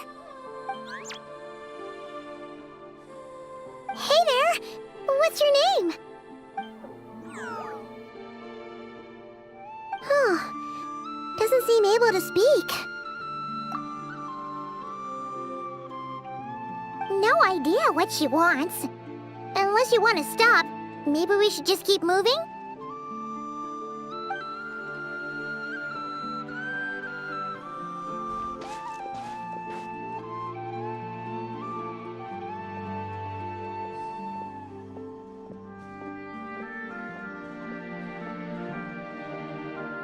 She's following us! Go on. Go on now. We've got stuff to do. Best you find someone else to hang out with.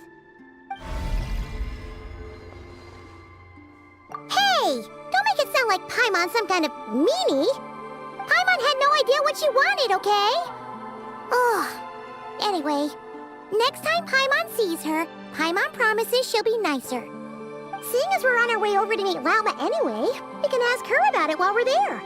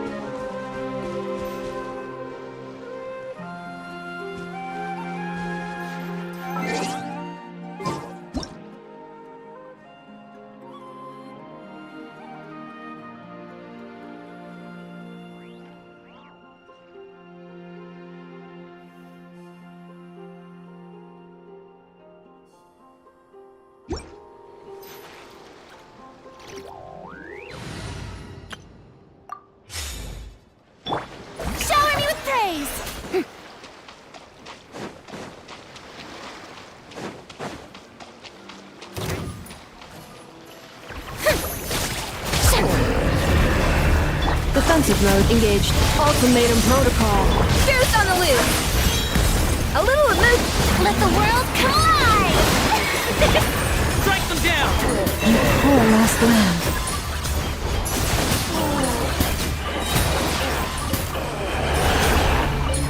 By the Frost Moon of old. Annihilation mode. A burst of flavor. Off to the freezer. Strike a pose. Leave this place. Time to shine! With one heart, we pray.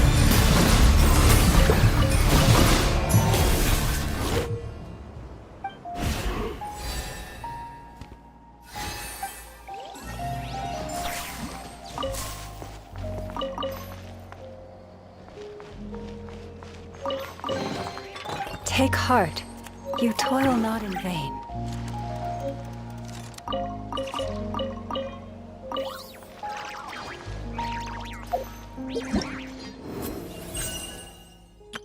I know. Present. Don't.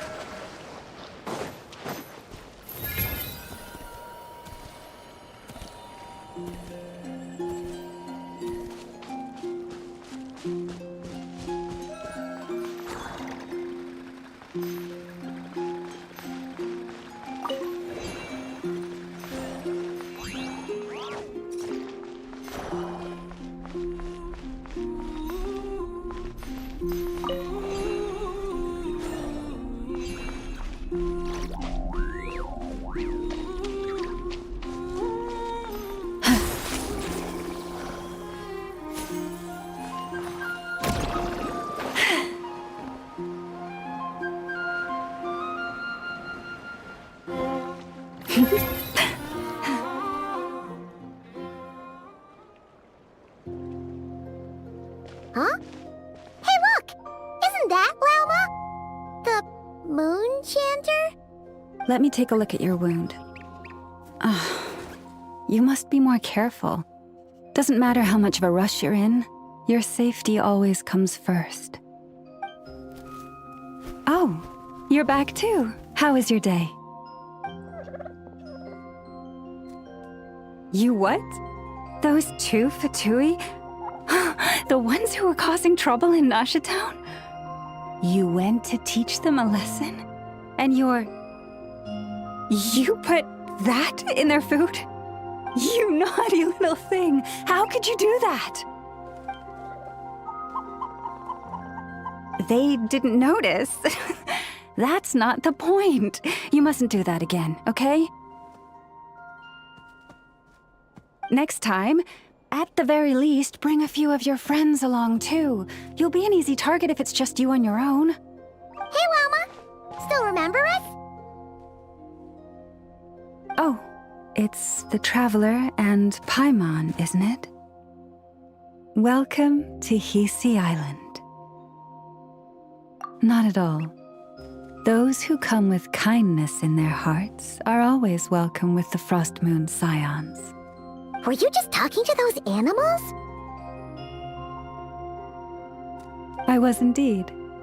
The Frost Moon Scion's bloodline is unique, for throughout our history, there have been many among us who could communicate with all living things. What was that? Oh, is that so? She says she was trapped in a plant earlier, and that you were the ones who rescued her. She wants me to thank you on her behalf. Oh, it was nothing. Barely lifted a finger. If you both are free, why don't you join us at the Frost Moon Enclave for dinner? Consider it a small token of thanks for your kindness. We'd love to! And actually, we had something we wanted to ask you anyway.